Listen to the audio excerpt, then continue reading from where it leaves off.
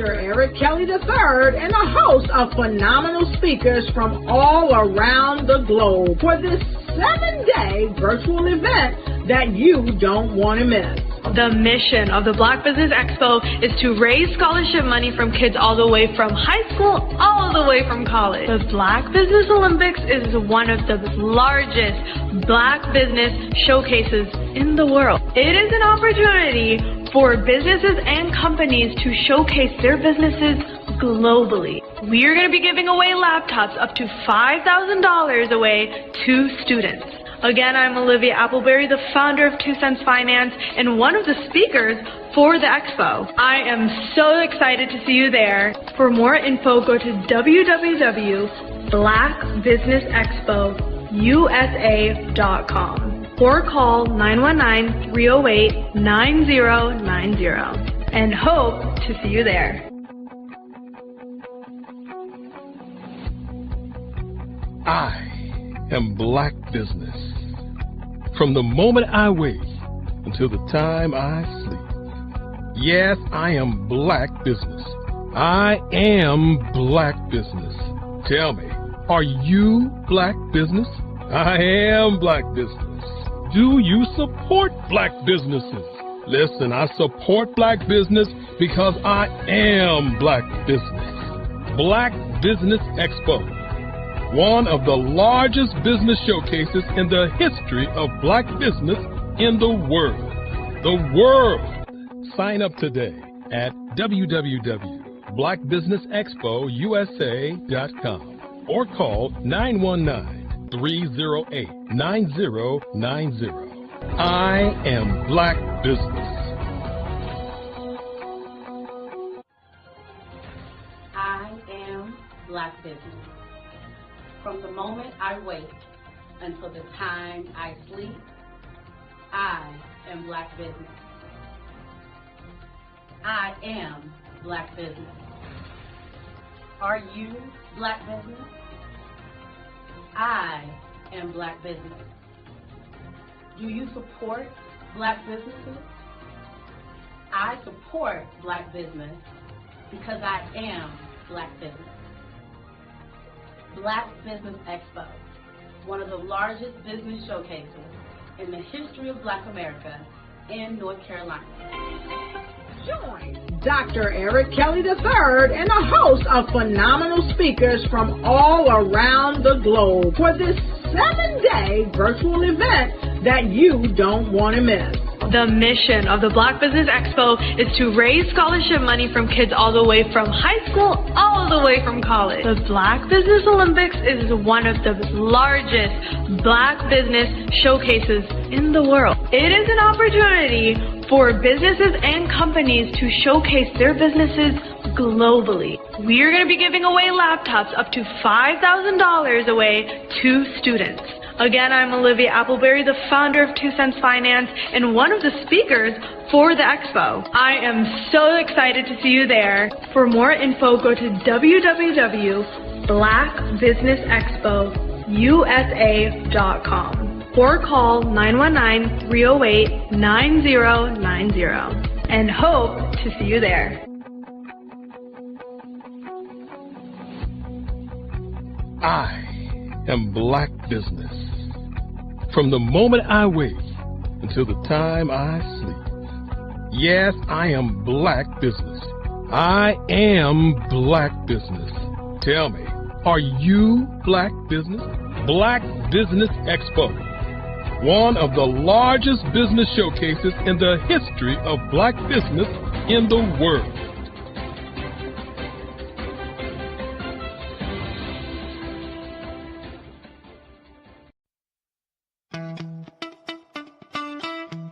How many times have you been asked to help someone you didn't even know, a student, a business entrepreneur, or did you ever even ask, where did they end up? That business, that friend, that entrepreneur. Well, just maybe they ended up in a gang, bankrupt, homeless, or worse, dead. Maybe they turned to crime, drugs, and alcohol. Did you ever wonder? Did you destroy their dream, or was your life always so easy? At the Black Business Olympics, we started a movement to help students complete. Give them hope and foster success. Help them to leave their dreams of providing laptops, computers, and up to $5,000 in scholarship funds. Today, we ask you to help a student, a business owner, or an entrepreneur to realize their dream by sponsoring them, supporting them, and buying from them. Consider this. With $1.6 trillion in our Black community, we only ask for a small donation for our students, our businesses, and our entrepreneurs. And you can change a life today. So I ask you, what are you going to do?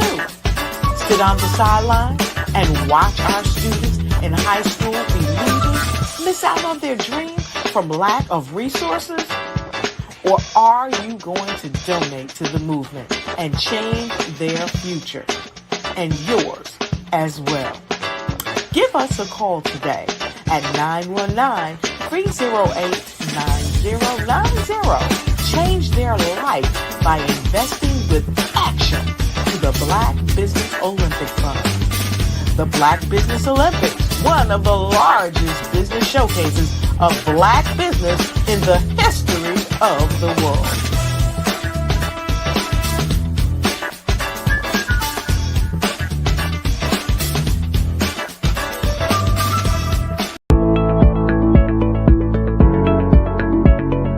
Prepare for what's coming and dominate in economic winter.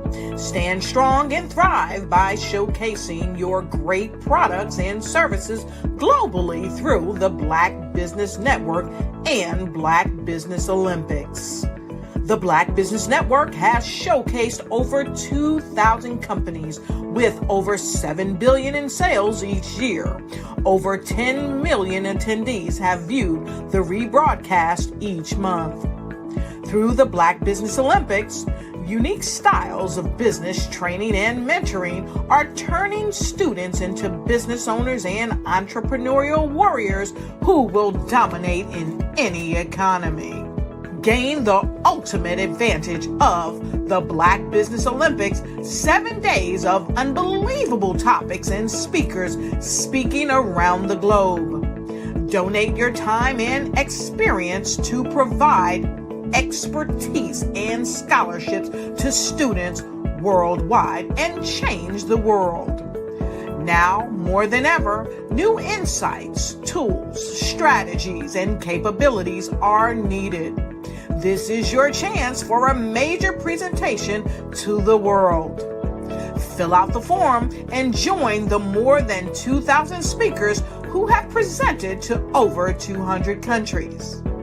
Join the Black Business Network streaming live into the Metaverse, STEM City, Black Multiverse Enterprises, Hulu, Amazon, YouTube, iHeartRadio, Apple, Facebook, LinkedIn, Pod TV, IBM TV, Spotify, and Google Podcasts. Sign up today. Spaces are limited, and we will see you there.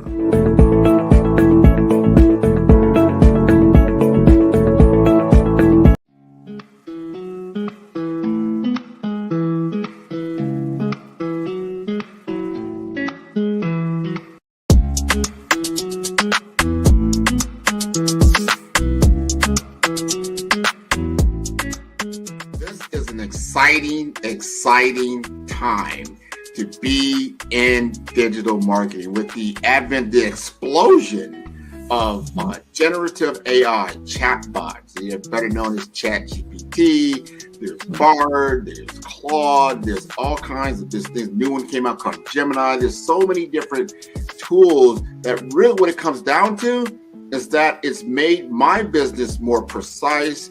I can do things more quicker, I would say, and to elevate my brand messaging to a level that allows me to be as creative as possible.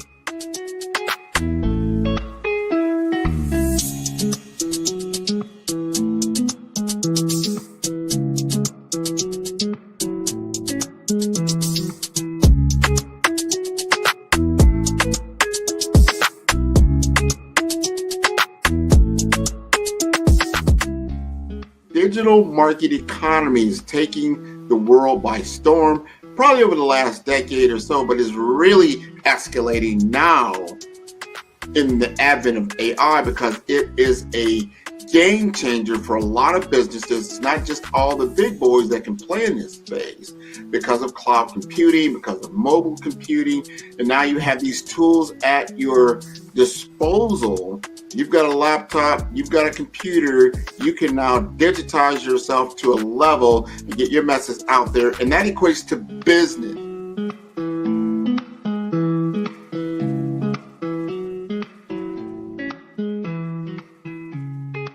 Are you a forward-thinking entrepreneur or business owner?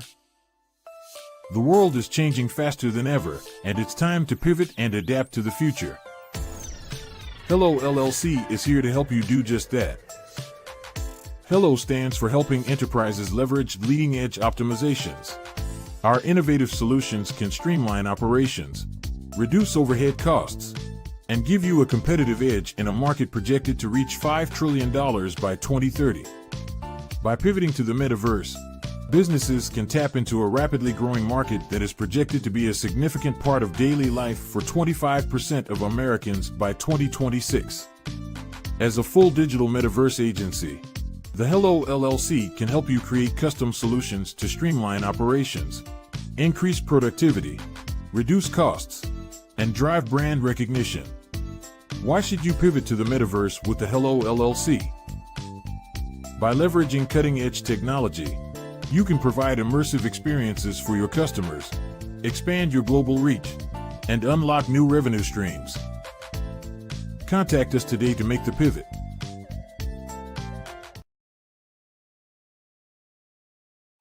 At 5-Star BDM, we don't just elevate brands, we forge industry icons. Our mission is to amplify your business and personal brand through dynamic AI-enhanced strategies and an elite professional network of over 20,000 experts. We empower entrepreneurs and small to medium-sized businesses to lead, scale, and transform. Our powerful network accelerates your speed to market and connects you with unparalleled growth opportunities. If you're ready to lead, we'll position your brand to set the industry standard. Explore our comprehensive services designed to build your brand, drive growth, and innovate your business. From personal branding and business development to technology solutions and investment banking, we offer tailored strategies that deliver measurable results and help you dominate your market. Our personal branding service uniquely tailors your professional story. Starting at just $99 per project, we offer online courses, in-person workshops, and scheduled weekly calls. Perfect for individuals beginning their personal branding journey, we help you craft a legacy that commands attention and respect. Strategic plans and execution are at the heart of our business development services. We focus on sustainable growth, helping you secure funding, scale operations, and expand your market reach. Our expertise ensures your business thrives in competitive environments.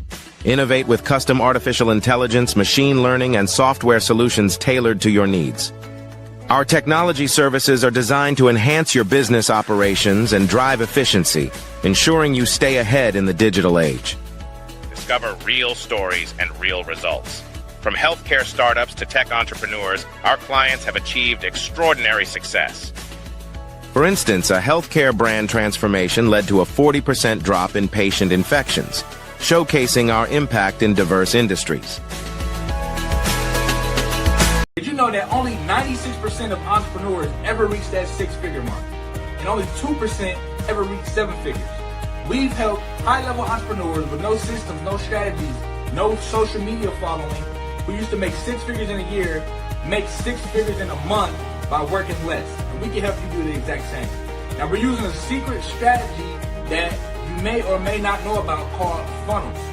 And funnels is basically like your website on steroids. It's taking your website to a whole nother level, and it's taking your customer on a simplified journey so you can get more profit per prospect.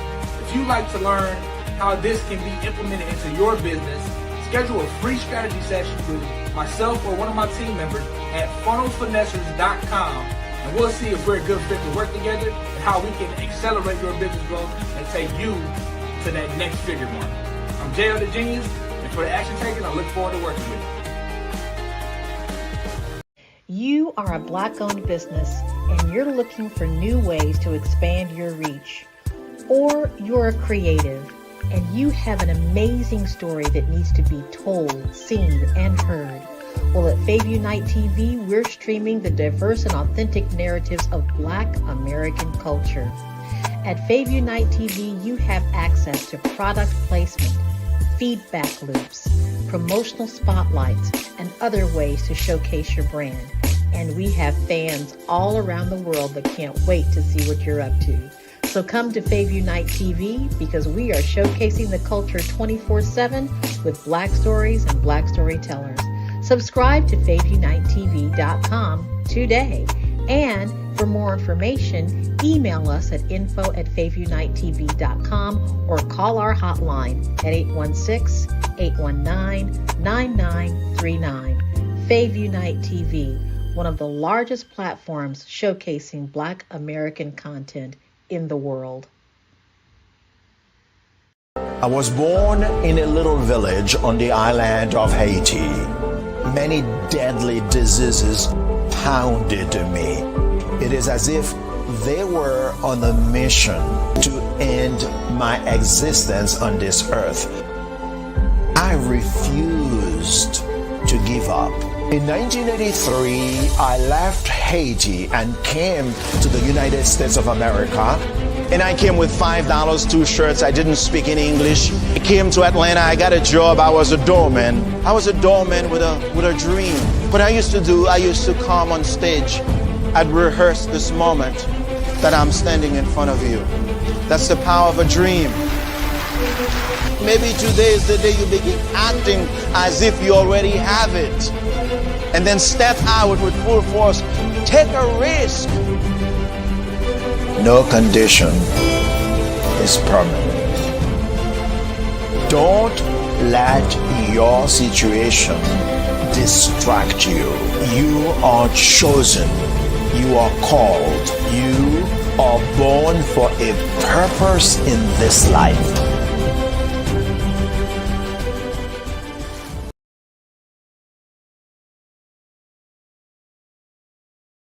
Imagine taking control of your financial future and navigating the world of cryptocurrency with confidence. At Blockchain Queen LLC, we're here to make it happen. Founded by Tanya Lawrence, the Blockchain Queen, we simplify blockchain technology and cryptocurrency for everyone, no matter where you're starting from. Our easy-to-follow courses, live expert sessions, and premium resources give you all the tools you need to succeed, from Bitcoin basics to advanced portfolio strategies. But we're more than just a platform. We're a community. Whether you're learning or teaching, Blockchain Queen LLC empowers you to grow while connecting with like-minded innovators. Want to make an even bigger impact? Join our Brand Ambassador program. Share your passion for crypto, inspire others, and earn rewards while building your personal brand. The future of finance starts here. Visit www.tanyalawrence.net to sign up and join the movement. Blockchain Queen LLC. Empowering you. You are a Black-owned business and you're looking for new ways to expand your reach. Or you're a creative and you have an amazing story that needs to be told, seen, and heard. Well, at Fave Unite TV, we're streaming the diverse and authentic narratives of Black American culture. At Fave Unite TV, you have access to product placement, feedback loops, promotional spotlights, and other ways to showcase your brand. And we have fans all around the world that can't wait to see what you're up to. So come to Fave Unite TV because we are showcasing the culture 24/7 with Black stories and Black storytellers. Subscribe to FaveUniteTV.com today. And for more information, email us at info@FaveUniteTV.com or call our hotline at 816-819-9939. Fave Unite TV, one of the largest platforms showcasing Black American content in the world.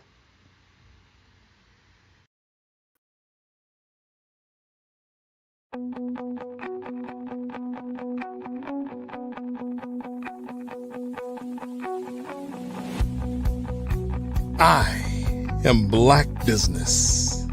From the moment I wake until the time I sleep. Yes, I am Black Business. I am Black Business. Tell me, are you Black Business? I am Black Business. Do you support Black businesses? Listen, I support Black business because I am Black Business. Black Business Expo, one of the largest business showcases in the history of Black business in the world. The world. Sign up today at www.blackbusinessexpousa.com or call 919-308-9090. I am Black Business.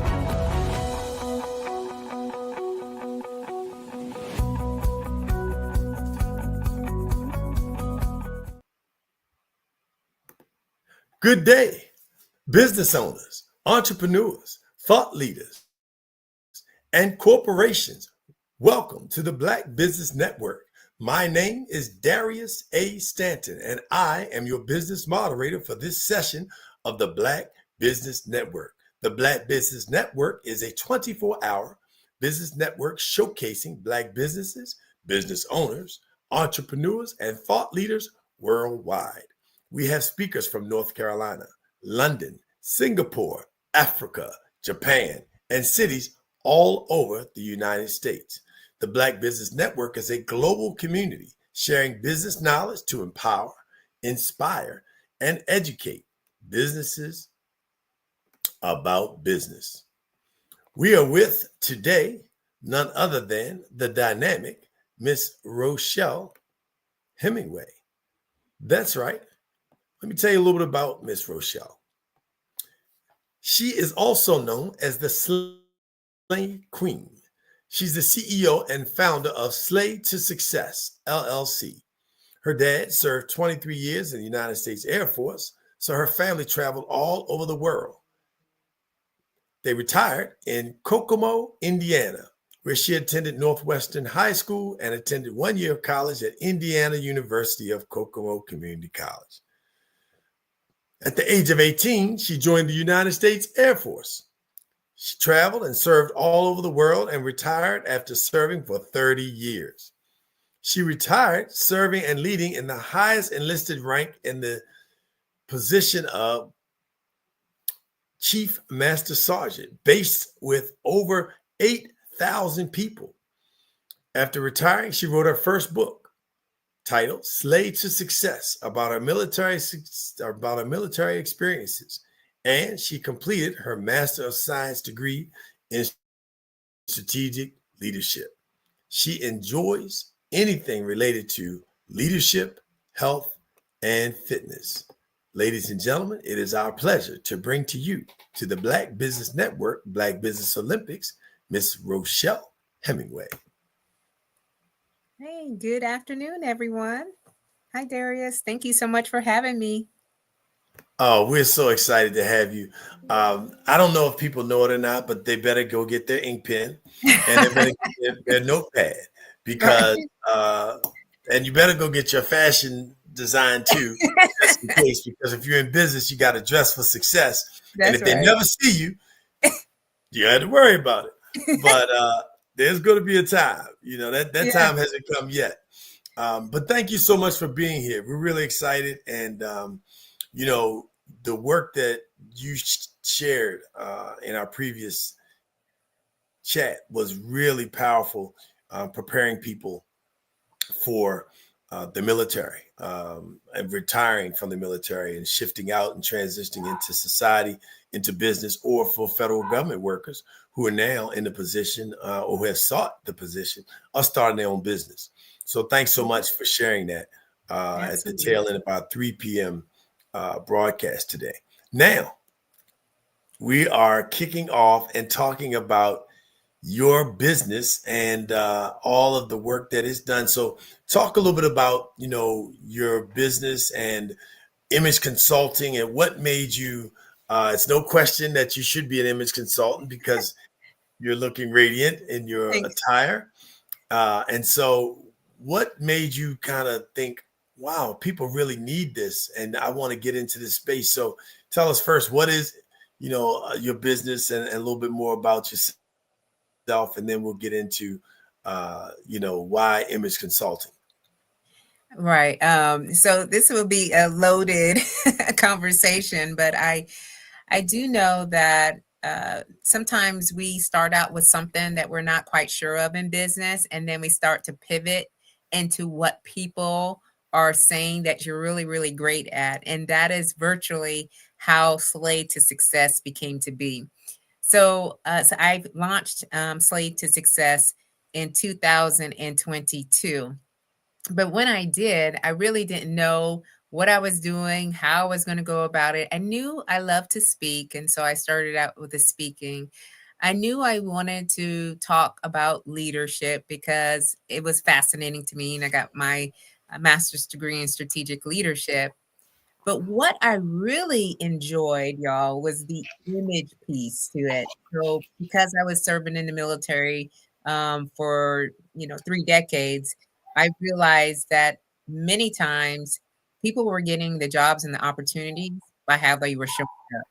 And in the military, it's very easy to kind of follow rules and instructions. And so they had this AFI, it was Air Force Instruction 36-2903, and it kind of laid out a blueprint of how you can show up in the uniform to the best way possible. And then I saw that people were getting opportunities, those special jobs, those special deployments or TDYs that people were already craving for. So why not use that, right? So I started to do that in the military. And then as I continued on in the business, I pivoted from being a leadership consultant and more so the image consultant and putting that in the front. And now I help women professionals, especially women veterans, transitioning from a long career and those that are looking to go into a new career to focus in on 4 different areas: appearance, behaviors, communication skills, and their digital presence. Wow. So give us those again, the things that you help people do, because this is the bedrock of your business, correct? Absolutely. It's a holistic approach.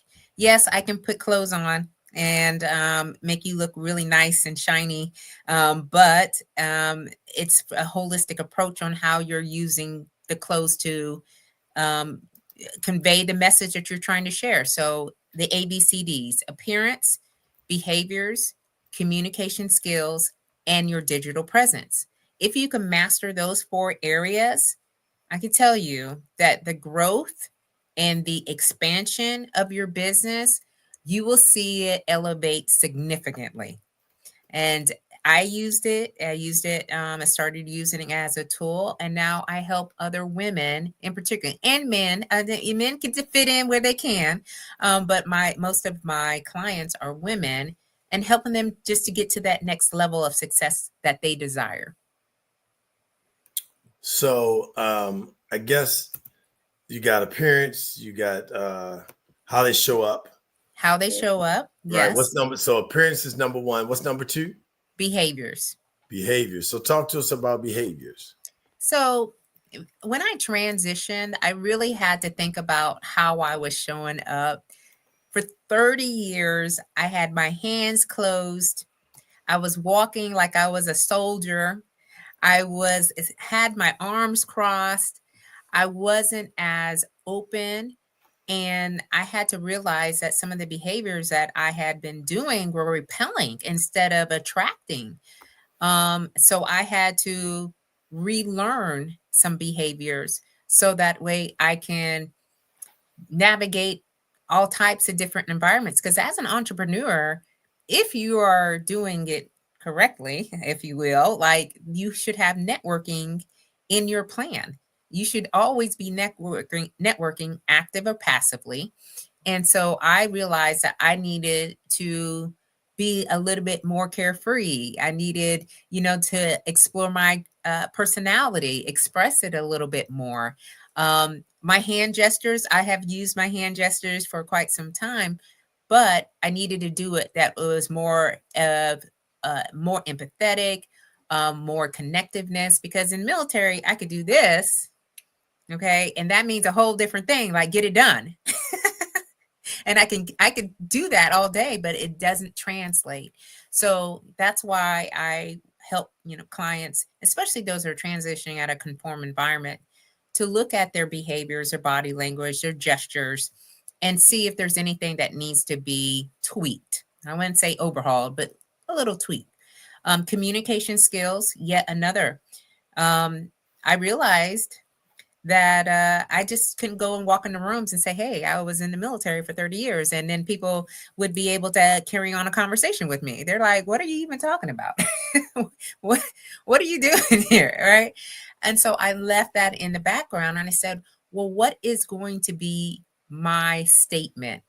How am I going to share with whoever who doesn't know my background, what I do, how I do it, and what are the problems, the results of the problems that I am solving?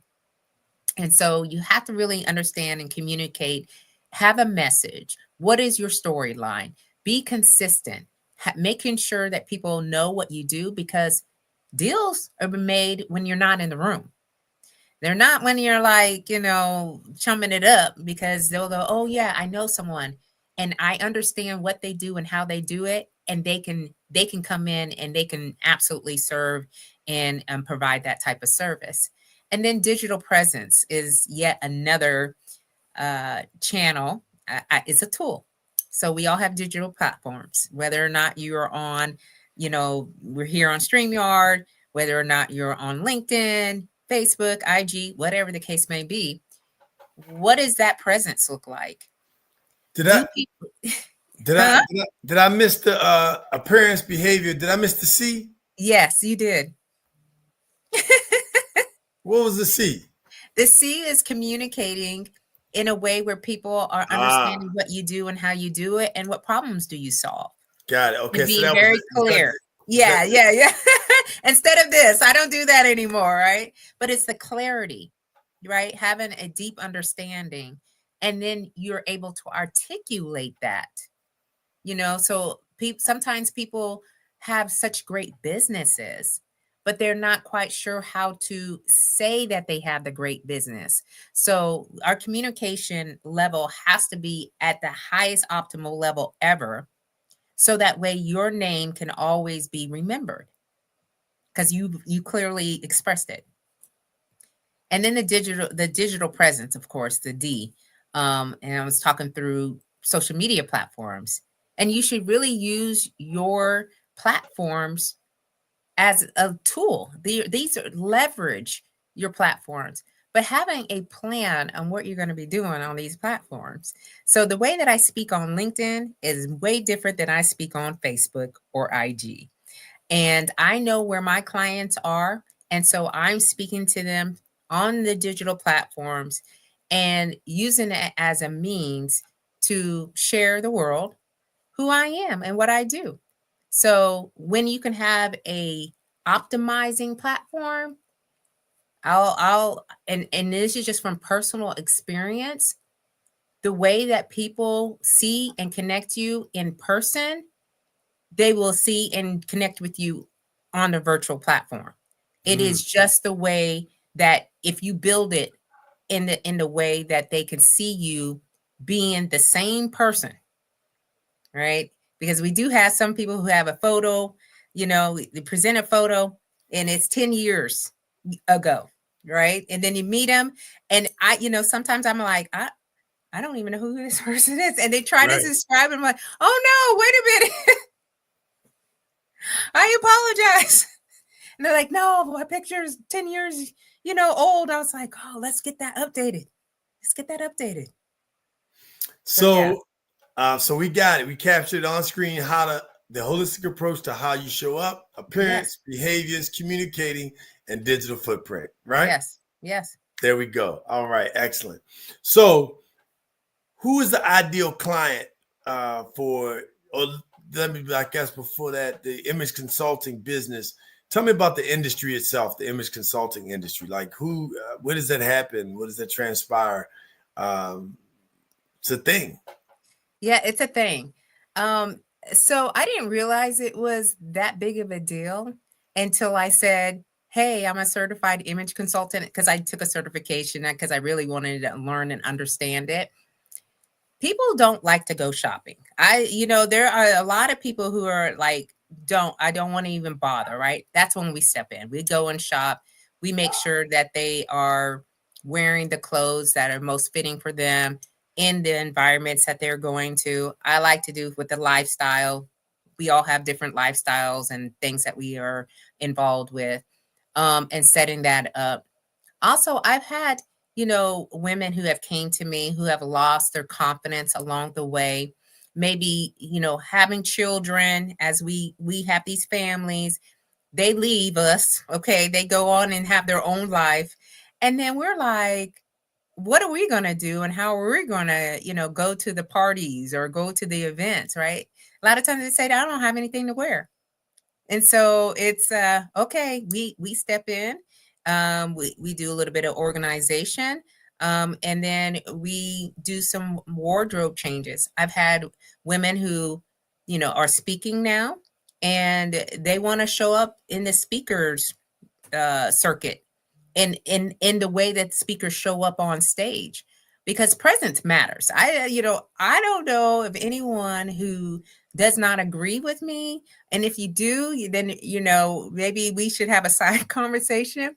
But the presence really matters on how you are showing up. If you feel good, and of course you're looking good, 9 out of 10 times, that is what you're going to portray to the people that you're around. And so, the digital presence, I'm all about branding. I say brand everywhere. Brand yourself. Lock yourself in if you can. 1 to 2 colors. My color is pink. Okay. You'll see me pinking out all the time, but people remember the girl in the pink. They may not remember my name, but they have this cognition. It's called in-clothes cognition. All right. It's a in-clothes cognition. Meaning, In-clothes cognition. Yes. It's a psychological term, if you will, because we associate what people wear by what they do.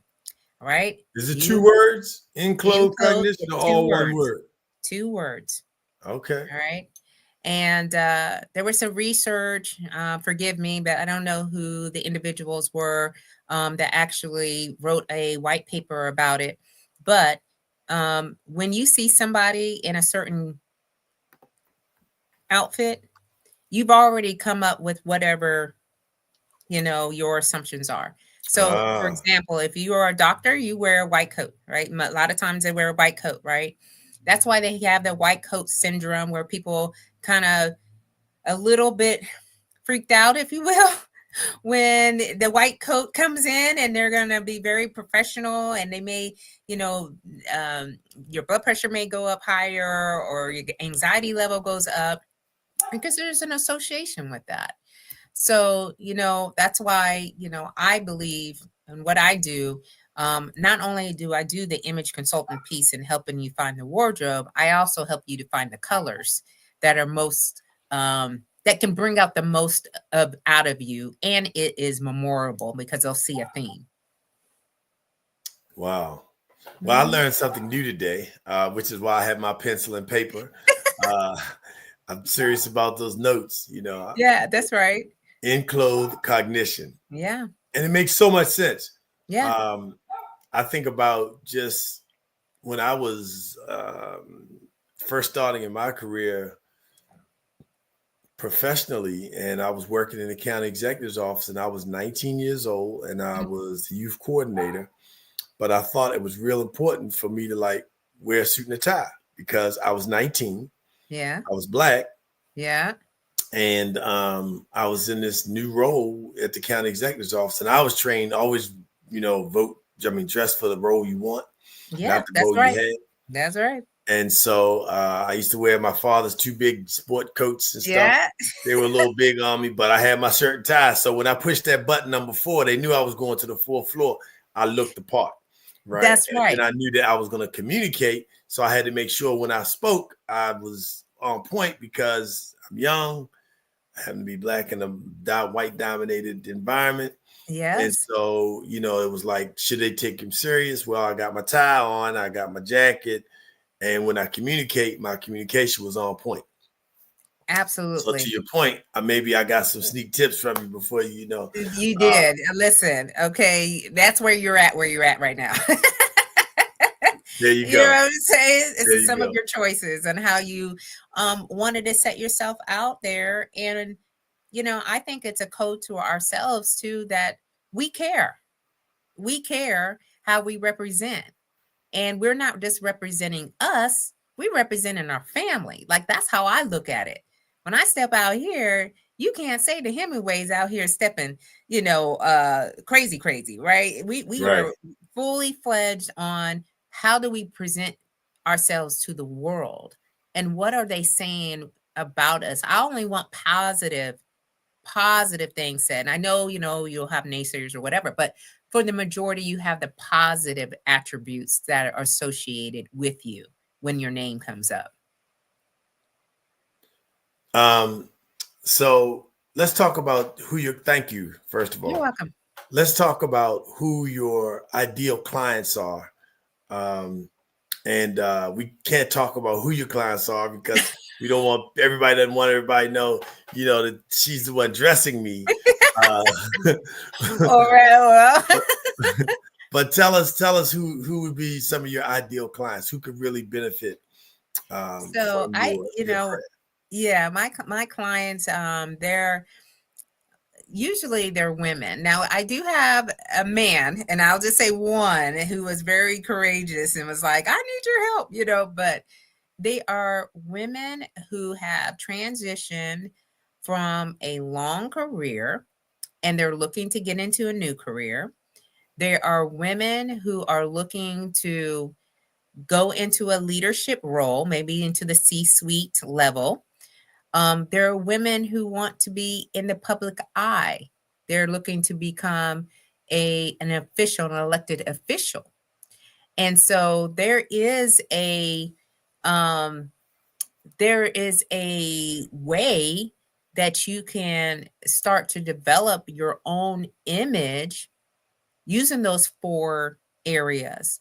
And so I just take my clients through like a simple 6 sessions, and we just talk through like identity. I think that's the piece that really needs to be discussed, and it needs to be set, of course, who you are now. And so we have been through a lot of seasons. We're evolving. And so sometimes what we saw when we were in our 20s and our 30s isn't necessarily where we're at when we're in our 40s and then in our 50s. So it's that identity piece that really needs to be talked through. Like, what do you like? What makes your heart sing? What are the most controversial thoughts that you have in your head right now? How do you want to shape the world that you live in now? And then just walking through the styling piece, walking through communication. Maybe you want to write a book. Maybe you want to start speaking, because at this stage in our life, we have been through a lot of experiences, and now we can write about it, we can speak about it, and also create a plan on how you're going to set off to do whatever you decide to do. Again, I do not like to just put on clothes on individuals. I want the sustainment piece, the management piece, because I, again, believe that when you feel good about yourself and you're dressing well and it's all in alignment, all the things that you're ever dreaming about, you'll find your way through success. So I literally took this on, and it is a passion project, but at the same time, it is very profitable. Wow, I love it. And I love the fact that it's profitable, because that's why you're in business, right? That's right. So the the image, people don't know that they need it. They don't. So what would be, how could I tell that I need it? Like, because the other problem is people in authority, people in leadership roles, sometimes they're not coachable themselves. I was trained by that same job that I mentioned to you. Yeah. My director said to me when our first kind of, it might have been our first official meeting after I got hired, but subsequent, not long after, he said to me, I got a few things I want you to, make sure we do. And he said, the first thing is, I want you to be loyal. He said, but loyal to me means that number one, you do your job. Mm-hmm. Number two, if my shirt is hanging out, don't tell me in front of everybody else. Pull me aside, but I want you to tell me. That's right. Now, that stuck with me because one, I heard loyalty didn't mean kiss tail. That's right. I didn't come from that. That was not how I was raised and trained at home, because that's where I learned professionalism first, was at home. Absolutely. But they were he was very, very specific about, yes, please let me know if I say something out of step or I do something, tell me, but don't embarrass me.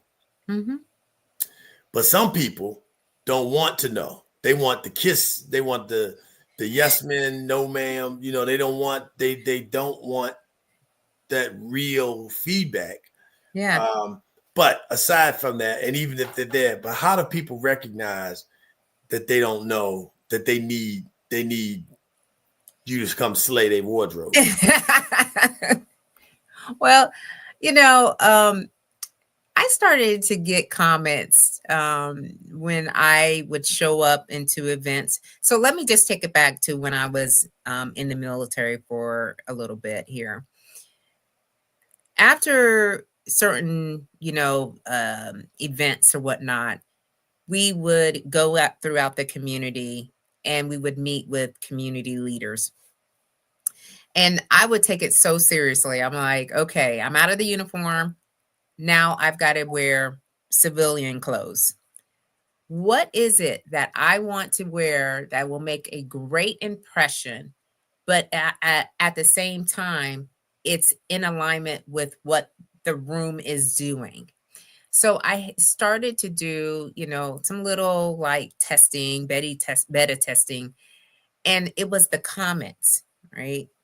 So I noticed I would get a lot of comments, and they would be like, oh my goodness, you're looking great. Love the outfit. It's the perfect outfit. Wow, you look how do you say that? Well put together, so these are like signals, right? That you are stepping out and you're embracing your own style, if you will, but it's bringing in people. So if you're not getting that, okay, if no one ever says to you that you look great tonight, I love that jacket, I love those shoes, wow, any type of compliment. And I'm not saying it has to be every time you go out, but every now and again you should hear that. If you never hear that, it's probably time for a revamp. Okay, Time for a slay. It's time to slay it. Okay, my clients, they can't wait to tell me how many compliments they had gotten from the outfit that I have selected, or outfits that I select for them to go in. And that was a whole main point. And as well as they had to stand in the outfit, the way you carry yourself in the outfit. All different outfits. I mean, I carry myself differently in this outfit than I would do in a pair of sweats and I'm outside walking around in the neighborhood, right? There is a way that you should carry yourself, and you have to be able to own it. So I truly believe that when people start to fizzle out and fade out in the background and become a little bit irrelevant, and no one's coming to you and asking you for any advice, any kind of mentorship, any kind of, direction, any support or whatnot, they're not engaging, having conversation. Let's talk about the image. Let's talk about that. Great. Okay. So now you have a new client. Yes. how do you ease them into it and get them, prepared for this transition that they're going to? Walk us through what that kind of looks like, and how you make people feel comfortable, and then take them through, just take us through those steps. We got about 6 minutes or so, and Okay. I really want people to get that that makeover, right? Yes, That yes. virtual makeover. So take us to the Rochelle Hemingway lab. Right. So I want to put my clients at ease right from the very get-go. It is not about the clothes. It is not about behaviors, communications, or anything at that point. It is, who are you? Tell me about yourself. Tell me how you grew up. Where did you grow up at? Who was in the household? Who was your, role model? Like, give me some very specifics to that. What do you do now? What do you enjoy? So I really want to understand the client. This is what I do is very intimate. There, it's very much a personal journey. And I'm just helping them to rediscover some of the things that they may have said to themselves that was back in the day, and I don't really need to use that. And it's probably the most powerful thing that they can use towards their advantage. And so I spend probably about an hour just really talking through, like, tell me about who you are, what your day looks like, and what were the successes that you have achieved, not only in your professional, but in your personal life. I have clients, some of my clients, who have lost a lot of weight. I lost a lot of weight as well. So I understand that transformation and understanding, that the confidence level maybe waned a little bit, and your body is shifting and changing. So talking through that. We also create a lookbook. So I love, love, love to take pictures of, people that you admire how they show up in their apparel. You admire who they are as a person. And I create a digital lookbook, and it's with the persons, but we pick different outfits based on their lifestyle, and we kind of like set out and create this soft plan. And then we also talk about, what is it that you want to do? Like, if you want to become a speaker, what kind of speaker do you want to become? There's so many industries out here that you can get into. And it's based on your story. Your story is the way that you can start to build out this wardrobe and all the other things that come with that. I take measurements. I have a pink tape measure.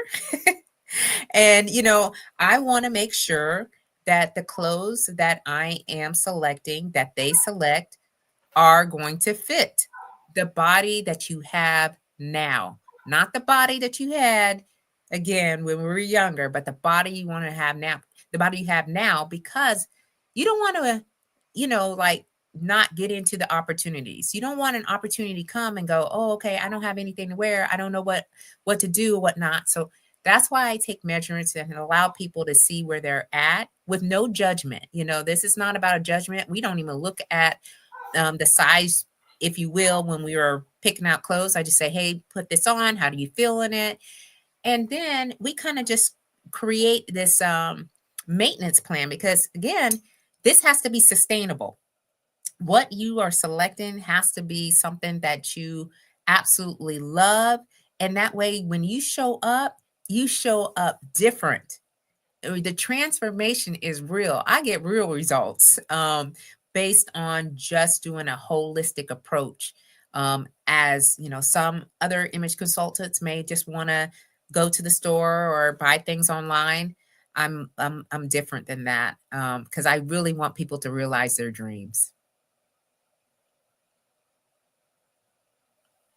Well, I tell you what, I've learned a lot, and unfortunately, I can't be one of your clients because you deal primarily with women. But thank you so much for letting women know that there's a place where they can slay, Yes, right. and get their communication together, Yeah. get their walk together, get their whole atmosphere and their energy together, and be prepared to slay for another day.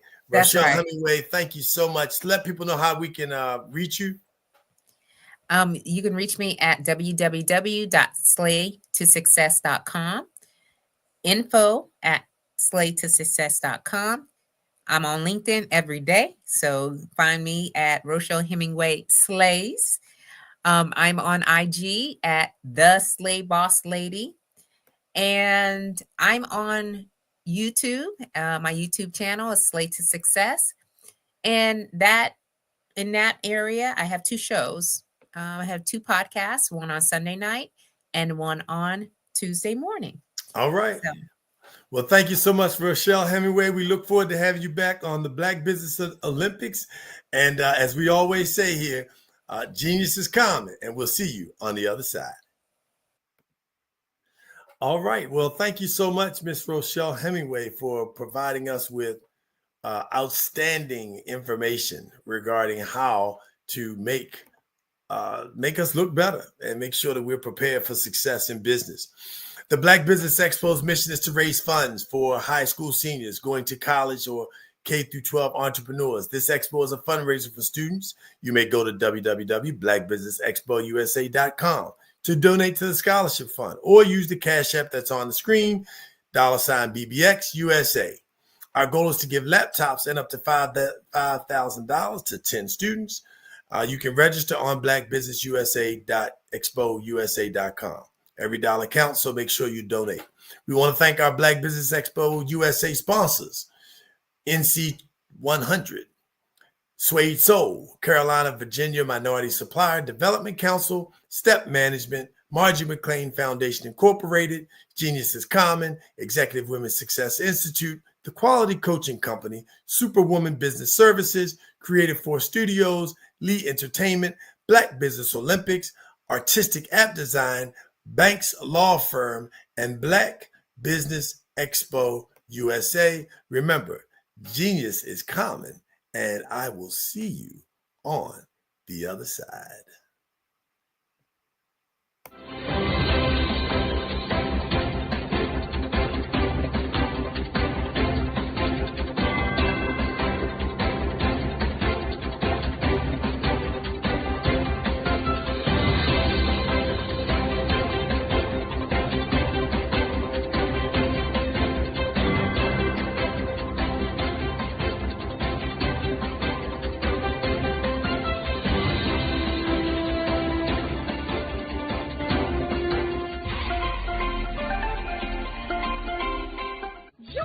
Dr. Eric Kelly III and a host of phenomenal speakers from all around the globe for this 7-day virtual event that you don't want to miss.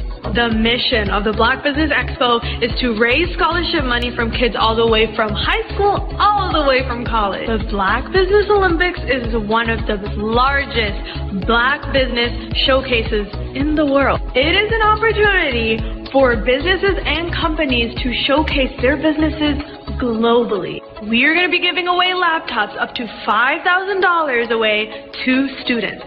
Again, I'm Olivia Appleberry, the founder of 2 Cents Finance and one of the speakers for the expo. I am so excited to see you there. For more info, go to www.blackbusinessexpousa.com or call 919-308-9090 and hope to see you there.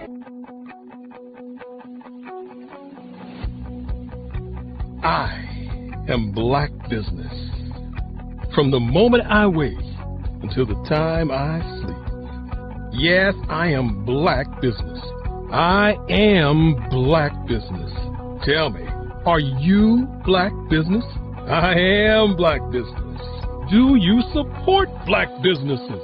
Listen, I support Black business because I am Black Business. Black Business Expo, one of the largest business showcases in the history of Black business in the world.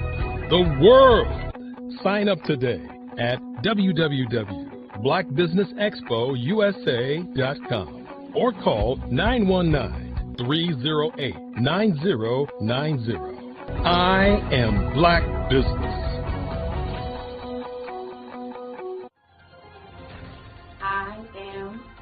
business. From the moment I wake until the time I sleep, I am Black business. I am Black business. Are you Black business? I am Black business. Do you support Black businesses? I support Black business because I am Black business. Black Business Expo, one of the largest business showcases in the history of Black America in North Carolina. Join Dr. Eric Kelly III and a host of phenomenal speakers from all around the globe for this 7-day virtual event that you don't want to miss.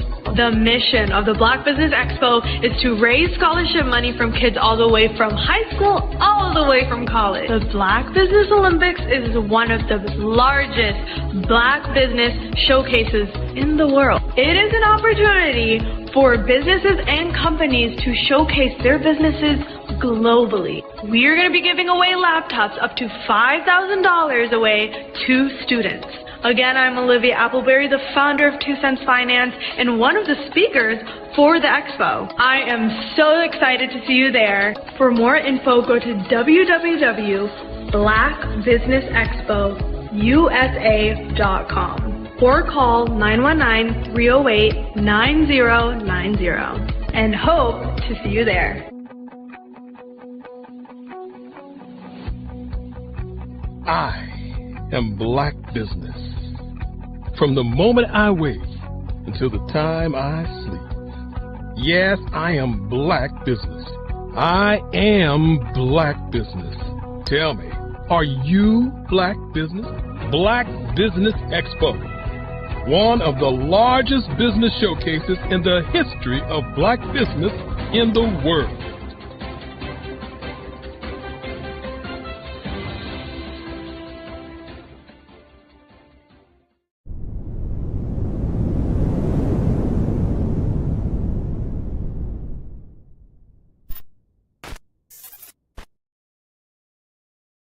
I'm Ramon Ray, founder of Smart Hustle Magazine and smallbiztechnology.com.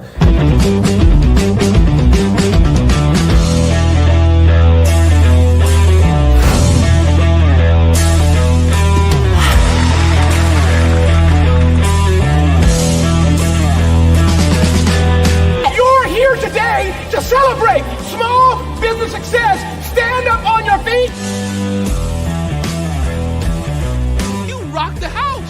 It was amazing. Didn't we learn? For me, success comes from failure. One thing not to do is shake somebody's hand like this.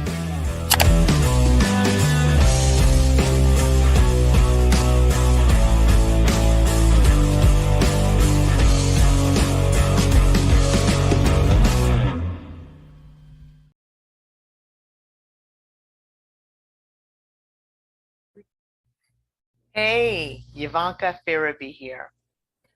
I'm the founder and executive director of Beyond the Shackles. We're a nonprofit that instills hope in the incarcerated, disenfranchised, and their families. But we don't stop there, because what we know is that you don't have to spend one day behind physical bars to be in shackles in your heart and your mind. And we help people to rise up. What is my genius? I'm a life elevation coach and strategist. I'm a motivational speaker, and I help people to navigate the difficult terrain of adversity.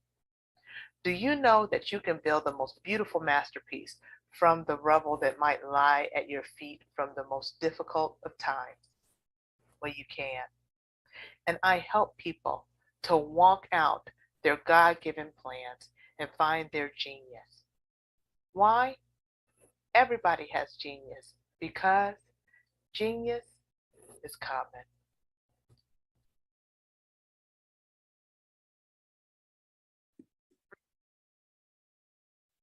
Hello, I'm Dr. Madeline Ann Lewis, President and CEO of the Executive Women's Success Institute. And my genius is helping women accelerate the path to success.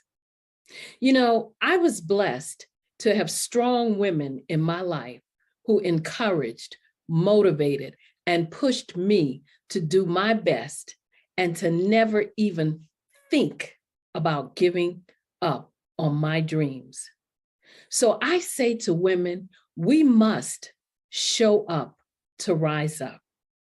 We have talents and potential, but who will see them if we don't speak up and get noticed? I know that women are a tremendous resource on this planet, and there is nothing more fulfilling than helping a woman tap into her full potential. I do this because I want to be a part of helping as many women as I can to show up, to rise up. I do this because genius is common. Your story is powerful. Your brand is valuable. Your business deserves to be seen, heard, and followed. The Black Business Olympics has given you the stage, showcasing Black entrepreneurs speaking on stage, networking, and leading their businesses. Now, let's take your business even further. With the Black Business Olympics logo and clips of past events and inspiring speakers, we celebrate the power of visibility and the impact of your unique story. Introducing 5-Star BDM's exclusive video creation services designed to transform your Black Business Olympics appearance into a powerful marketing tool. Our dynamic approach includes behind-the-scenes shots of video editing, branding consultations, and social media marketing. We take your business story and turn it into a high-impact video that attracts clients, builds trust, and opens doors to new business opportunities. With polished content, testimonials, and high-energy graphics, your brand will shine brighter than ever. Our process is simple and effective. Step 1. We extract the best moments from your Black Business Olympics speech. Step 2. We craft a compelling branded video with your business details, call to action, and testimonials. Step 3. You receive ready-to-share professional content for social media, websites, and email marketing. With our AI-enhanced video marketing strategies, your message reaches the right audience at the right time, so your business grows while you lead. Hear from successful entrepreneurs who have worked with 5-Star BDM. After working with 5-Star BDM, my brand awareness skyrocketed. My Black Business Olympics talk became my #1 lead generator. The video they created gave me the confidence to pitch my business to major investors. Game-changing service. These testimonials showcase the transformative power of our services and the success that follows. Your business is your legacy. Your story matters. Let's make it unforgettable. Use your videos to land deals, grow your online presence, and dominate your industry. The message is clear. Get your custom video today. Visit 5starbdm.com. 5-Star BDM. We build 5-star brands that people will follow. Are you ready to be next? Email. Hi, I'm Barbara Smith. Genius is common. My genius is executive coaching and professional corporate training. As the master executive coach and corporate training ambassador for the Genius is Common movement, I help business owners craft their stories in such a way that you know exactly what they do, what they have, and what they bring to the table. Many times as business owners, we are asked, so what do you do for a living? And we could be crushing in our businesses, but we're not quite sure exactly what to say in a short amount of time. Well, I help you take those stories that are the reason why you're in business and why you're so passionate about your business and craft them in such a way that people are drawn to you as opposed to being repelled by you. Because every conversation, every time you talk to someone about your business, you are excited about it. But are you really conveying what you do, what you have, and what you bring to the table? And do really people understand why you care so much and why they should care that you have the solution to their problem. Well, I'm here to help you with that. As a master storyteller, I can help you with your stories and spin them in such a way that they are intriguing and fascinating. People want to listen to you talk about your business. That's why at the Genius is Common movement, I am the master executive coach and professional training ambassador. That's my genius. And genius? Oh yeah, it's common. We all have the opportunity to impact the lives of others, whether it is a simple act of kindness, a smile, a nod, or just saying hello. Hello, I'm Pamela D. Marshall, corporate mindfulness coach and author of The Art of Forgiveness. I enjoy every opportunity to interact with others, whether they're in my home, sitting at my table for a holiday feast, or simply stopping by to say hello. My mother would often tell us, speaking is a sign of intelligence. Open your mouth, part your lips, show a smile, and say hello. Genius is common. At 5-Star BDM, we don't just elevate brands, we forge industry icons. Our mission is to amplify your business and personal brand through dynamic AI-enhanced strategies and an elite professional network of over 20,000 experts. We empower entrepreneurs and small to medium-sized businesses to lead, scale, and transform. Our powerful network accelerates your speed to market and connects you with unparalleled growth opportunities. If you're ready to lead, we'll position your brand to set the industry standard. Explore our comprehensive services designed to build your brand, drive growth, and innovate your business. From personal branding and business development to technology solutions and investment banking, we offer tailored strategies that deliver measurable results and help you dominate your market. Our personal branding service uniquely tailors your professional story. Starting at just $99 per project, we offer online courses, in-person workshops, and scheduled weekly calls. Perfect for individuals beginning their personal branding journey, we help you craft a legacy that commands attention and respect. Strategic plans and execution are at the heart of our business development services. We focus on sustainable growth, helping you secure funding, scale operations, and expand your market reach. Our expertise ensures your business thrives in competitive environments. Innovate with custom artificial intelligence, machine learning, and software solutions tailored to your needs. Our technology services are designed to enhance your business operations and drive efficiency, ensuring you stay ahead in the digital age. Discover real stories and real results. From healthcare startups to tech entrepreneurs, our clients have achieved extraordinary success. For instance, a healthcare brand transformation led to a 40% drop in patient infections, showcasing our impact in diverse industries.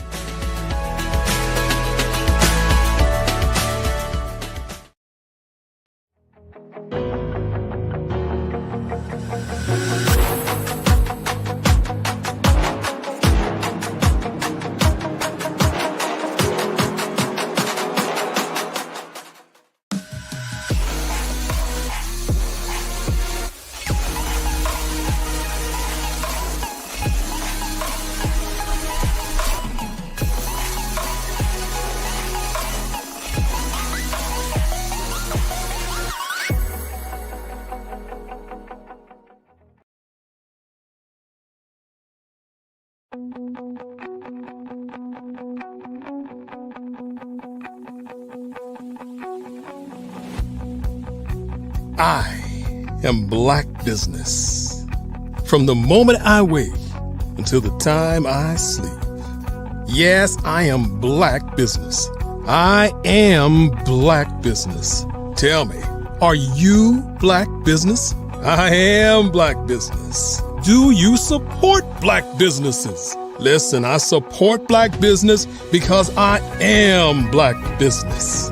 Black Business Expo one of the largest business showcases in the history of Black business in the world.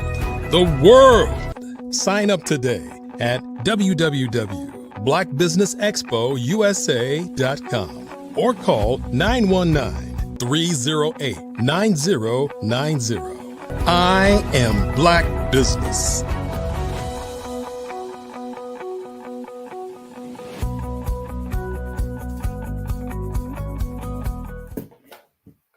Good day, business owners. Welcome to the Black Business Network. My name is Darius A. Stanton, and I am your business moderator for this session of the Black Business Network. The Black Business Network is a 24-hour business network showcasing Black businesses, business owners, entrepreneurs, and thought leaders worldwide. We have speakers from North Carolina, London, Singapore, Africa, Japan, and cities all over the United States. The Black Business Network is a global community sharing business knowledge to empower, inspire, and educate businesses about business. This day, we have two dynamic guests for you, Ms. Harris Floyd and Nigel Stephens. And I'm going to allow them to talk a little bit about themselves as we bring them up and get them ready to roll. Ladies and gentlemen, Ms. Harris Floyd and Mr. Nigel Stephens. Am I pronouncing your name incorrectly? Stevens, tell me, please. Stevens, you had it right. You had it absolutely correct. Yes. Excellent. Yes. I love it. I love to win. Welcome. Thank you all for being here on the Black Business Network, Black Business Olympics for the first time, but I trust it will not be the last. Thank you very much for having us. Thank you. Much appreciated. Yes, and thanks for finding that space that looks so business. Harris Floyd, thank you for being here. I appreciate you. Thank you for letting us come on, Darius. You know, we've known each other for a little while, so I appreciate this very much. Oh, no doubt about it. We are all pumped up and ready to go. So I would like to start. Nigel, you raised your finger. Was that a... No. I was just saying, as you can tell, rule number one of business is be nimble. There you go. Very much so. Very much so. We're going to look for those kind of tips all day long. So I'm going to ask you all to just share a little bit about who you are and what brought you into the space that you're in with regard to your respective companies. Harris, I'll start with you. Oh, thank you. Well, you both know me, so you know how this is about to go. So I've been an entrepreneur for a very long time. I've been a hybrid entrepreneur for well over 25 years now. I know it doesn't look like it, but it is so. And then finally, I was able to springboard kind of in 2016-ish into a family-run business and try to bring that to where it should be. In my travails of doing that, I stumbled on and tried to begin to figure out what was causing us not to have the type of growth that we wanted to have. And so I stumbled into advocacy to find out what were the things that were really keeping our particular businesses from going in the direction that we really want to go. And in the process of that, I stumbled upon Nigel. And he opened up a whole nother world as to what really is in the ecosystem of our businesses that keep us from necessarily springboarding to where we need to be. So we have a strong history, my company, in audiovisual systems consulting, many years of integrating and installation. And now for the last 7 years, I've been pivoting into policy and advocacy to make sure that the ecosystem is a place where our businesses can thrive and grow. And so Nigel was kind enough to let me come be a partner with him in that effort. Awesome. Well, thank you for being a part of the Black Business Network ecosystem.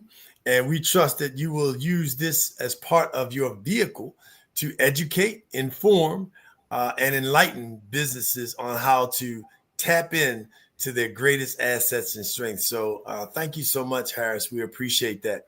And now, Mr. Nigel, it's your turn to burn. and tell us how you came about in terms of creating Phoenix Strategies, your background, and anything else you want folks to know before we get into this panel of powerhouses.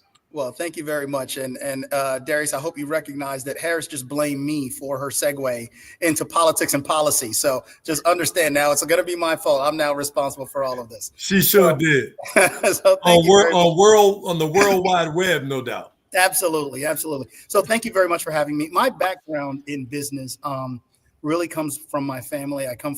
My mother was an educator for almost 50 years. My father is an entrepreneur.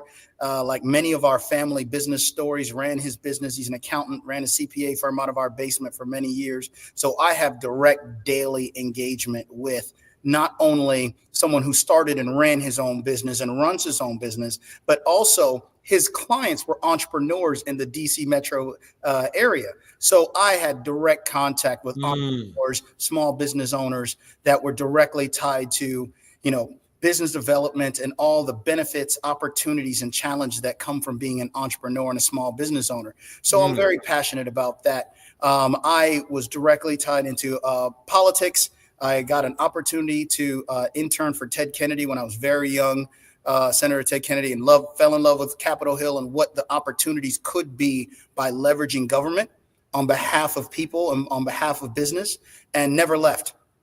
And so ever since, I started working on minority business issues as a part of my portfolio when I worked on the House side the first time, and then took that, worked in the House and the Senate on the Senate Small Business Committee for Senator John Kerry at the time, and then got an opportunity to work in Fortune 500 companies and really understand the dynamic of real global influence of companies that have that scalability.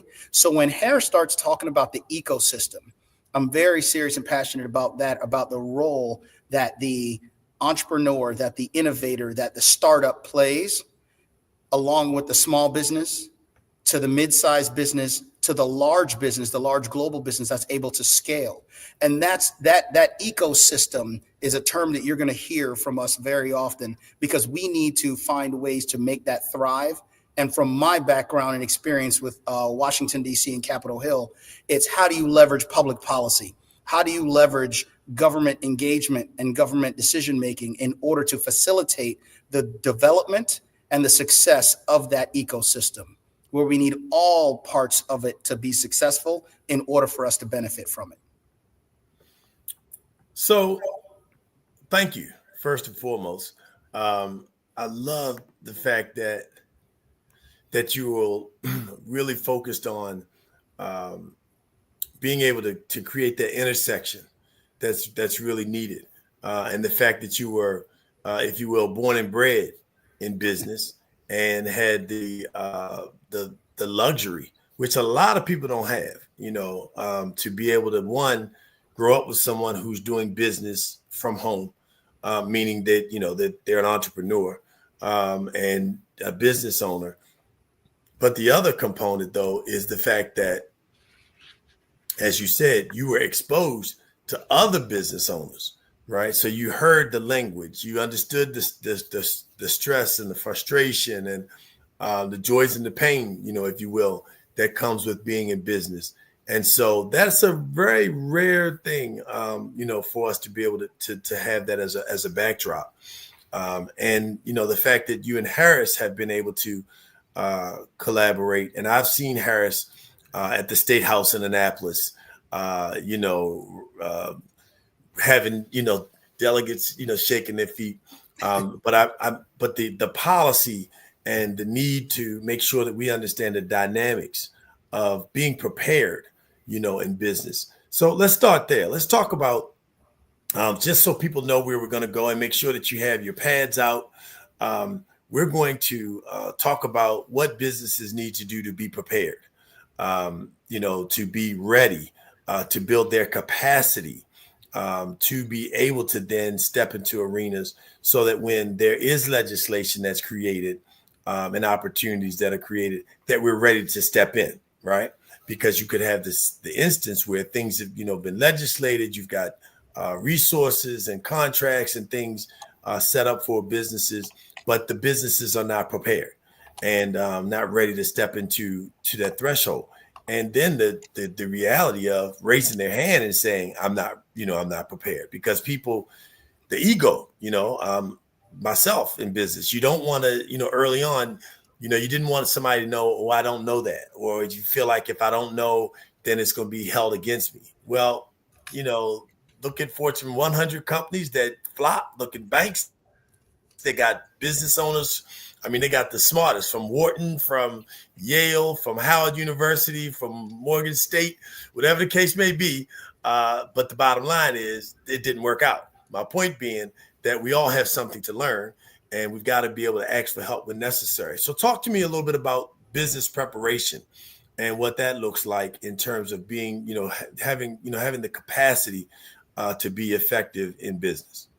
So can I go first, Nigel? Because I know Absolutely. if we get started, I won't get to say anything. Look how that's number 2, Nigel.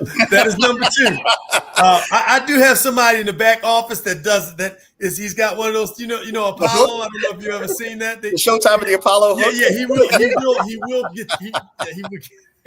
Yes, Harris, please, by all means. Well, I do think that preparation is critical, right? I want to reframe the conversation just a little bit, because we really want to focus on getting our businesses bigger faster. And so one of the things that we tend to do, particularly with our businesses, is we tend to stay in prep mode way too long. Mm-hmm. And part of the reason why we tend to stay in prep mode is because in our sociological makeup and what we're taught, just like we were talking about a minute ago, Darius, was, we don't want to say we don't know, and we want to show up. So we got this whole other generation where you fake it till you make it, right? Business is a little bit different. And now the way the world is for business, you don't really fake it till you make it. You find it and you buy it. If you don't know how to do this, you find it, you buy it. If you don't have experience in this, you find it, you buy it. You develop a team, and you also develop a support system of trusted advisors and also trusted partners that you can team with, so that you can move successfully, you can build capacity, and you can build and grow capability in order to actually be more than prepared, because what we're typically preparing for is the smallest bite of the apple. We're typically preparing for certifications. We're typically preparing for set-asides. We're typically preparing to be on the 8A schedule if you're a government contractor. We're typically preparing to start small. And so when you prepare to start small, you don't necessarily understand how to prepare to be big. And so we have to have a new way of thinking and a new way of moving in this new ecosystem that we don't have control over quite yet. So I want to jump in, but only so I don't get the 2 that you just gave Nigel. I want to jump in to ask the question because I want you to go through the steps, because you named the 1 and the 2, right? But something that you said, we talked a little earlier with a gentleman who was on, and he talked about that thinking big. And, for us, as you said, we're trained to look for the set-asides. We're trained to be, the MBE programs and things of that nature. But I'm sure we've been in rooms where someone has mentioned or talked about the fact that we need to focus on a prime program, not an MBE program to get me some set-asides. Train me on how to be a prime, right? Set up a prime situation for us. And so when you do that, it starts, though, at home in the mind, right? I have to see my business. I have to understand that the same amount of time I spend making $50,000, I can do a deal for $5 million. It's changing my mindset, my customer base. all of those things. So I definitely want you to talk capacity along the way, but I wanted to dig into the mindset because I think it's such a critical component of how we start our thought process, and especially how we create culture with regard to the people that work with us. So when they go in front of other people, they have that same level of confidence of Harris Floyd and Nigel Stevens. Can I touch on that, please? Because Harris opened up a conversation that, or you use the word culture, and we need to talk about that. Okay. I don't know of any minority businesses. I don't know of any women's businesses. I don't know any Black or Hispanic businesses. I know businesses that are owned by or run by people that are in those categories. I don't know anyone who started a business that said, I want to be a Black business. I don't know what that is. My father did not run a Black business. I do not run a Black business. I just happen to be Black. Okay. What is the mentality that made you want to start the business? You had to think of what is your unique capability and skill set that you're going to bring to the table. What is your unique tool? What is the thing that you're offering that's differentiated from others? What does the marketplace look like? What are the opportunities for you? Where are the challenges? Where are your competition? Where are your customers? Those are business conversations. Those are business thought processes. I don't want us to get in a culture. Unfortunately, I believe our culture has been created where once we start running the business and we look at these certifications, we look at the programs, then that becomes the target. That we need to be in these certifications, in these programs. Let's be very clear. The certifications and the programs are tools and platforms in order for customers to be able to get to you as a business owner. You still need to perform the duties. You still need to do all these things. You still have to have the ability to win the awards based on merit, deliver, and subsequently build on that to move forward. That is the mentality of the business owner, right? So we oftentimes get caught into the certification and the this and the that, when the mentality of the business owner is, I've never been a business owner that's very happy with the current size of their business, because they're always being creative and innovative in how to grow their business. That's why you created the business in the first place, right? So oftentimes you'll find situations where the programs, whether it's an MBE program, a DBE program, or 8AA program, artificially creates barriers that we put ourselves in order to stay in the program because we want the benefit of the program. When in reality, what we should be focused on is how do we leverage the program for the customer to access us, for us to provide our goods and services, and then move on to the next opportunity and continue to grow our business. But a lot of times we find ourselves in situations where people are making bad business decisions in order to stay within certain parameters of a program. Like you said, are we going for the primes? Or are we going for an MBE program? So can I piggyback? You should be going big. And what are you doing to grow at all times? Can I piggyback? Absolutely. Okay, so if you're going to get into one of these programs, and this is directly to what Nigel was just saying, you need to do more than understand how to get into the program. What you need to do is you need to look at how the program is designed. Because if you look into how the program is designed, you will see that it is not designed for you to scale or grow. It is designed for you to get revenue, and that's it. And some of the parameters of the program do not lead to true business ownership. It leads to business operation.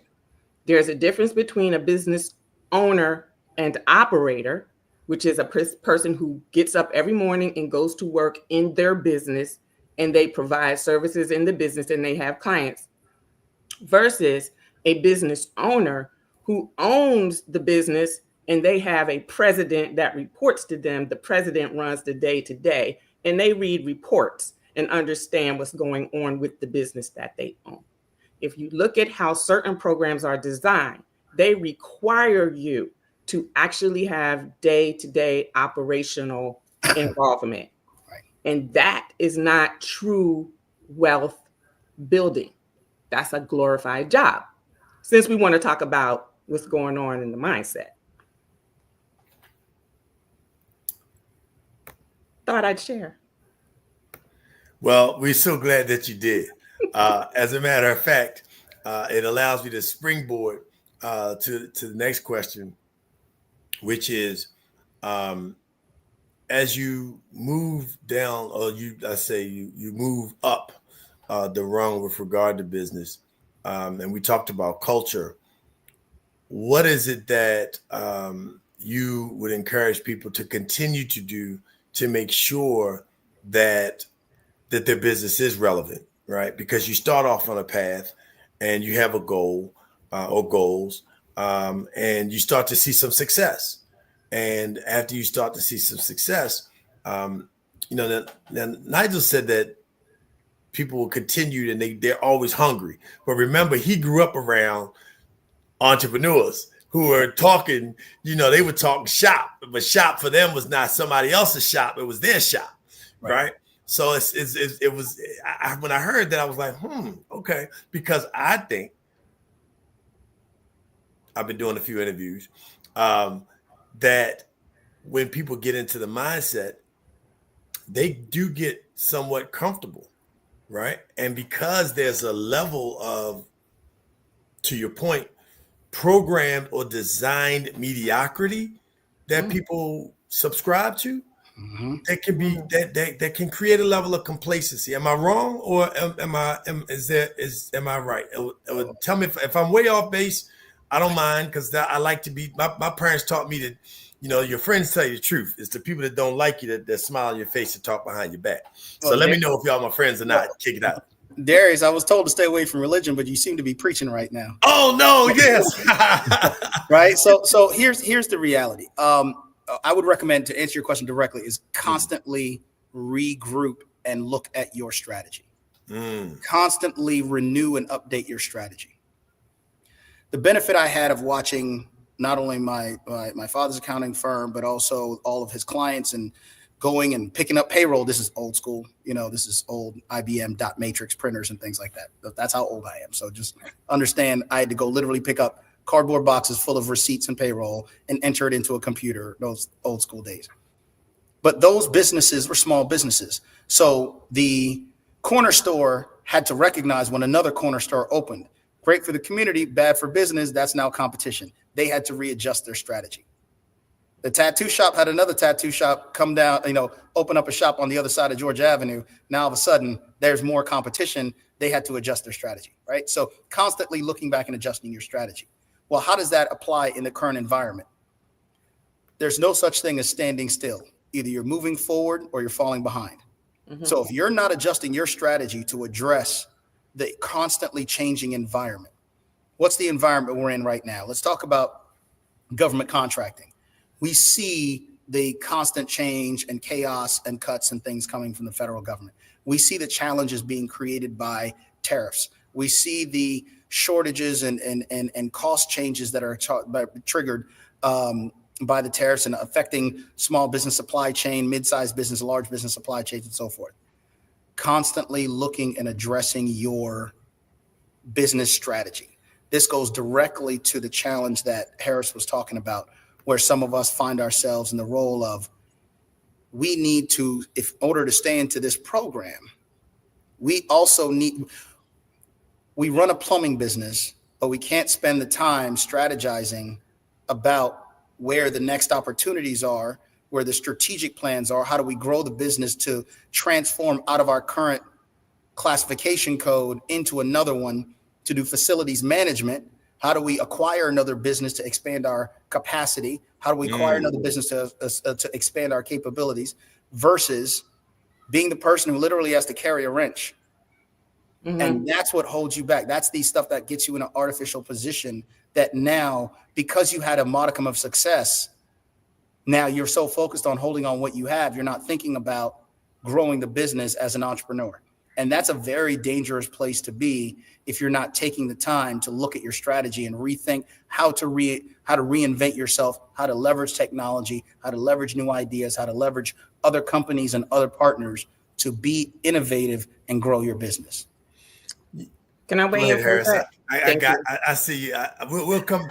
I'm gonna put a placeholder No, it's just adding on, and you said no. I want to put a placeholder so we know that where to come back to. Okay. And the placeholder is around alignment, acquisition, because the last time I saw her, she was on the.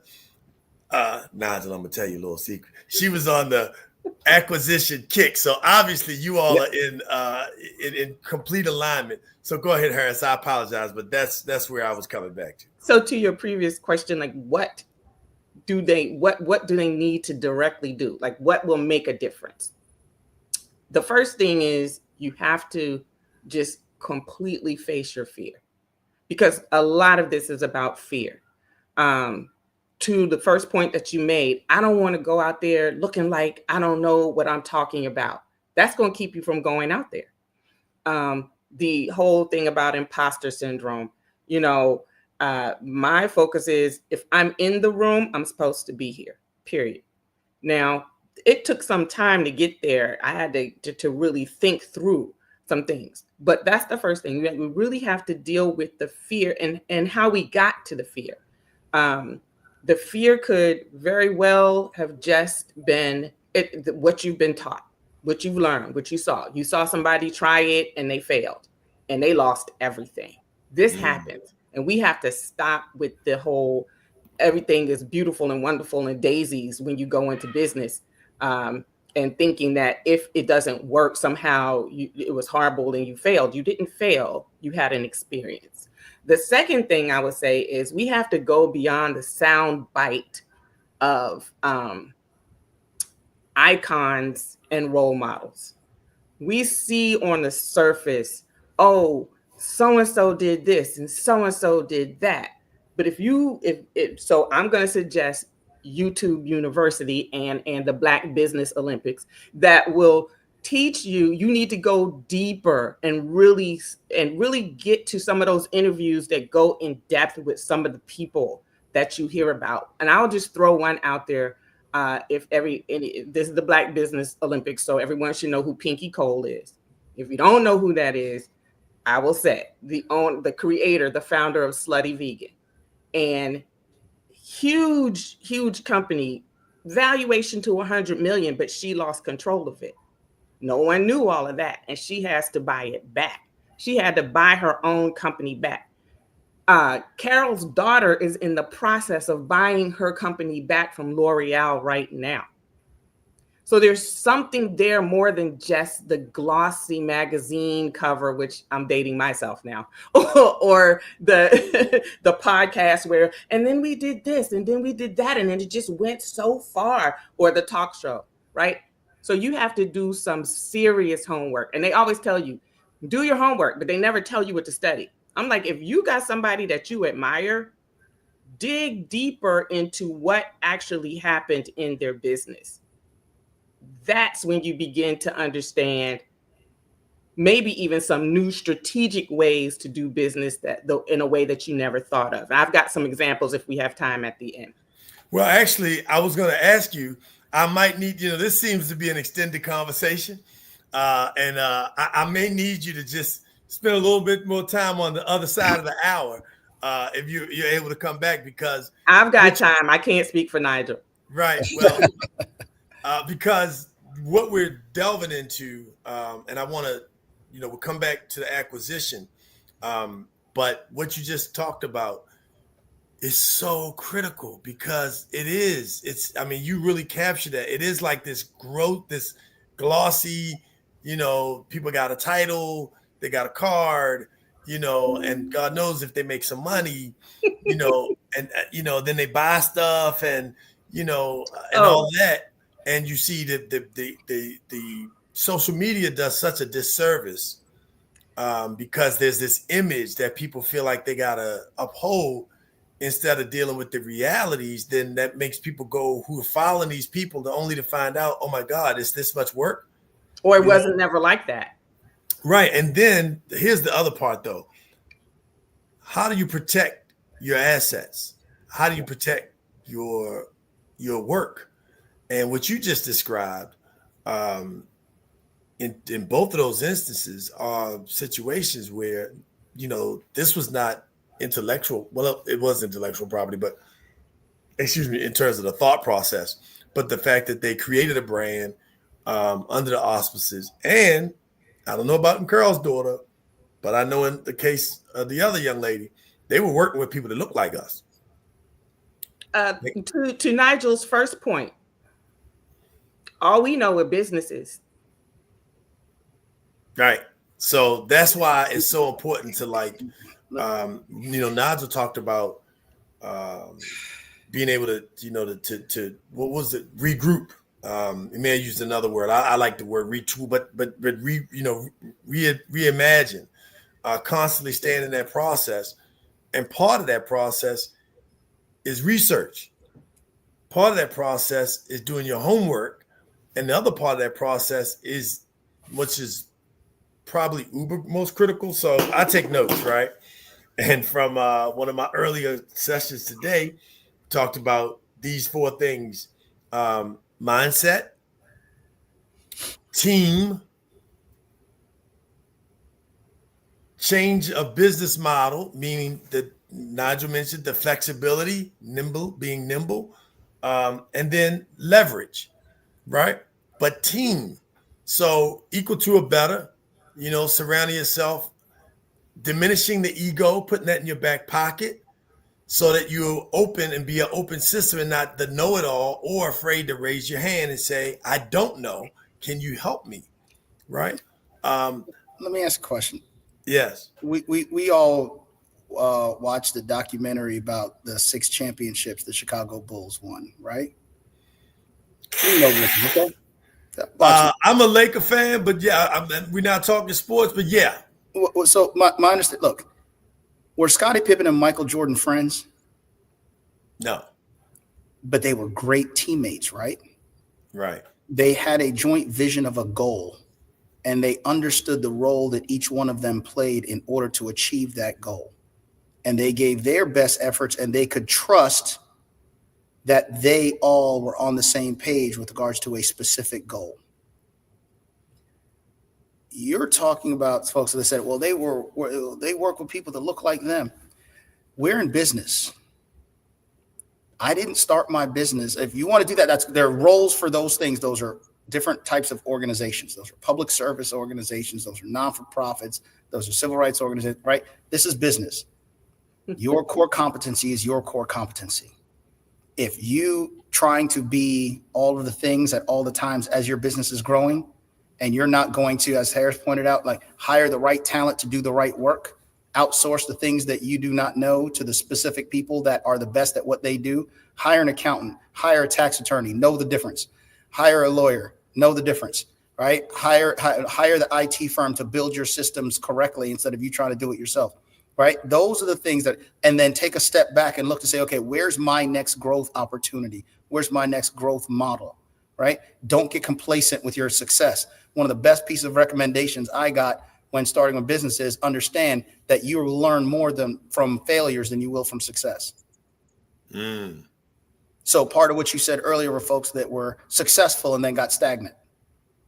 And then they find themselves in situations like we're in right now where the environment changes dramatically, whether it's private sector, public sector. And now they're so worried about losing what they have that they can't be creative about growing into something new. That's good. Where there's crisis, there's opportunity. The reason why you started your business was because you were courageous, part crazy, but you saw a vision and you stepped out on a limb on your own to go do it. Yeah, but how do you get over that fear when you have a family, and you have mortgages now, and you've got students in college, and how do you get over that? How do you get over that fear? Because you talked about something. And Nigel, I gotta say, when you said it, you meant it, and that confidence is like deeply in you.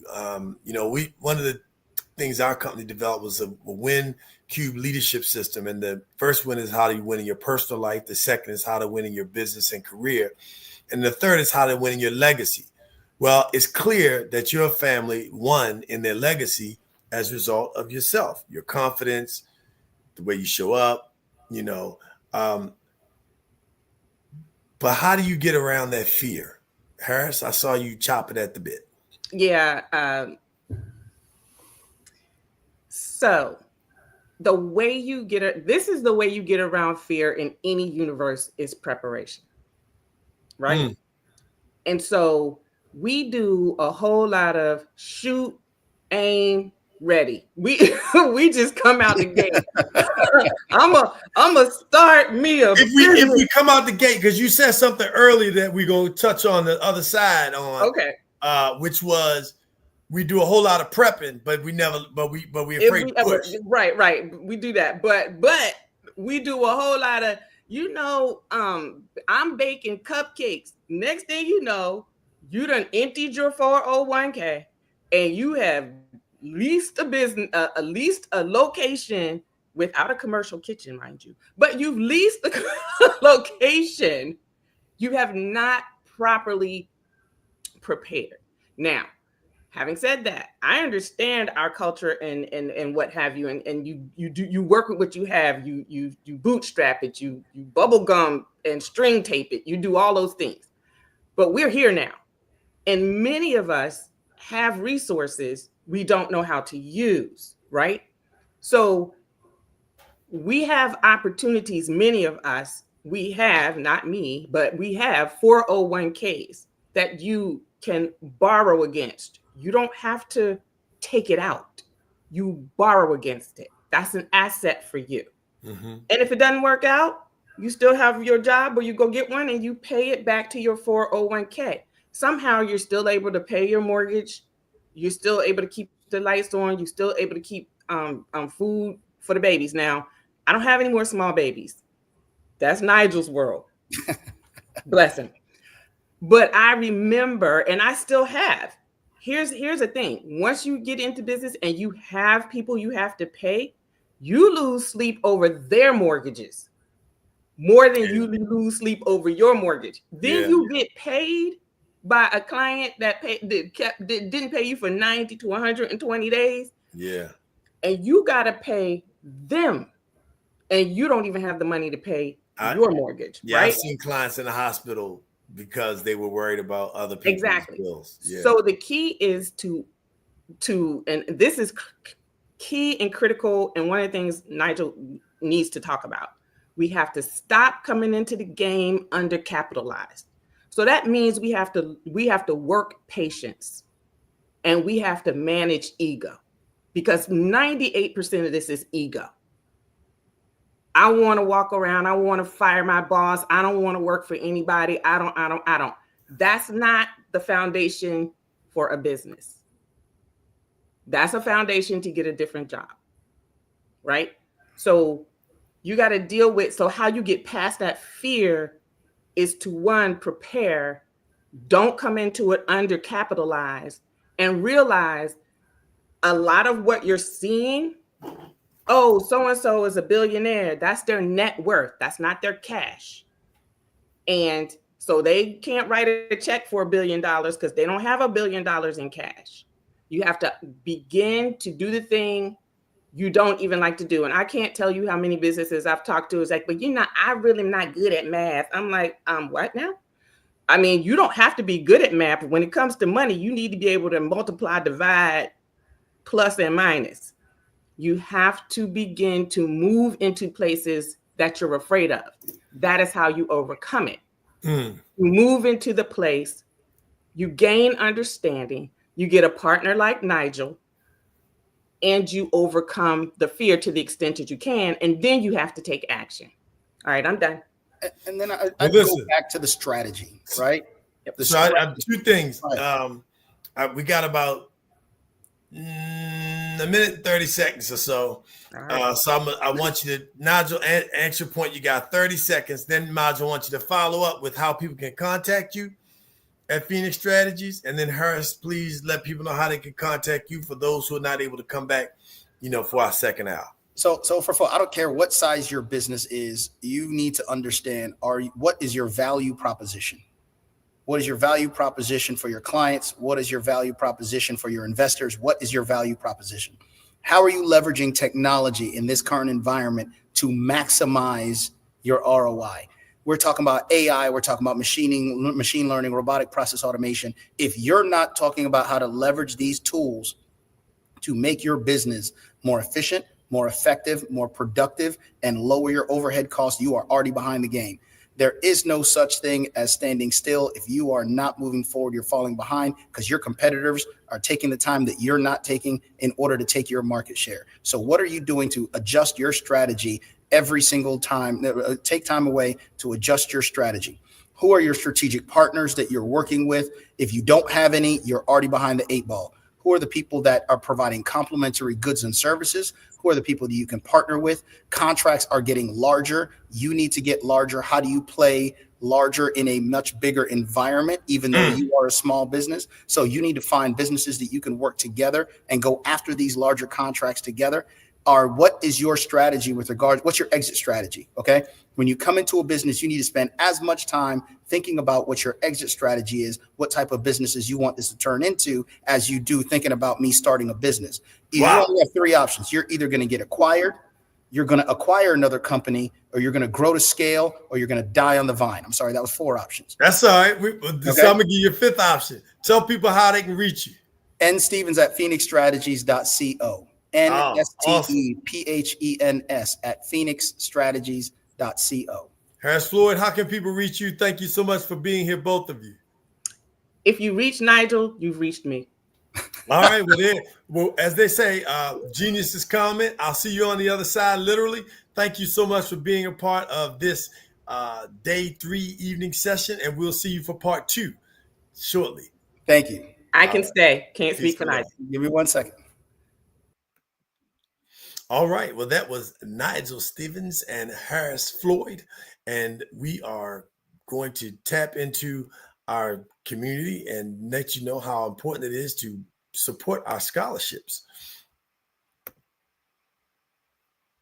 So I want to make sure that you have all the information for our scholarship program. The Black Business Expo mission is to raise funds for high school seniors, K-12 entrepreneurs, and college students. This expo is a fundraiser for students. Go to www.blackbusinessexpousa.com and to donate to the scholarship fund. Use the Cash App, $BBX USA. Our goal is to give laptops and up to $5,000 to 10 students. Students can register at www.blackbusinessexpousa.com. Our sponsors for today's broadcast is NC100, Suede Soul, Carolina, Virginia Minority Supplier Development Council, Step Management, Margie McLean Foundation Incorporated, Genius is Common, Executive Women's Institute, Success Women's Institute, The Quality Coaching Company, Superwoman Business Services, Creative Force Studios, Lee Entertainment, Black Business Olympics, Artistic App Design, Banks Law Firm, and Black Business USA. Ladies and gentlemen, remember, the genius is common, and I will see you on the other side.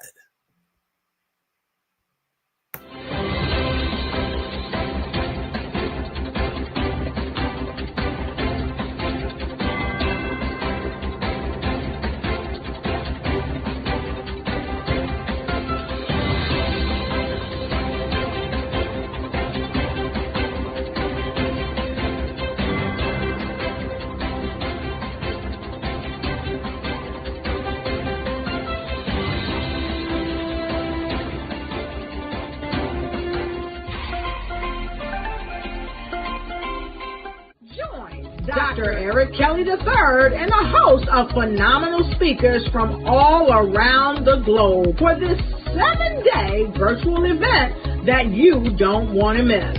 The mission of the Black Business Expo is to raise scholarship money from kids all the way from high school, all the way from college. The Black Business Olympics is one of the largest Black business showcases in the world. It is an opportunity for businesses and companies to showcase their businesses globally. We are going to be giving away laptops up to $5,000 away to students.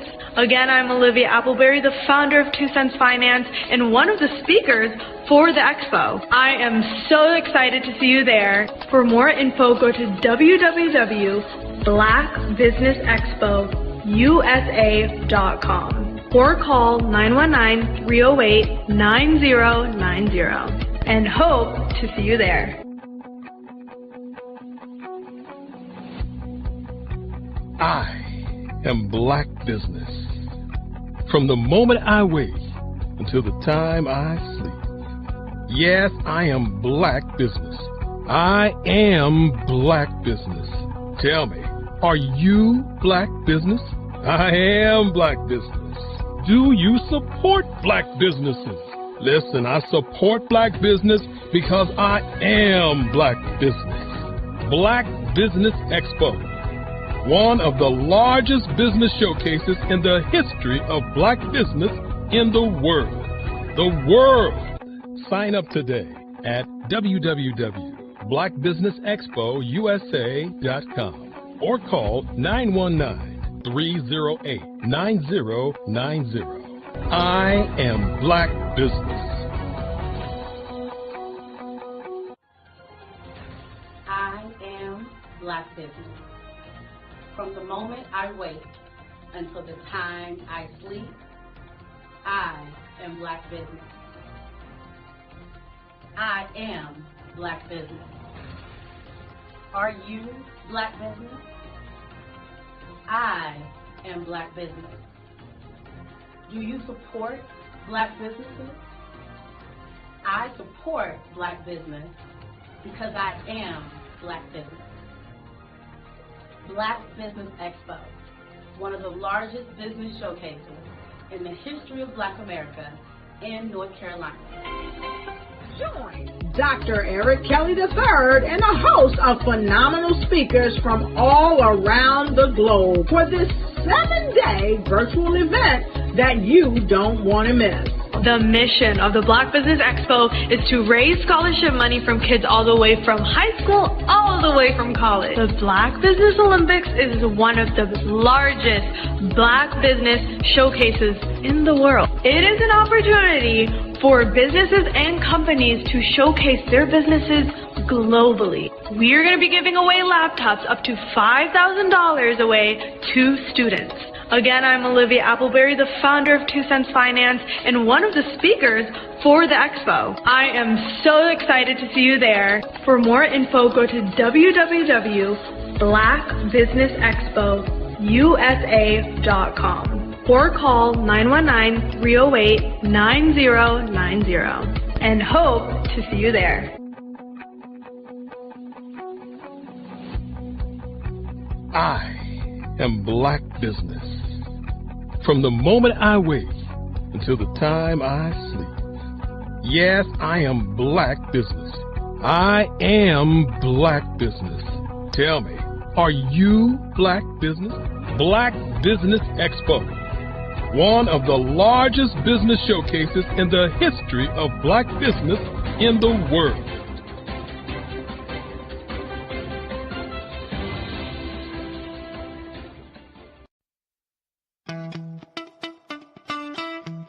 How many times have you been asked to help someone you didn't even know, a student, a business entrepreneur, or did you ever even ask, where did they end up? That business, that friend, that entrepreneur. Well, just maybe they ended up in a gang, bankrupt, homeless, or worse, dead. Maybe they turned to crime, drugs, and alcohol. Did you ever wonder? Did you destroy their dream, or was your life always so easy? At the Black Business Olympics, we started a movement to help students complete. Give them hope and foster success. Help them to leave their dreams of providing laptops, computers, and up to $5,000 in scholarship funds. Today, we ask you to help a student, a business owner, or an entrepreneur to realize their dream by sponsoring them, supporting them, and buying from them. Consider this. With $1.6 trillion in our Black community, we only ask for a small donation for our students, our businesses, and our entrepreneurs. And you can change a life today. So I ask you, what are you going to do? Sit on the sideline and watch our students in high school be leaders? miss out on their dream from lack of resources? Or are you going to donate to the movement and change their future and yours as well? Give us a call today at 919-308-9090. Change their life by investing with action to the Black Business Olympic Fund. The Black Business Olympics, one of the largest business showcases of Black business in the history of the world.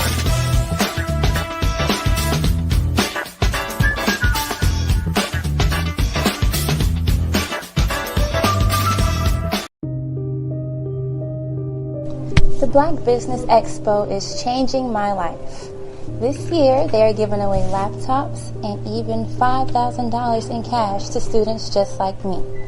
I'm Alexis, and I want to go to college to fulfill my dream of becoming an entrepreneur. Help the Black Business Expo going to www.blackbusinessexpousa.com and also becoming a vendor, a sponsor, or donating. Did you know that approximately 333.34 million businesses exist today, according to a report from 2021? And you may be one of those businesses, or maybe you're not in the business market yet, but you're aspiring to be a business owner. Well, guess what? You're in the right place at the right time. Because let's face it, everything is about timing and opportunity. Hi, my name is Dr. Lotus Richey, and I'm the CEO and founder of the Lotus Richey Coaching and Consulting LLC, along with the Lotus Richey Ignite Show. 15 minutes of success with Dr. Lotus Richey, as well as books to boom your business and bring who you are. And today, I want to bring this amazing message to you about the Black Business Network and the Black Business Olympics. See, the Black Business Network and the Black Business Olympics is designed to help people just like you, that's right, that look like me, to take their business to the next level. Not just in your front yard or your backyard, but globally. The Black Business Network and Black Business Olympics is designed not to just help you survive, but to help you thrive. So join us today as we come together with businesses all around the world to support our students, our children, our young teens, our young entrepreneurs. What we do is we come together to help raise funds for students who are aspiring to be business entrepreneurs, who are aspiring and who are thriving in college. We endow them with a wonderful opportunity to gain scholarship of either a laptop or several thousands of dollars. And we invite you to help be a contributor to this amazing opportunity to help someone that looks just like you. So join us today at our website and let us connect with you and help you ignite and take flight in every area of your life on the Black Business Network and the Black Business Olympics. I'll see you on the other side.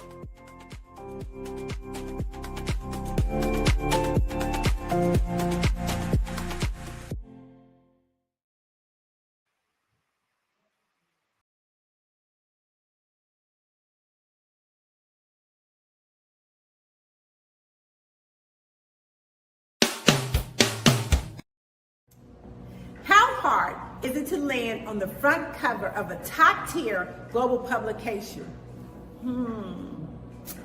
The answer may surprise you.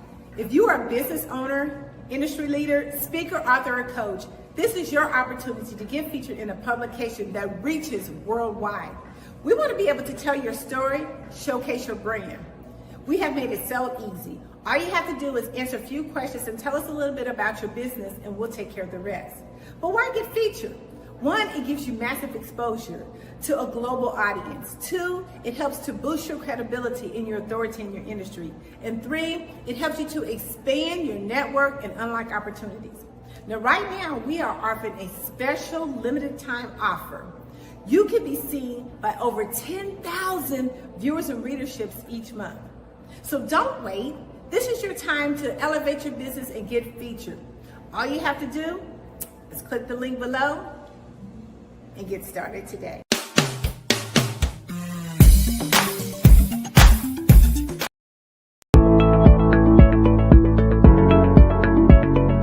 Prepare for what's coming and dominate in economic winter. Stand strong and thrive by showcasing your great products and services globally through the Black Business Network and Black Business Olympics. The Black Business Network has showcased over 2,000 companies with over $7 billion in sales each year. Over 10 million attendees have viewed the rebroadcast each month. Through the Black Business Olympics, unique styles of business training and mentoring are turning students into business owners and entrepreneurial warriors who will dominate in any economy. Gain the ultimate advantage of the Black Business Olympics, 7 days of unbelievable topics and speakers speaking around the globe. Donate your time and experience to provide expertise and scholarships to students worldwide and change the world.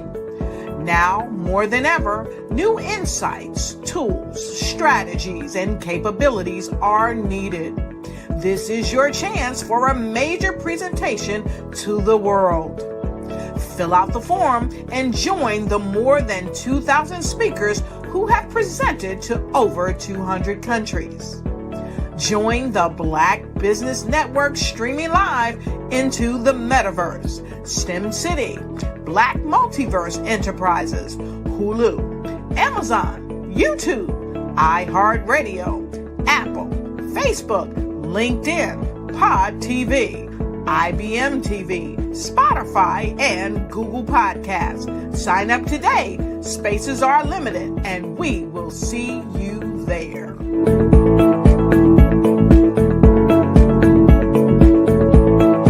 The Black Business Expo's mission is to raise funds for high school seniors going to college or K-12 entrepreneurs. This expo is a fundraiser for students. Please, you may go to www.blackbusinessexpousa.com to donate to the scholarship fund or use the Cash App at $BBXUSA. Our goal is to give laptops and up to $5,000 to 10 students. Students can register online at www.blackbusinessexpousa.com. Every dollar counts. Please donate to the Black Business Expo USA Scholarship Fund.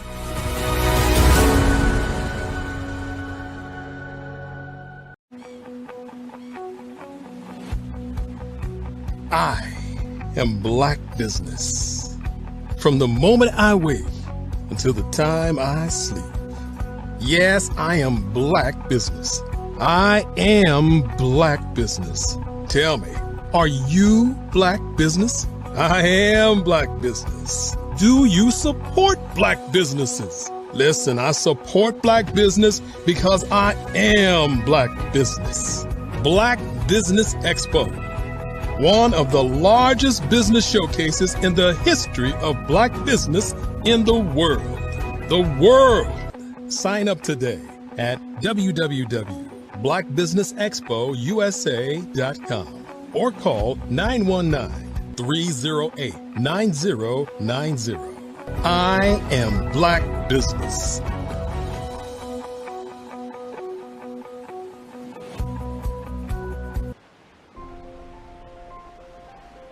What if you could build your own city?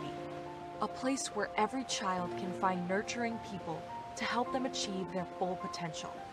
A place where every adult can access job training support, where health education is abundant, where social justice ruled the land.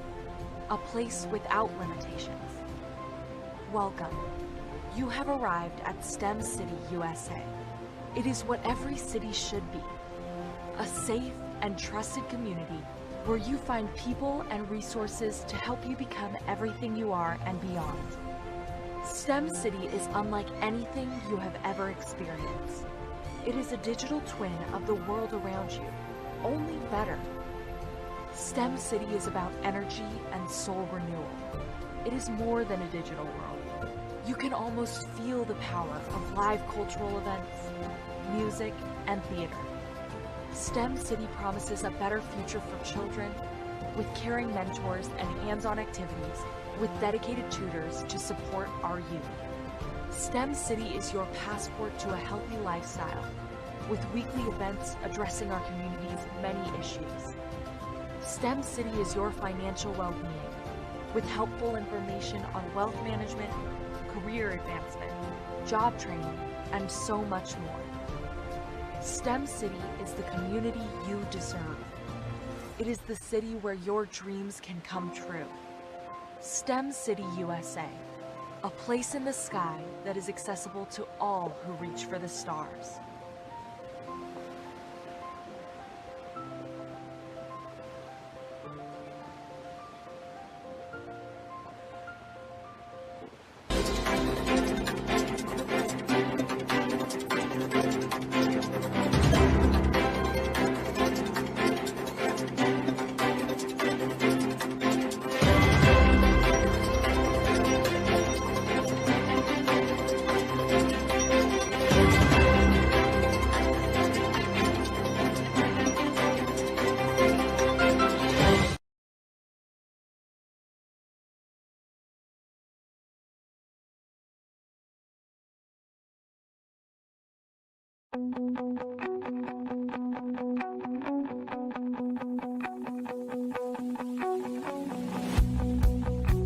I am Black Business.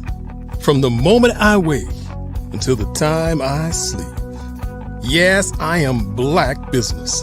I am Black Business. Tell me, are you Black Business? I am Black Business. Do you support Black businesses? Listen, I support Black business because I am Black Business. Black Business Expo, one of the largest business showcases in the history of Black business in the world. The world!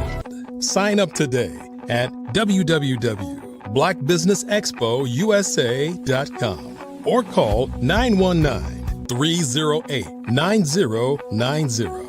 I am Black Business.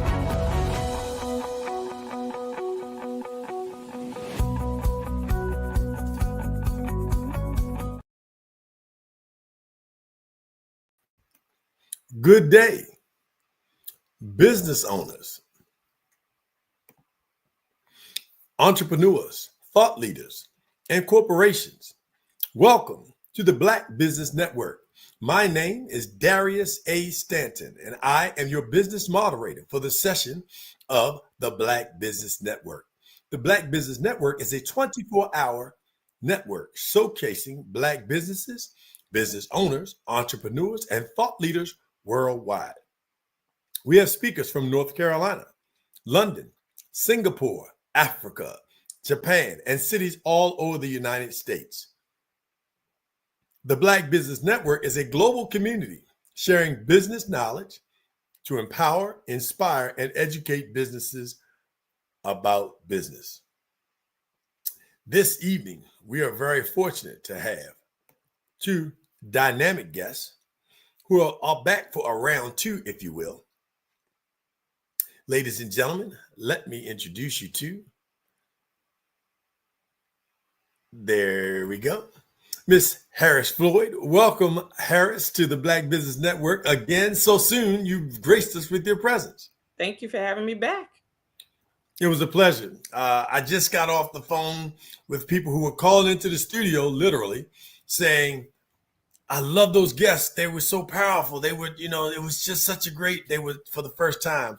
So, make sure that who's ever watching, continue to share because it's making a difference and an impact with businesses.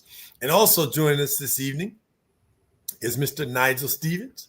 Thank you so much, Nigel, for bringing us some more of that. I'm going to use this term and people will know later, that basement ingrained, kitchen ingrained, all the way upstairs to the upper level of family business that has been ingrained in you, and it just came over so well in terms of just what you all bring to the table, but most importantly, your passion. Good afternoon. Thank you very much for having me back. I appreciate it. No doubt, no doubt. So listen, this time around, because we have some new folks, just give a background, if you will, with regard to, and I'm going to share my 2-minute story for each of you. In the case of Harris, thank you so much, Harris. We've been fortunate enough to connect in the state of Maryland at the State House, and we met around the Black agenda. Excuse me. At the time, the state's House, or the state now Speaker of the House, came forward and presented for the first time in the history of the state of Maryland a Black agenda. And so Harris has been, tied to technology, but really shifted now into policy, particularly in the area of audio and video support and services and technology, but has really made an impact and starting to have people shaking their boots when they see Harris start to come down the aisle as it applies to advocacy. So Harris, thank you so much for being here, and welcome back to, not welcome back, welcome forward to the Black Business Network. So did you want me to say more about myself? Yes. Okay. So Please. We're going to keep it short because I want to bring the fire this time around. And I don't know how long we're going to have Nigel. So 20 years entrepreneur, always had entrepreneurial spirit. But I do have some insights from previous jobs that I've had in advocacy and being on Capitol Hill, and had the deep pleasure of running into Nigel and then being able to expand that a little bit more. And yes, I do advocate hard for our small, medium-sized businesses, and I'm going to continue to do that. Excellent. And I'm glad you mentioned the fact that you all met in Capitol Hill, and you all have formed some level of a partnership. Is that correct? Absolutely. Mm-hmm. And therefore, that meant that you had to delve into some type of teaming agreements, correct? Absolutely. That is true. So we'll talk about that a little later, just giving people a little precursor to what's going to be covered this afternoon or evening, depending upon where you are in the world, right? It could be morning. But Nigel grew up in a house, as I mentioned, I said basement, kitchen, because his father's an entrepreneur, but he was around entrepreneurs. And he grew up not only around business owners in his own home, but his father's friends and his clients were also business owners. So he got a much more in-depth look at the strife, the struggle, the challenges, the upsides, the abilities, the gifts, the talents, and all the things that it takes to be successful in starting, launching, developing, scaling, merging, acquiring, and then we will talk about a little bit later exit strategy. And I recognize that you have to go, so I'm going to back my thing up now to let you just talk about what your company does and not Phoenix Strategies. Anything else you'd like to share about your background? But when people hear you, they'll be wanting to know more, just like Ms. Harris Floyd. So thank you. The green room, we couldn't even get her back on stage because they were like just chomp, chomp, chomp, chomp, chomp, chomp, chomp. Well, thank you very much. Thank you, Darius, for having me. Harris, it's always great to work with you and to see you again. Well, thank you very much. Nigel Stevens with Phoenix Strategies. I'm the founder and principal. This year we'll make 4 years in business on my own, and my background is in public policy and government affairs and advocacy for the business community, really driving the relationship between the business community and those who are decision makers and policymakers and legislators, particularly in the federal government, but also in some work in state and local. And so what I want to advocate and what I want to get folks to really understand, because a lot of times, particularly in the small business community, we have misnomers and statements around not being engaged in politics and not being engaged in public policy.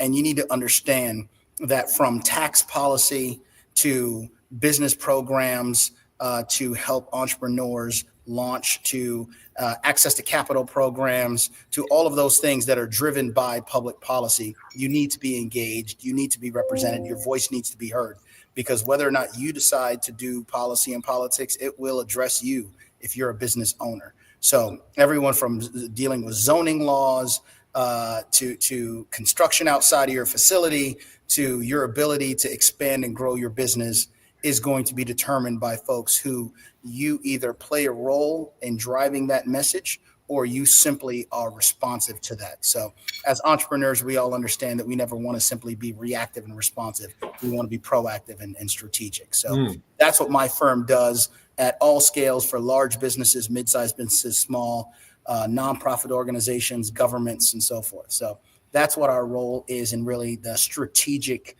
leveraging of government and policy for your business goals. Let me wade in on that.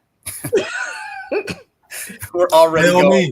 I can breathe. It's not bad. It's not bad. Here's what it is. Nigel, Phoenix Strategy, they level the playing field. And we've been talking for years about, if we just had a level playing field, we would just be off the chain as our businesses, right? Nigel is a business strategy that has access to power and influence on Capitol Hill. And that levels the playing field for your business. It's simple as that. And that's why I hired Harris. Hey, and that's why we have the win-win-win. If you win, I win, we all win. We all win. No, I love that. And leverage, right? Being able to balance. I tell people, I use this term all the time. And that is what you just said. If things were equal, we'd have time to do some other things, but we really don't have time, because things aren't equal unless you equalize them. And you equalize them by using the leverage. And in this case, apparently Nigel Stevens and Harris Floyd are your leverage. So right now, there are people responding on LinkedIn. So I want to jump right into it. So we're going to talk this time, as we mentioned, start off in the space, understanding what it really takes before you get into an industry, because we talked about people jumping in, pulling money from their 401k. I don't know who's listening, so I better be careful about what I say about people's jumping in, but they will go in, get huge office space or huge studio space or whatever it is, looks real pretty, all of that, but marketing and sales, nobody's coming through the door, right? Or people are coming through the door, but they don't want to pay the prices to keep up this elaborate setup. Research, industry research, market research. First of all, is there a difference? Yes. Okay. So talk to us about industry research. And I thought we'd lead with that because you need to know about your industry. Yes. And then what about the market inside and the market segmentation inside the industry? So can you all split it up and break that down? Whomever, it's on you. Okay. So I'll take a first crack at this. So, industry research is not the same thing as market research or marketing research. These are three different things. They are correlated. They intersect, but they are different. So if you let's use Rita's. If you are Rita's, what industry are you in? Are you in the fast casual food industry? Are you in the hospitality industry? Are you in the ice cream industry? Really, what industry are you in? If you are a food truck operator, what industry are you in? What depends on what kind of food you're going to provide. The kind of food you provide is going to depend on the market that you're going to serve. So first, what is your industry? If you are a food truck, but you can still determine what industry you're in. Are you in fast casual? Are you in fast food? They're different. Are you in hospitality? They're different. So you have to understand the different industries in which you can operate, right? From there, you look at who will you serve. That's going to be your market. This is the one thing that I think we struggle with, and that is, well, we serve everybody. You don't. You may feel like you do, but you don't. There is a certain component of the population that is a fit for what you are actually going to provide. If you're doing just desserts and these people are over here doing hot dogs, are you even in the same industry? This is the kind of thing where you have to do that research. You have to, and people say you have to do the research and then they don't tell you how. I'm going to say, again, YouTube University, use it. Like, don't even get that deep. Just get on YouTube, start typing some things in and use it. I would also say if you are delving into AI, you have Copilot, use it, ask it some questions, tell it what you're doing, and then say, what industry or industries am I in? And it will help you identify what industry you're in. Now, market is the people that you serve. Marketing is the way that you get to the people, the media, the distribution channels. So are you legacy media, social media, the types of tactics you're going to use to communicate to your market. Marketing is about communicating to the market. The market is the demographic or the people that you serve. And the industry is the overall category of businesses in which you operate. And I'll take that to the next level, because this is also applicable to your larger small firms, right? So if you're in, that's the services industry and so forth, because I've spoken to a lot of firms that, I'm a GovCon, I'm a government contractor. That told me nothing about what industry you're in. That tells me nothing about your NAICS codes. That tells me nothing about who your clients are, who your customers are, who your target. It doesn't tell me what you're providing. Right? So what is your unique offering, your capability? And if it's, I'm tech, that still doesn't tell me what you're providing.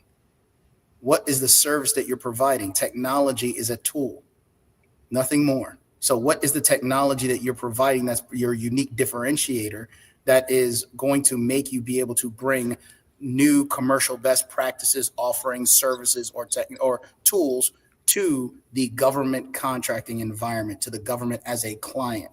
And if you say that, then which government are you referring to?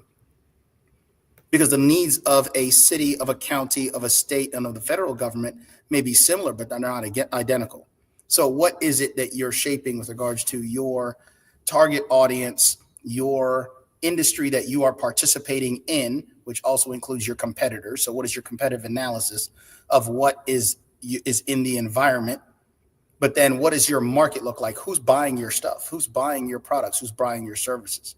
So understanding the differentiation between those and then building that into your strategy has to be a part of what you're doing as you're launching. And again, as we talked about before, which is every few months, are you revisiting your strategy, and are you being creative and you're being strategic in how you are modernizing and updating your plans and your strategy in order to continue to grow your business? Wow. Let me add to that just real quickly with because you talk about the USP, the unique selling position, and I'm trying to be broad because when you talk about GovCon or government contracting, you're dealing with one customer with many markets, or many or many customers in one market. It just depends on how you look at it. So we talked about research, right?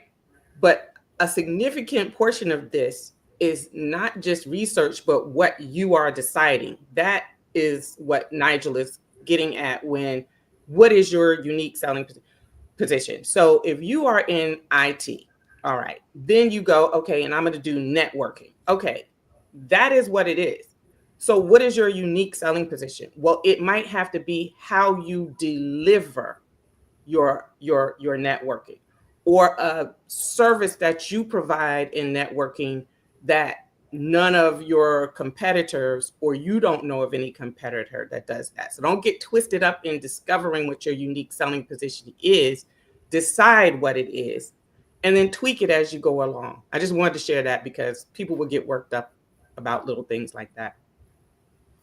No doubt.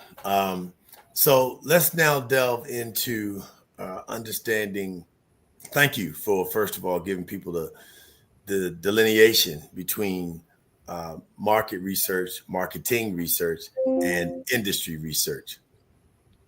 So the next area that I wanted to tap into is really focused on how we position. Let's talk about teaming, right? And teaming agreements. So first of all, what is teaming? Second of all, what are the keys that you look for, the elements of teaming? Let's talk about that, and then we can talk about teaming agreements. But the first question is, what is teaming? And then what are the elements of the development of, what do you do? How do you assess people? How do you due diligence? How do you determine, even after everything is fine with the business relationship, do you have the personal relationship that's needed? And some people, we talked a little bit earlier. I heard some folks, someone mentioned business. I tend to believe that business is personal because they're people doing business, and people bring themselves to the business, right? They may want to keep it, and people easily, like we talked before, slap "this is business" on it and make it like that's okay. Like I can treat you any kind of way I want because it's business, right. And so I'm often just mindful of the fact that it is still people that are showing up now with AI assisting them, but there's people showing up. So what's, first of all, what is teaming, and how do you vet, the process to determine whether or not you actually want to do a team with someone? Before you go, Nigel. Yeah. So here's the disclaimer. We are not lawyers. Thank you so much. Not legal advice. This is Not just for informational purposes. There you go. And let me just say this when it comes to the personal piece. Business doesn't do business with business. People do business with people at every single level. I have worked for Fortune 250 corporations, Fortune 100 corporations that are, in my opinion, the best of the best. Okay. And the massive multi-billion-dollar global conglomerates. Okay. And even to that level, they had folks who were called client account leads. The client account lead's job was to maintain the relationship with the client, to understand not only at the deepest levels, how their business and their teams go to market, the offerings, capabilities, and all the things, but build such a deep customer engaged relationship, such client intimacy, that they understand what keeps the client up at night. So they're thinking about, how do I solve problems for you? How do I resolve? How do I create opportunities? Not just do a task, but how do I become ingrained in your business model to be the most effective that I can be, to bring solutions? That is a personal relationship. It's not how we describe our, individual human personal relationship, but that is still a relationship. So when I say people do business with people, that's the type of thing I'm talking about. Particularly at small business levels, people do business with people they trust, right? Because I'm putting my reputation, my company reputation, in your hands when we go to market together. And everything I've invested and built into my firm is now in your hands. The same way when you do interviews as a small business, you interview the person before you hire them. Your HR manager may do the interview, but at some point you're going to have a conversation with them if they're going to join your team. The same thing happens, right? You'll go at a multi-level corporation, you'll interview with HR, but you don't get the job unless the hiring manager that you're going to work for gets to meet you. Is this person a good fit for my team? That is a person wanting to do business with another person. That's what I mean with that, right? So the idea that, we just, this is just business. Now, understand, there are tough business decisions. Nobody starts a business and becomes an entrepreneur because they're soft, or they're not courageous, or they're not willing to take risks. Because if you're willing to step out on your own, you're willing to walk away from what's viewed as a safety net in private sector and working for someone else, that they're taking the risk and you're bringing your capabilities to help them, but they're the ones taking the risk. And you're willing to step out on your own to do that. So that's when you start making tough decisions. We started talking about mergers and acquisitions a little bit earlier, right? When you do a merger, an acquisition, whatever, how you ever want to call it, at some point, there needs to be a review of the acquiring entity and the acquired entity, and to identify where there may be duplications, inefficiencies, which entity does one thing better than the other, right? And go to market in the best way possible. Now, when you do that type of analysis, not everybody in each firm may stay employed by that new entity. Those are tough business decisions, okay? But that's when we say business is business. You need to make tough business decisions. It's not that you're being impersonal. It's not that you're not wanting to look out for the other human being, but these are the decisions that need to be made for the greater good of making that entity more efficient and effective and to go to market at a bigger scale. And that's what we're talking about, making those kinds of decisions. The other part is, and we touched on this a little bit earlier, what is your long-term strategy for your business? Is it to grow and to go public and to become scaled at a massive level? Is it to be a lifestyle business that you're just going to run, take the benefit, put your kids through college? Okay, when at some point it's going to go out. Are you trying to grow it to sell it? Because the way you operate your business right now may be great and wonderful for your lifestyle business, but it does not make it appealing to someone to acquire it. So is it ready to sell? Are you preparing it for sale? Or are you just going to let it function, lifestyle business, let it die on the vine? But that's a part of your strategy. And those are tough decisions that there are a lot of people right now running businesses that they talk about scaling, that in reality are running it like lifestyle businesses. And they assume that their strategy is to hand it down to their children to run. They don't want when their children are not prepared to run a business, much less their business, or may not even be interested in running their business. Right. So when we say these are tough decisions and this is business decisions, that's the type of thing we're talking about. Got it. No, I appreciate. By the way, I didn't say what size your business was. You could be a multi-million-dollar business thinking Junior's going to take it over because Junior's brilliant. Junior's got master's degrees and great at business. That doesn't mean they're going to be great at your business. Nor does it mean they have an interest in your business. Right. It'd be great to know, Nigel, if the conversation, when it came down time to, first you got to have an interest and you got to create an environment, right? For that legacy. But I tell you what, when we get to that place, I'd love to be able to talk about the conversations that you all have had with your parents or that you're having with your children about business. When we start, especially as we start talking about exit strategies, because that's where that would also come into play. But can I give a little in the weeds on the teaming? Well, yeah, I wanted to go in the weeds on the teaming. Okay, just a little, because I want to go in the weeds on the teaming, and the reason being, and we've got about 11 more minutes, but I want to go into the weeds about teaming, for the purpose of having people really assess what that means, the value and how important it is to team to be able to and really. It's about capacity, right? Leveraging resources, showing up with all that you have. But so go in the weeds there. But also, after we determine that we need to team, what is it? What are the elements that we need to be considering? When we go to the table and potentially team, what are we looking at? What are those factors that we should be considering? So here's what I would say. Okay. Mutual benefit, right? There has to be a mutual benefit to the team, to the whole point of teaming, right? Both parties need to not bring something to the table also, but they also need to be able to get something off the table, right? And so often you're as a small business, right? You're coming with usually it's expertise. It's typically not capacity as a small business. You're coming with expertise.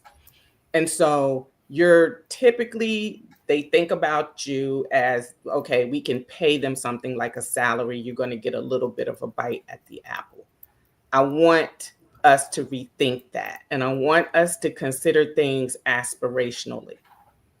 Like, if you're just one person, think about yourself as a 3 to 5 person firm and charge for that.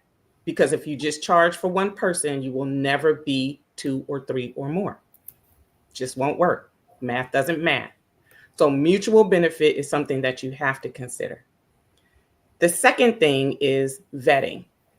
Most smaller businesses, and I'm talking about the smallest small, because Nigel went on about the bigger smalls, but the smallest small, somehow we have the ability to find out everything we want to know about somebody we getting ready to date, but we don't figure out how to do that with a potential partner that might be larger than us.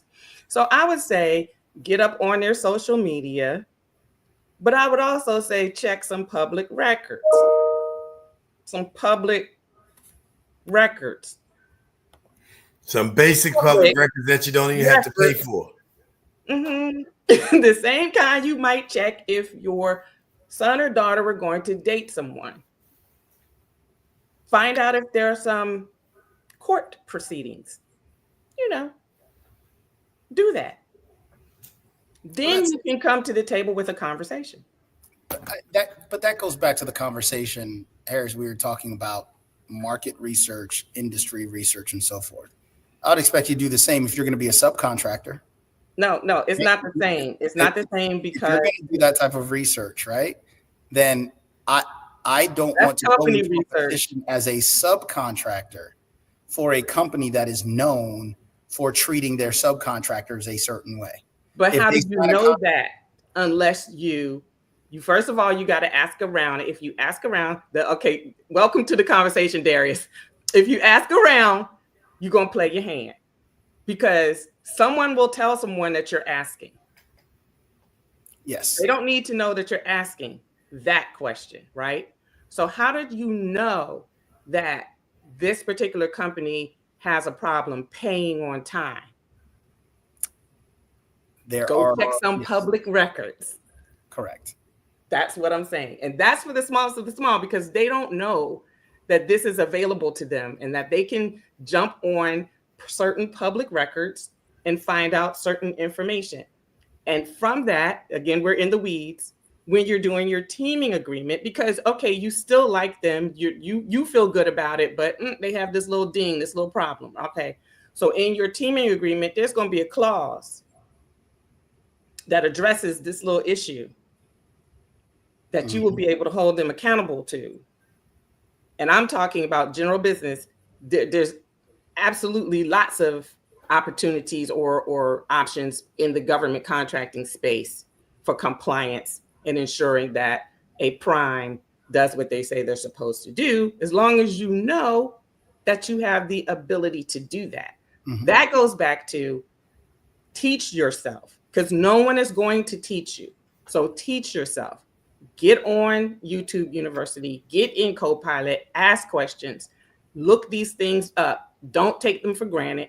And I will say, don't take the word of anyone else. This is where you have to advocate for yourself. Right. No, my mother is a stickler for saying, do your own research, write your own proposals.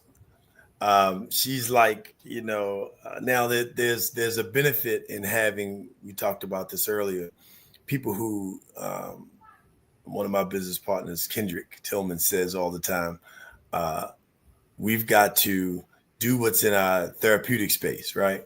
So that's what we enjoy. So you're going to be passionate about it. You're going to show up. You're going to throw a lot of energy and love behind it. But at the same time, there are things that you need to do for the fact that you just mentioned, which is to know that you know that you know that you know to the best of your ability, right? And you got to do that homework and research yourself, because then you know the information.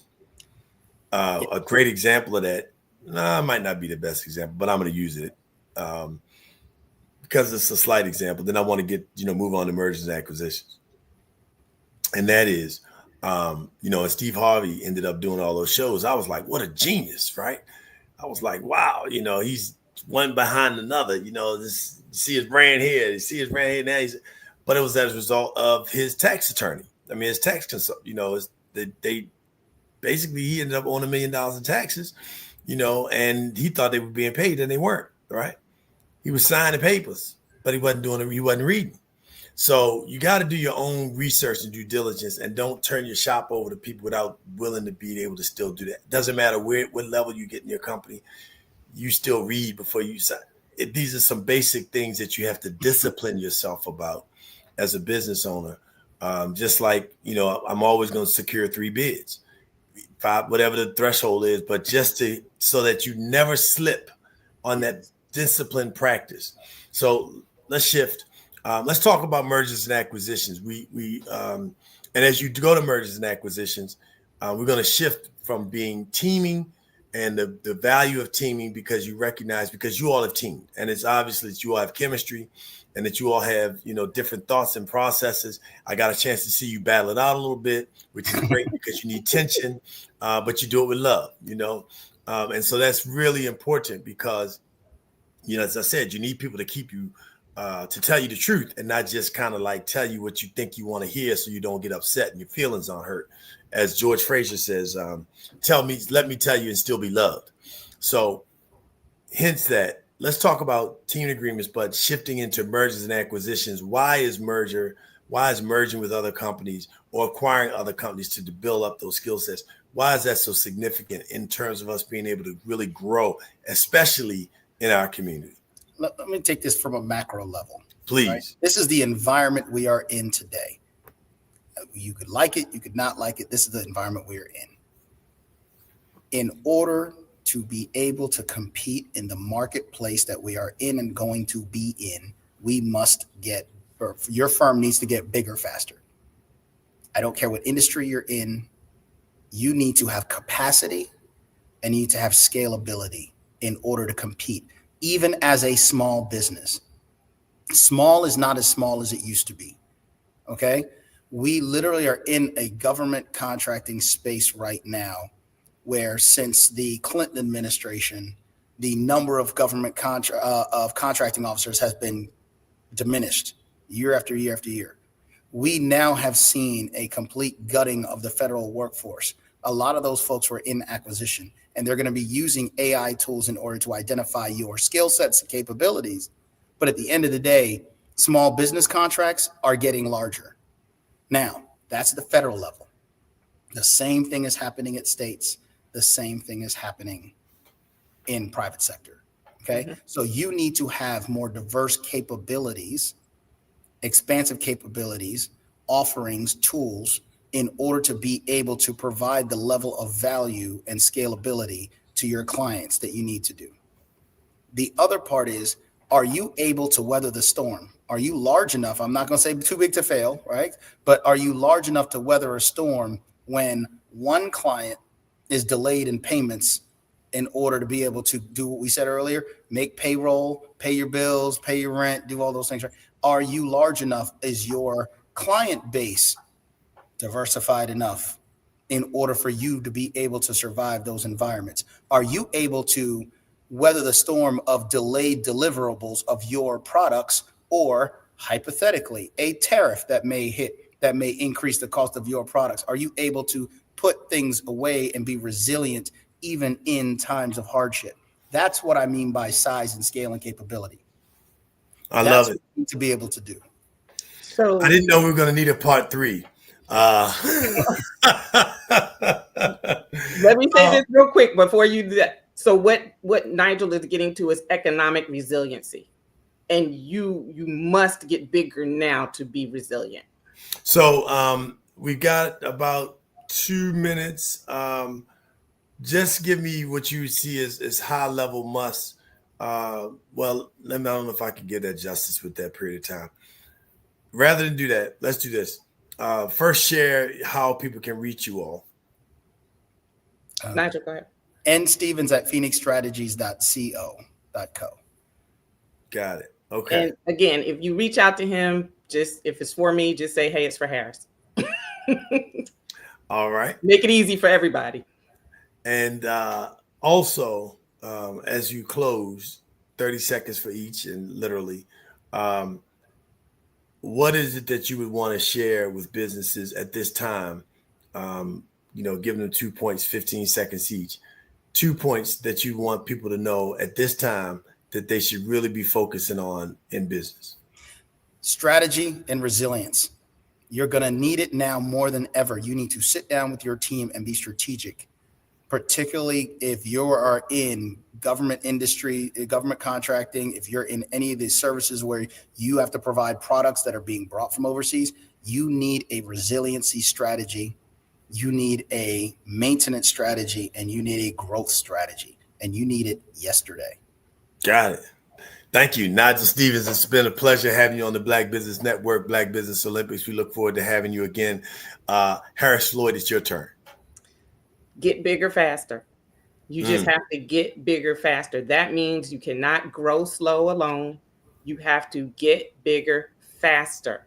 That means you have to tap into business strategists that you know or that you can get to know, and get into communication. If you are thinking about a legacy business, you want to turn it over, you're ready to retire, you want out of your business, it's time to consider selling. Or it's time to consider merging, where you go in and you still have a position that you've been doing every day, but you have an out. You have your exit, and you get your revenue, and you're out. But your business is now much bigger. Consider these things. Harris and Nigel, it's been a pleasure having you on the Black Business Olympics, part 1 and part 2. On day 3, we look forward to having you again. Please reach out to these dynamic individuals. And remember, genius is common, and I'll see you on the other side. Thank you. Thank you.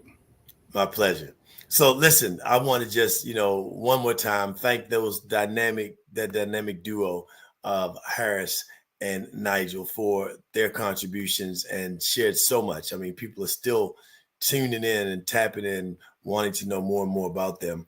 So please follow, go back and listen, share the show. The Black Business Expo's mission, though, is to raise funds for high school seniors and going to college or K-12 entrepreneurs. The expo is a fundraiser for students, so you may go to www.blackbusinessexpousa.com to donate to the scholarship fund or the Cash App, which is $BBXUSA. Our goal is to give laptops and give laptops and scholarships up to $5,000 to 10 students. You can register students at www.blackbusinessexpousa.com. Please do not forget to donate. Our sponsors, NC100, Suede Soul, Carolina, Virginia Minority Supplier Development Council, Step Management, Margie McLean Foundation, Incorporated, Genius is Common, Executive Women's Success Institute, The Quality Coaching Company, Super Women Business Services, Creative Force Studios, Lee Entertainment, Black Business Olympics, Artistic Art Design, Banks Law Firm, Black Business Expo USA. My name is Darius A. Stanton, and remember, genius is common, and I will see you on the other side.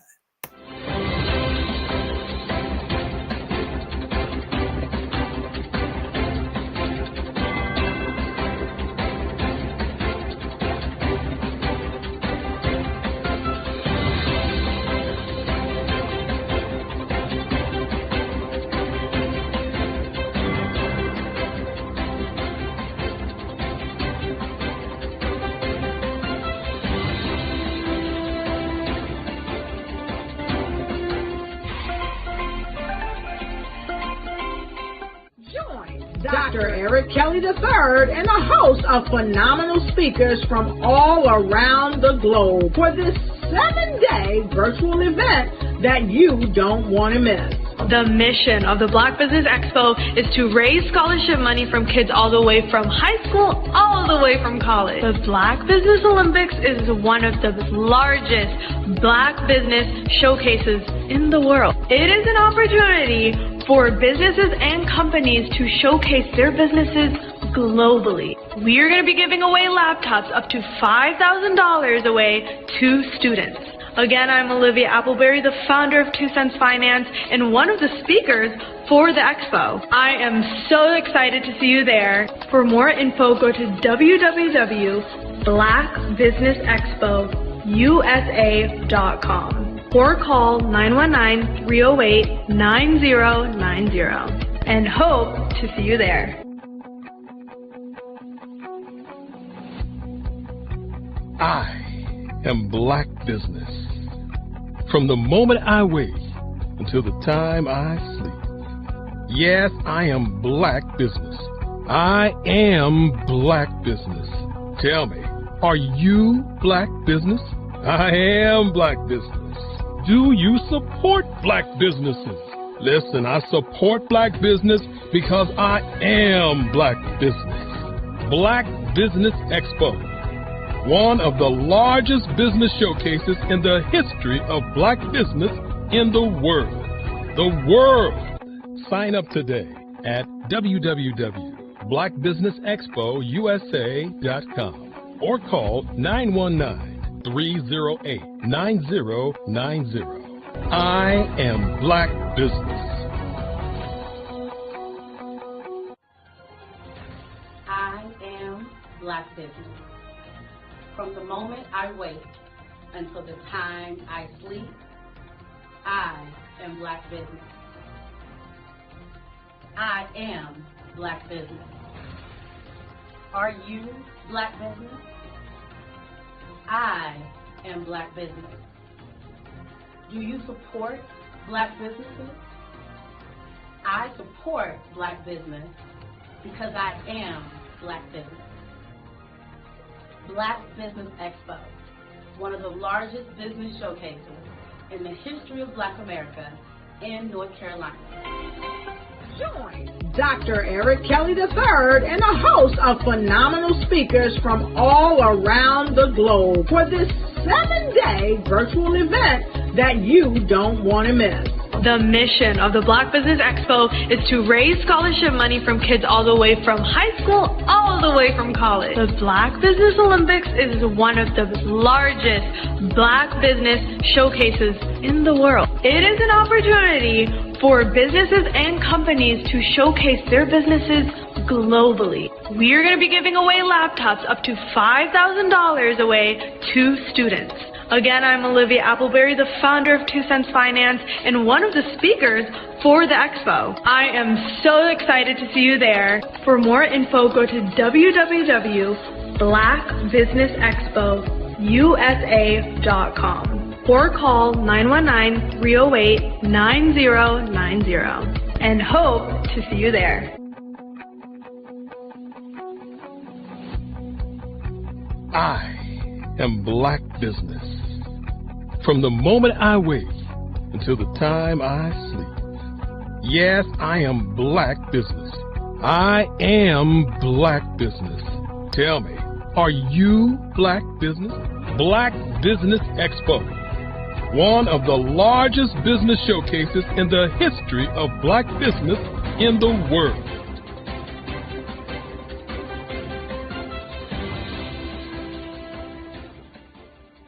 The Black Business Expo's mission is to raise funds for high school seniors going to college or K-12 entrepreneurs.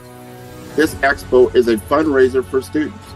Please, you may go to www.blackbusinessexpousa.com to donate to the scholarship fund or use the Cash App at $BBXUSA. Our goal is to give laptops and up to $5,000 to 10 students. Students can register online at www.blackbusinessexpousa.com. Every dollar counts. Please donate to the Black Business Expo USA Scholarship Fund.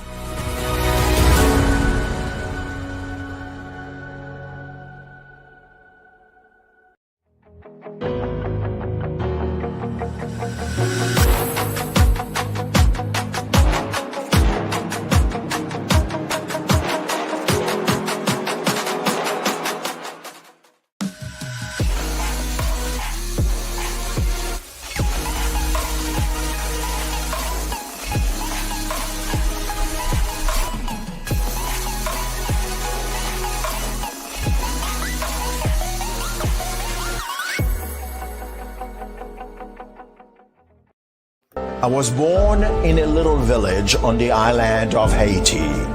Many deadly diseases pounded me. It is as if they were on a mission to end my existence on this earth. I refused to give up.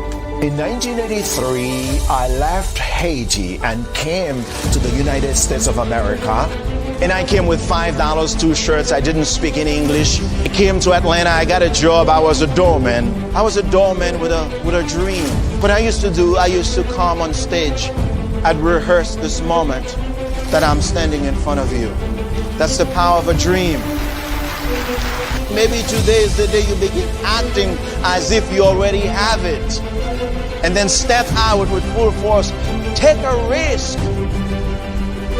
No condition is permanent.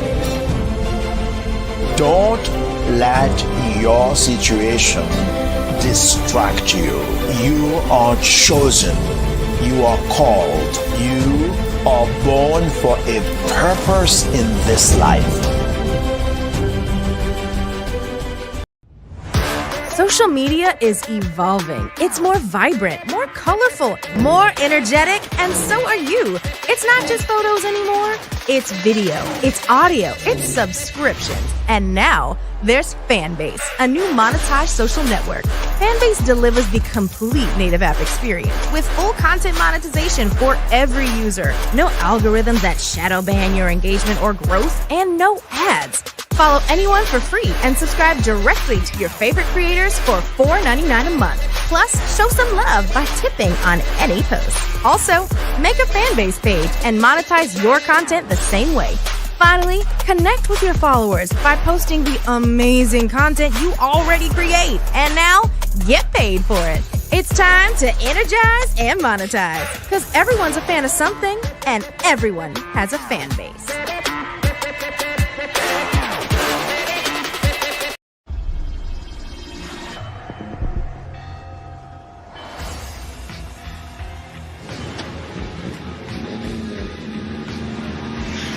La connexion.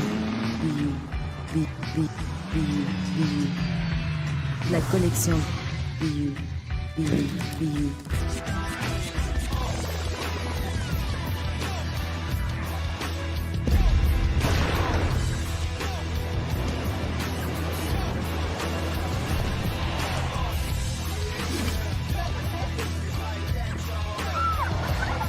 In a world obsessed with the cult of celebrity, I challenge you not to aspire to anyone else's greatness, but instead strive to reveal and ignite the greatness within you. Are you serious? I totally think that's it. Hey. No! Hey! To me, sexy is a man that knows who he is and what he wants. Okay. He's comfortable. You look at him, you see him, he's just comfortable being himself. And you're like, Baby, be you. Be you, baby. Just be you. I like it. Introducing the Be You collection, exclusively available at K&G Fashion Superstore. Attention all entrepreneurs and companies. Are you looking for reliable and efficient virtual assistants and back office support to help you manage your business tasks? Look no further than Superwoman Business Services. Our team of virtual assistants provides a full range of administrative support services, including operations management, social media marketing, and much more.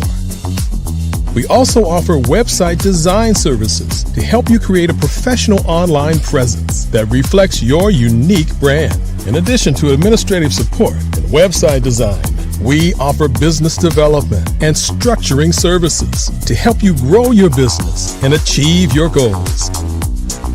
We'll work closely with you to identify areas of improvement and develop a customized plan to help you reach your full potential. At Superwoman Business Services, we understand that running a business can be overwhelming and time-consuming. That's why we're here to help you fly high and achieve success. Our virtual assistants are highly skilled, experienced, and dedicated to providing you with the support you need to thrive. Come fly with us and take your business to new heights. Let us help you become the superhero entrepreneur you are meant to be.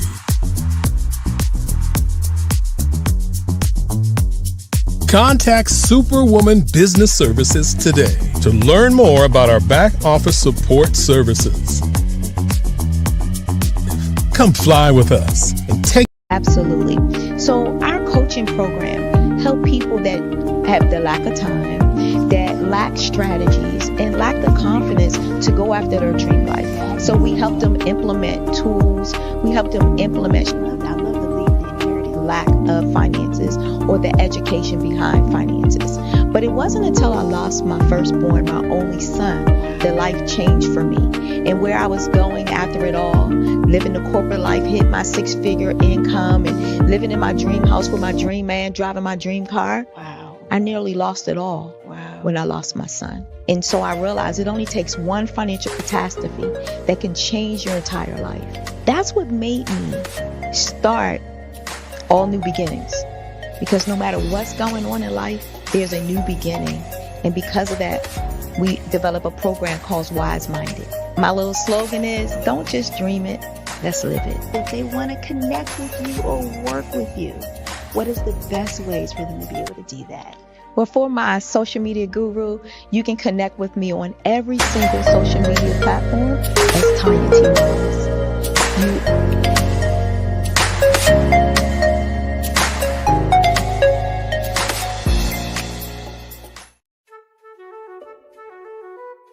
This is Dr. Arnold T. Petsworth. He's the owner of Petsworth Vet World, a veterinary clinic in Hopton, Connecticut. His patients include dog, cat, frog, fish, Goldie, dog, and this alpaca. Due to doctor-patient confidentiality, we can't tell you their names. Business at Vet World was steady, and then quarantine hit. Neighbors brought new four-legged friends into their homes.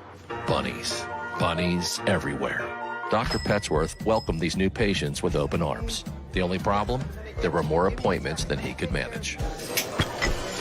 That's when Dr. Petsworth turned to his American Express business card, which offers spending potential that's built for his changing business needs. He decided to hire a new assistant, Julio, and with spending power built for business purchases, he used his card to furnish a new exam room. Together, Dr. Petsworth, Julio, and American Express Business made sure all the pets of Hopton got the love and care they deserve. And everyone was happy. Get the card built for business by American Express.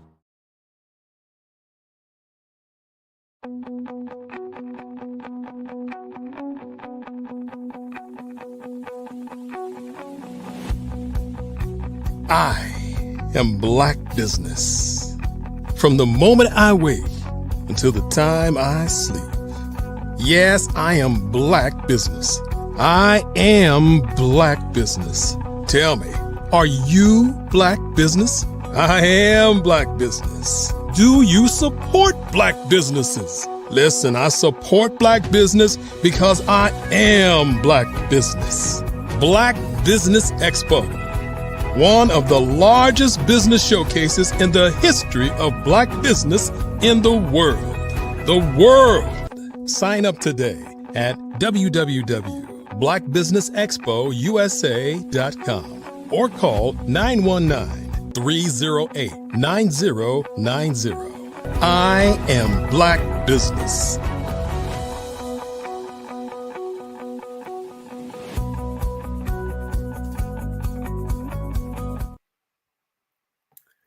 Good day, business owners, entrepreneurs, thought leaders, and corporations. Welcome to the Black Business Network. My name is Darius A. Stanton. I am your business moderator for this session of the Black Business Network. The Black Business Network is a 24-hour business network showcasing Black businesses, business owners, entrepreneurs, and thought leaders worldwide. We have speakers from North Carolina, London, Singapore, Africa, Japan, and cities all over the United States. The Black Business Network is a global community sharing business knowledge to empower, inspire, and educate businesses about business. This afternoon, we have distinct pleasure of bringing forward for a fireside chat someone that I have happened to know over 25 years. We have grown and we are friends and we are brothers, and you will now meet the dynamic attorney, musician, award-winning musician, professor, wine connoisseur, top 10 black wines in the world by Forbes magazine. Let's see, what else does he have on his credits? We mentioned that he was an author. He has an MBA and a law degree from Georgetown University. And he is also a motivational speaker and now coaching. And most importantly, and he would definitely say this, and she might even be able to hear me as I say it, also proud super dad. Welcome to the Black Business Network, my good friend, Marcus Johnson, 360. What's up, big man? Hey, man, first of all, I appreciate you. You've been on the road, traveling all over the country, performing everywhere. If you all don't know Marcus's music, which I'm sure you've heard, and if you didn't know it, you would love it. But he has been in the music business, for anyone who knows about go-go music, since he was 16 years old, playing with a go-go band by the name of Air Raid. And now he's playing on stages with, you name it, you got it. Just throw some of the people out there, Marcus, that you played with. Let me say this, people that have played with you. How about that? It's funny. Last weekend I was with a flautist out there, Renee. I had Paul Taylor and God, who else is going to be there at the Wine and Jazz Fest in North Carolina?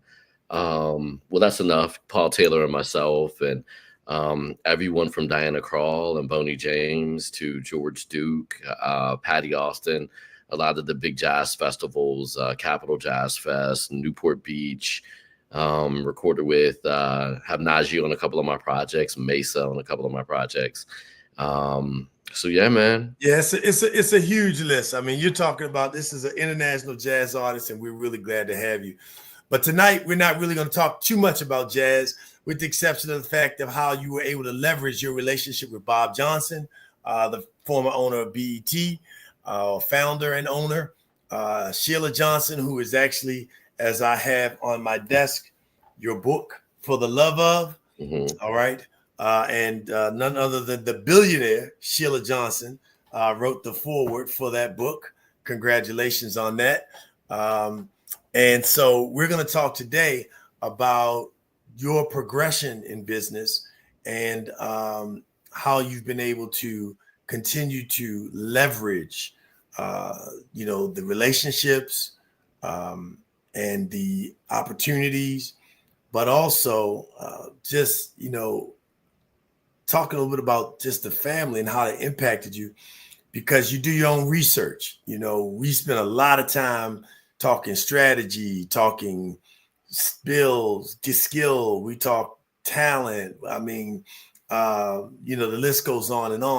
And we actually hosted a show together, the Lights at the Round Table, and people are still calling about the lights are on, right? Yeah, they're waiting for it to come back. And soon we're actually going in the studio to do some recording. So we got a lot going on. And I just want to let you know, man, I really appreciate your friendship and your brotherhood and your partnership in business, because I've gleaned and learned a lot from you. And I'm excited about, the growth that you've been able to experience as an artist, as an author, now as a coach. And, it's so much happening in your world. So thanks again for being here. Talk to us, Marcus, just about the evolution of Marcus Johnson 360 from when you started playing keyboard with Air Raid, a go-go band in the suburbs of Washington, D.C. and Silver Spring. I say, man, do you have weeks? Starting off. You have weeks. We can add. I got a guy in the back room named Dr. Eric Kelly, And he's nice enough. He might let us spill over a little bit to some other time, but he definitely will make sure you get back on the Black Business Olympics, real soon. Yeah, it's interesting. I was talking to my daughter on the way home today, and I'm challenging her to do things like get off the phone and to get motivated about those things that are facing her with the transformation of the entire landscape with AI, with blockchain, what that means for the economy, and what it means to have a control over your destiny. She's lucky because both of her parents are entrepreneurs. Her mom is in the field of real estate private equity, so doing some big things there. And then, I do the things that I do from finance on down to performing. So, but the one thing I told her was when I was 13, you couldn't keep me away from a piano. And it is very, very important for our kids. And it was very important for me. And I thank my parents for it, even though if it was unintentional, for introducing me to piano and allowing me to kind of skin my knees around Washington, D.C. with different groups. My first actual job, and doesn't get a lot of credit for this, my first actual job was playing in a jazz band during the summer for one of Mayor Barry's programs that he had. And it was great to play with other jazz musicians. My buddy Bruce Williams, who's playing around the world now. And literally, you could not keep us from our instruments. From there, playing in wedding bands and then getting the chance, of course, you grew up in DC, you could play with Michael Jackson or you could play with a go-go band. Either one would get you about the same level of popularity in the late 80s and early 90s in Washington, D.C. So it was great to have the opportunity. And Bruce actually started playing in the horn section there with a friend of ours on bass named Mike Baker. And then I ended up playing, and I barely could drive. I had just gotten my license. And we still have classic days where we did, concerts with Big Daddy Kane at University of Maryland and tore the house down. And had a lot of fun doing that. And it prepared me for, the way that I look at music now. The go-go scene in Washington, D.C. is much more innovative than it gets credit for because of its unique look at frequency. And if you think about it, from machine learning and meta ads and IG ads to, the way a go-go band can play on Monday through Saturday and not have repeat people, or except for those that really are major mega fans, and yet still make money. It is a tribute to Chuck Brown, Essence, the air raids of the day, where you could play on Wednesday at Kilimanjaro, be it Thursday at Breezes, Friday at the Black Hole, Saturday at Cherries. And what it allowed me to see was, as a jazz musician, as I went through undergrad at Miami and Howard and then going through law school and deciding I was going to do music, when I decided to do jazz, that I could use the same formula.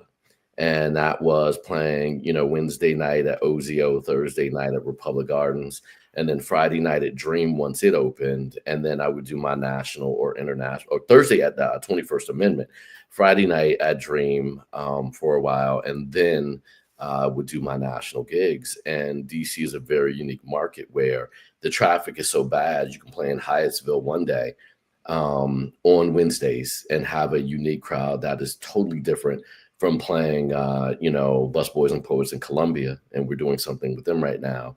And then the next day or week, go and do Busboys and Poets in Shirlington, and then go sell out 4 nights at, a Keystone Corner or a Blues Alley or a Hamilton.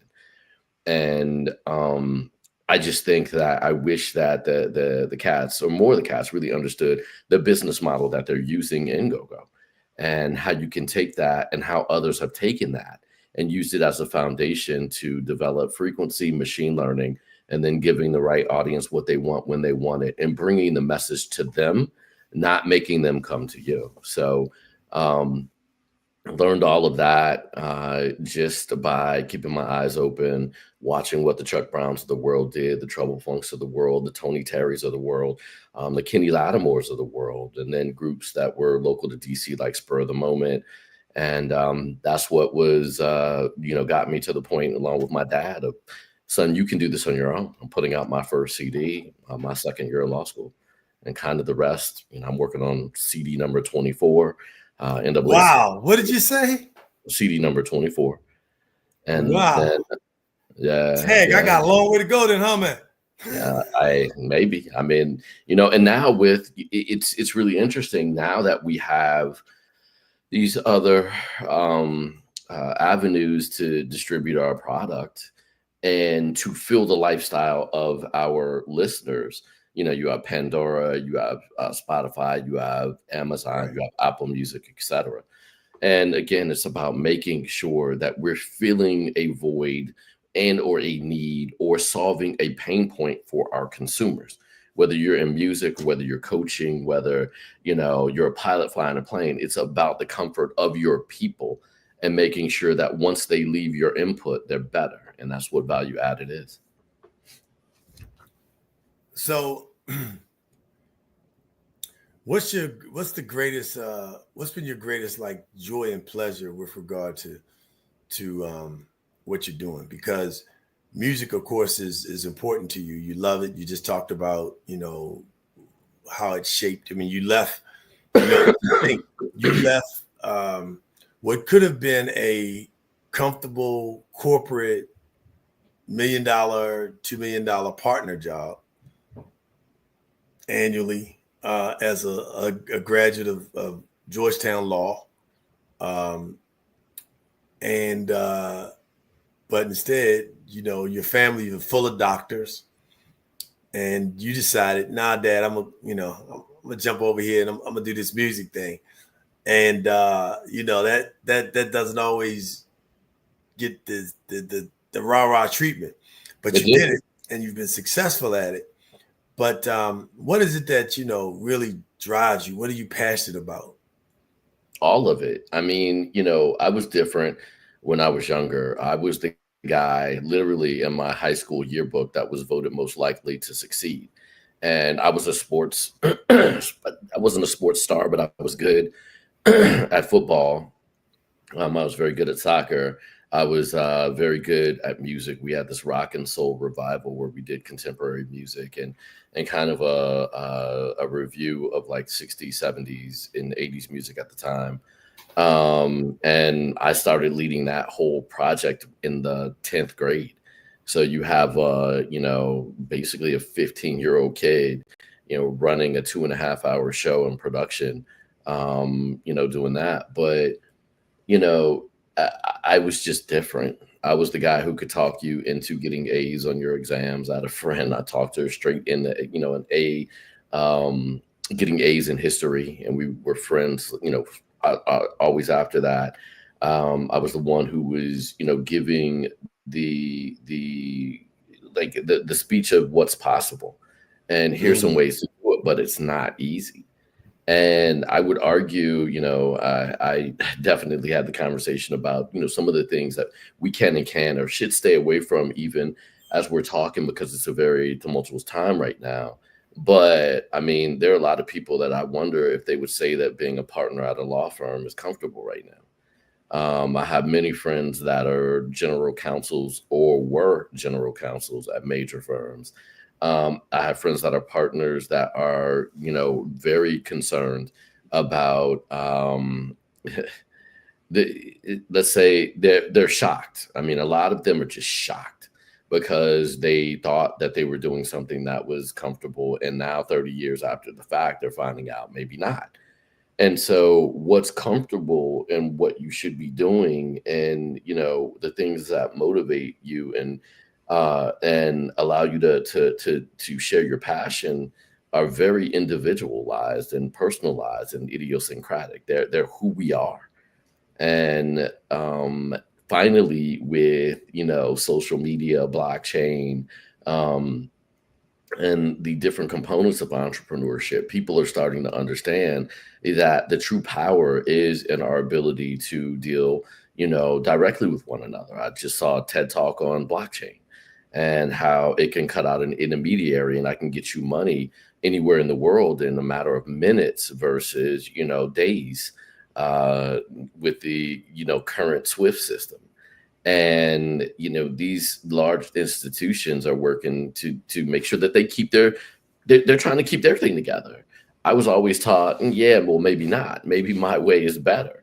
And talking to my mother earlier today, we were talking about something related to what I've been doing in trading. I'm a heavy trader. I trade every day on the financial markets, which all of us should do in our community, period. And Nope. I told her, one of the things that she told me that was so important was, I said, a wise woman once told me, there's a point in time where you have to stop chasing your dreams and you have to start working towards them. So I would tell you that passion and purpose are personal, they're idiosyncratic, they're yours, they're given to you by your higher power.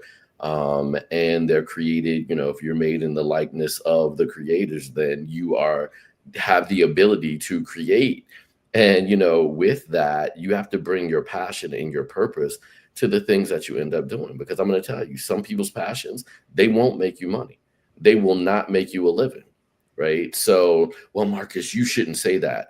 There's some things out there that will not make you money and will not allow you to take care of your family and do some of the other things that you want to do. Should you do them? Maybe as a hobby.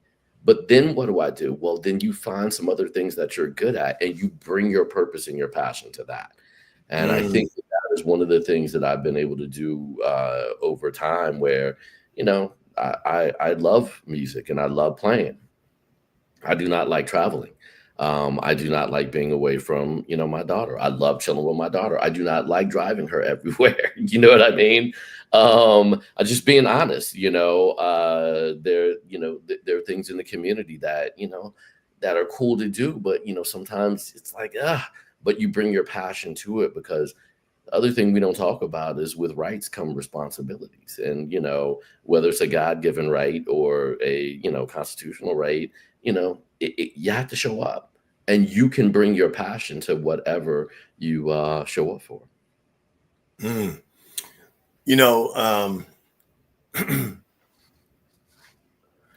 To go from one level to the next, there's we talked about this a little bit earlier. There's a lot that people see on the outside, right? They see you show up on the stage. They see you now with the wine brand. They see you now with the book. But talk about the research. Talk about the time, you mentioned trading. Talk about the time and energy that you put into researching and doing your own homework, not just taking other people's word for it. I mean, you went to classes, you studied under other people, but then after you did all that, you still did your own homework. Talk about how important that is and how that's really been a cornerstone for your success as a business. Absolutely. I mean, the book that I'm working on and hopefully finishing by the end of this year is an acronym that's called DEEPER. It's Dream, Engage, Environment, Plan, Execute, Reflect. And it's the keys, a model to success. And my belief is that anybody with a passion and a model can do whatever they want to do. When I mean a model, I mean, MODEL, life model. And so, there comes a point where it's a dreaming. And, that first D, and that in and of itself, taking time out with you. I mean, at the end of the day, Darius, this is about us taking time out with each one of ourselves to figure out what we're passionate about. I ask kids all the time at Howard when I teach my first classes, well, what are you going to do? Well, I wanna. Well, you're not allowed to use wanna or trying to. You either use I'm going to or you're not. And by the way, you have to tell me what you're going to do. You know what I'm saying? So you have to have these ideas of like, what is your dream? And that requires us to spend time, quiet time. And that research is probably the most important research that you'll ever do about who you are. One of my friends introduced me to a book called The Secret Message of Water. And I think we talked a little bit about this too, and the whole idea that we're 70% water. And they did studies on water, and this guy was trying to, he's a Japanese man, researcher who was trying to figure out whether or not water had an effect, what had an effect on water. So he looked at crystals, and he looked at water that was placed in a vase, glass with the words love on it, the words fool, and they actually created different crystals. It's like the same water from the same thing with no chlorine. The water that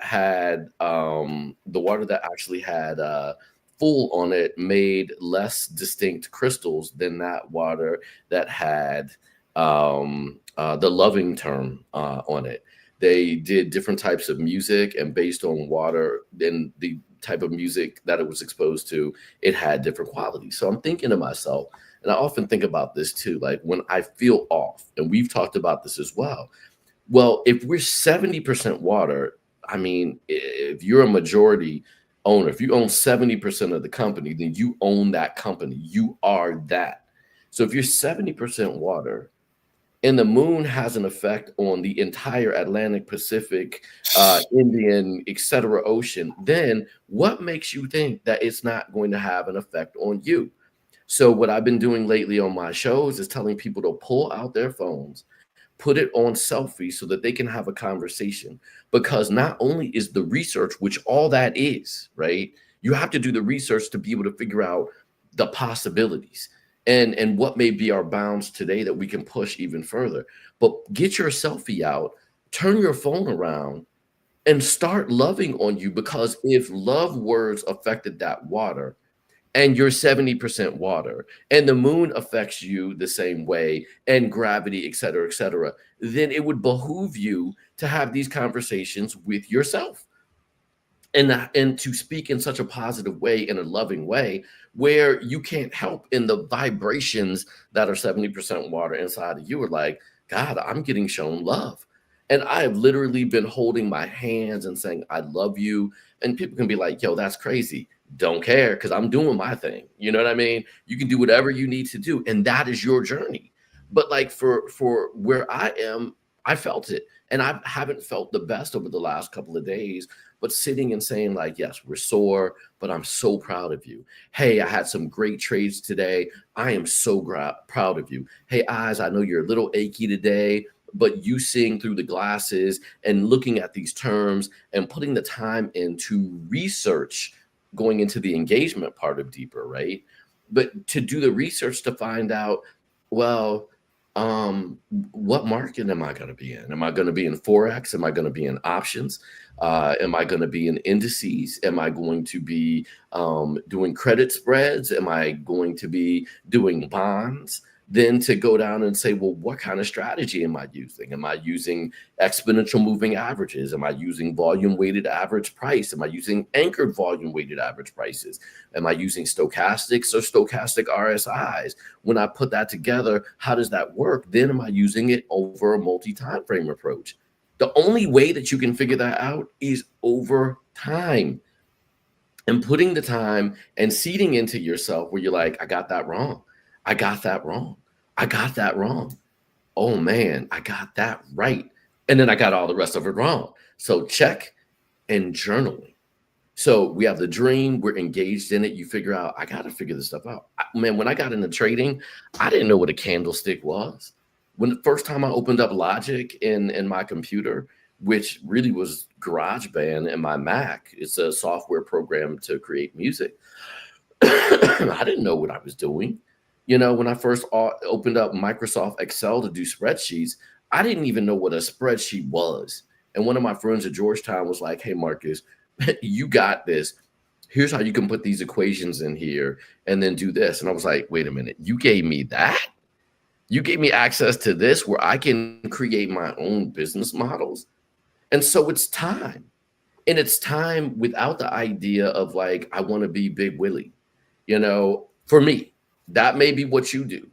And is there a place for that? Maybe, you know, not for me. It wasn't about that. It was really understanding that I wanted to come up with a model that creates consistency.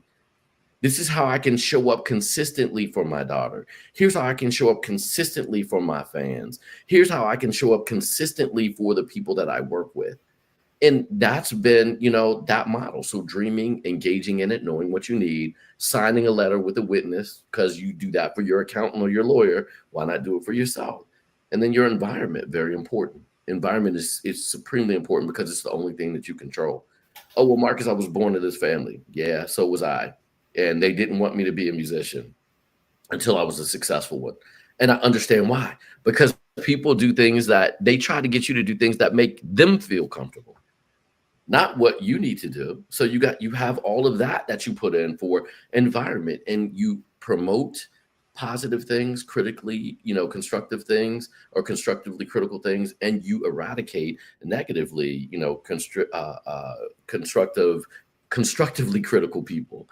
And it's like a cancer. If somebody's negative, we talked about this last week, like the drain or the gain. Are you an energy drain to me, or are you an energy gain? And you have to protect that like it's your life. And some people aren't worthy for your energy. Well, that sounds arrogant. Maybe it does. But, if you're asking me how I got to where I am, through trying to give my energy to everybody and waking up tired and exhausted and trying to seed information into people. Oh, you can make this happen. I'm going to invest in you. We can do this. Like, talk about the business with Bob Johnson, putting millions of dollars behind artists that I knew had the talent, but didn't believe in themselves, and probably had quite a few of them had an issue with me being a 30-year-old millionaire, putting money into them. And they hated on me and hated on themselves out of things that they could do. And so you have that. So your environment is important. And then it's the plan, Darius, where it has to be written. It's like, you can't see it here, but if I were to put my computer screen down, you got to break in? Huh? I'm just loving it. That's all. I'm because you you tapped into something that I don't think people are ready to really deal with, and that is your natural environment. Man, look. And how the frequency you started with, the water and the power of water, the memory that water has, the power of positive versus negative. And in business, people think that it's okay to be negative because it's business, and they use this shield to kind of cover them or diffuse, some of those behaviors. But the power of water and the power of frequency and how the environment impacts your ability to scale. And then, just now when you were talking about, being able to have a label and infuse opportunities for people to go to the next level, but because they couldn't get out of their own way because of how they felt about themselves, because they didn't really know who they were, and they didn't have a great appreciation for it. And apparently, they didn't get the support. So they saw it as a misgiving. They saw it as somebody trying, who's this guy? Who he think he is? When I'm trying to help you, I'm bringing you access you would not even have access to. Man, Darius, it was the most. I think I am just now really getting over that. That was in 2001 to 2005. I had the studio up until 2010. I had guys that were, working for me that were trying to create a label using the studio instead of trying to do the things that we needed to do because we had kind of a jazz mandate. They wanted to do R&B. I was traveling. They ended up, I was like, what's going on here? I mean, having sessions, doing their own thing. People, charging you a certain amount of money, getting a kickback from somebody else. Because a lot of it was, oh, this is Bob Johnson money. This was an investment that we needed to make a return on. And that's, people don't give you anything. You earn it.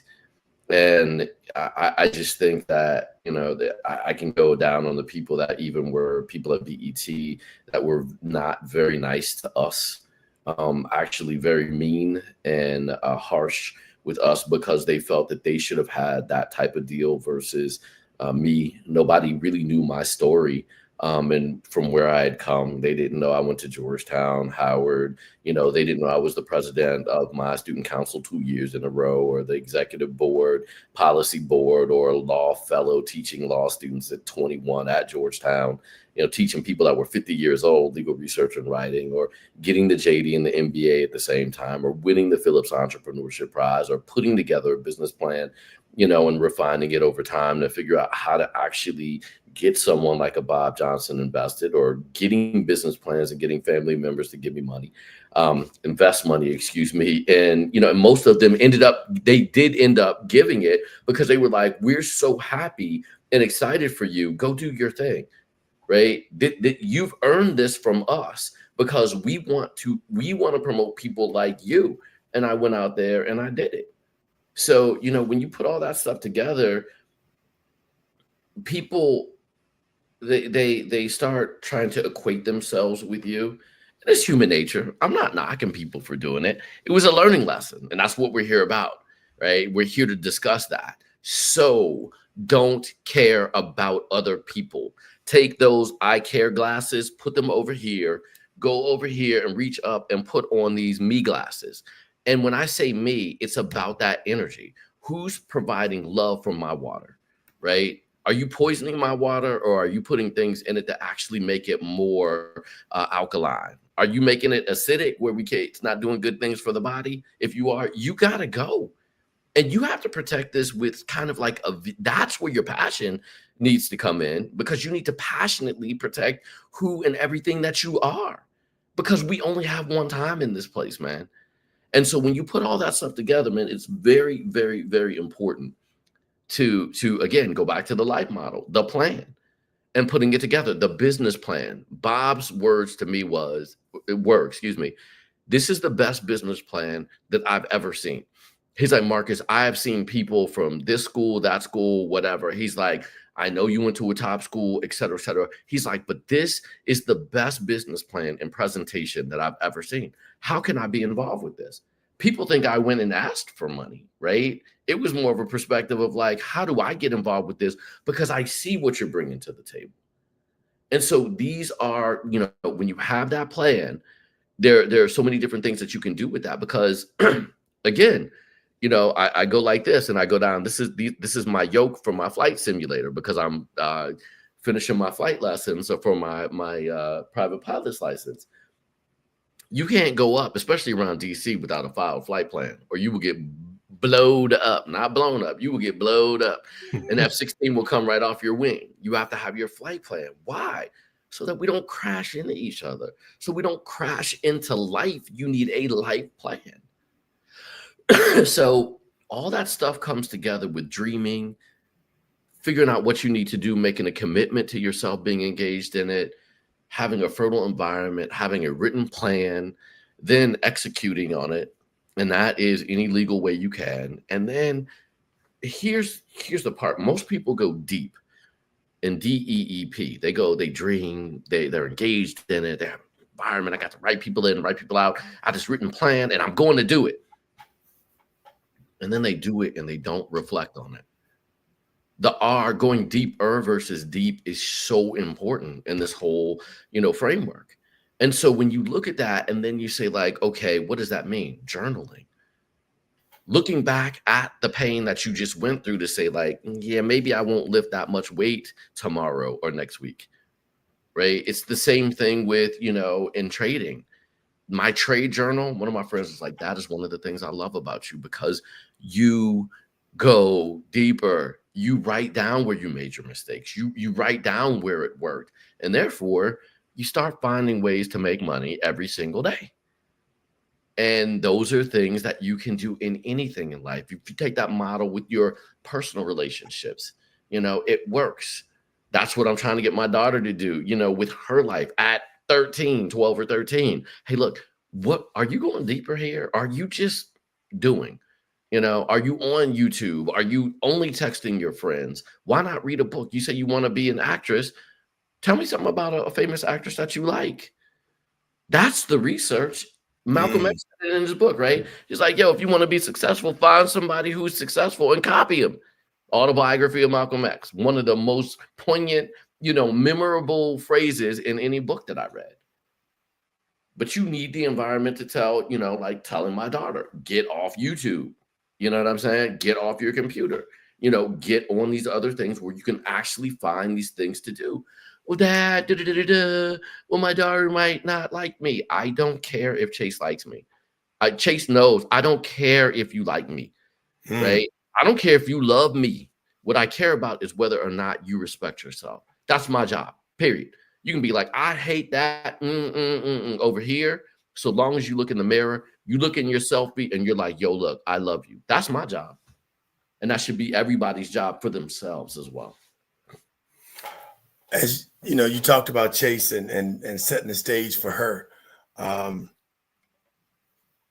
You've been one of the things that we met, working at Boys and Girls Clubs. And, you were a board member. I was executive director. And we're still a young man. We were puppies at best, the youngest around everybody, But there was a focus on making sure that we created dynamics for young people to be successful, and one of the things that the Black Business Network has really hung its hat on is to make sure that young people have opportunities to intern, to shadow, to get technology and equipment that will help them go to the next level. Scholarships, as universities are having a much more difficult time funding students who need the resources to get there. How do you see, what you're doing in your evolution and development of business? How do you see that with regard to helping others grow into the various fields that you're in? How important and significant? And then for you, how important was that? What nuggets were you able to glean from folks that were, let's just say, in position or elder to yourself, not necessarily in age, but just more mature in the business space? So both how do you do it and how is it done for you? So for me, the way that I try to seed back into the community is really by teaching wherever I can. I do a lot of public speaking and I'm doing more and more of that, which is exciting for me because the community is not just about the kids. I mean, some of my students are older. When I go speak and do a keynote somewhere, I'm kind of someone who unlocks potential. And I don't unlock it. I just let you know that you're locking it up. And so that is, me as a messenger, as a highways and byways minister, if you may, going out and saying, like, you are the key to your success. And well, yeah, we can come up with all these other kinds of excuses and everything. Like, I won't say excuses. We can come up with these other variables that get in the way, but everybody has those. And Think and Grow Rich, Napoleon Hill talks about the 57 alibis. And that's one of the reasons I got that book. It was referred to me by, Eugene Profit, who does Profit Financial. And he has billions of dollars under management, former Redskin and Patriot, Yale guy and brother, right? Won the Ernst & Young Entrepreneur of the Year Award. And we have lunch and, we're talking. It was done to me that way. And I kicked him a couple of books like The Alchemist. And I got that in the 57 Alibis talks about like all the reasons why you couldn't be successful. I didn't come from that family. I don't have money. She doesn't support me. He doesn't support me. They don't support me, et cetera, et cetera. And it goes down. And then he says like, and any other reason why you can come up with to say that you can't do it. It's an alibi. That's your way of getting off. And it's just not, if you believe it, it's your truth. But I choose not to believe that. You know, I've seen too many multiple children, moms and dads get through college, law school, business school, medical school, and entrepreneurship to be like, well, that held them down. Oh man, that's a baby mama. Okay, great. And look at what they did with that. And they're still killing it. So what are you saying? You try to make yourself feel better because they had kids? Well, what you don't have those encumbrances, quote unquote. You don't have those challenges. They made it. What's your excuse? Exactly. So, you know, for me, it is wherever I speak, wherever I go in my books. We have the Flow podcast on Spotify that you can go. We talk about that. My radio show that's on NPR, Catch the Flow. At the end of each show, in the second hour, I do the flow expression and the quote of the week, where I talk through these things, the quotes of the week that I saw. If I read, you know, The Hidden Message in Water, I talk about it with people. If I read How to Be an Adult in Relationships by David Rico, then I talk about it. And if you're like, well, dang, you read a lot, that is the answer. Right? You're absolutely right. And it goes back to what you were saying in the component of asking the question on research. I'm reading all the time. I think once I've figured out my strategy in trading, there was a little bit of a depression because I was looking at videos all day. I was like, how do I do this? What does this mean? What is liquidity?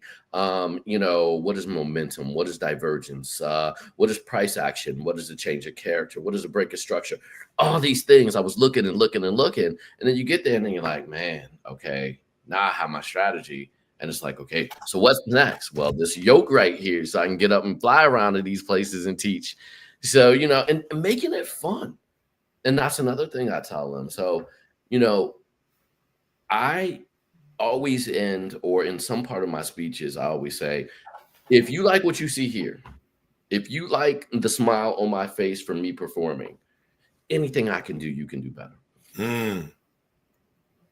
If you see that, like, wow, Marcus is like this, you know, super intelligent, well-read, highly motivated, you're right. Anything I can do, you can do better. And I will do all that I can to help you do better because I'm good. I'm going to be good. I'm 100% uniquely me. There's only one of me, and I'm cool with that. So, and there's more than enough for all of us. So when you understand that, then we can have fun. You know, so small, you know, again, it's the understanding of the econometric model and supply and demand and scarcity and abundance. It is a very short-sighted view, and it's also couched in a bag of scarcity, because at the end of the day, yeah, we do have a limited supply, you know, and I think the dictionary definition of economics is the allocation of scarce resources over insatiable wants. Yeah, to a degree, but like if we take care of things and people and have good dialogue, then we can actually all be okay. There's a level of prosperity that we can have across the board where I may not want to live in Potomac, Maryland, or in Boca Raton, Florida. I'm not coming to your backyard. You know, I don't need you. I'm good. You know, I just, you know, want an equal chance to be able to do what I'm doing. Now, if you need me to fight you on it, I can. And I have all these things and these weapons and books and everything else like that where I can do that, but it doesn't have to be that way.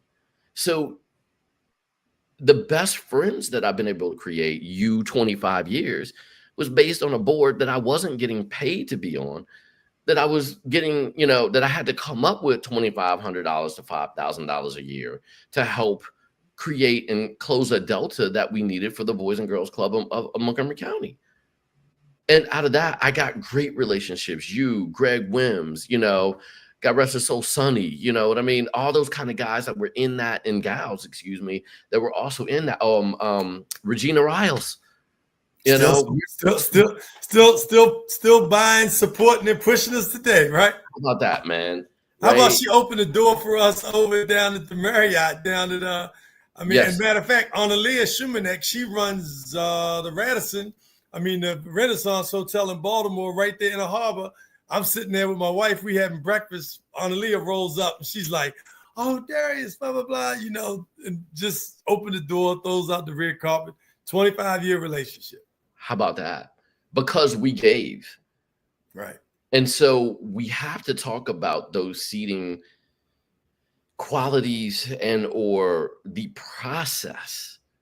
Here's how you do it. And I think that what we're asking our kids and our, in the community to do is you figure the stuff out.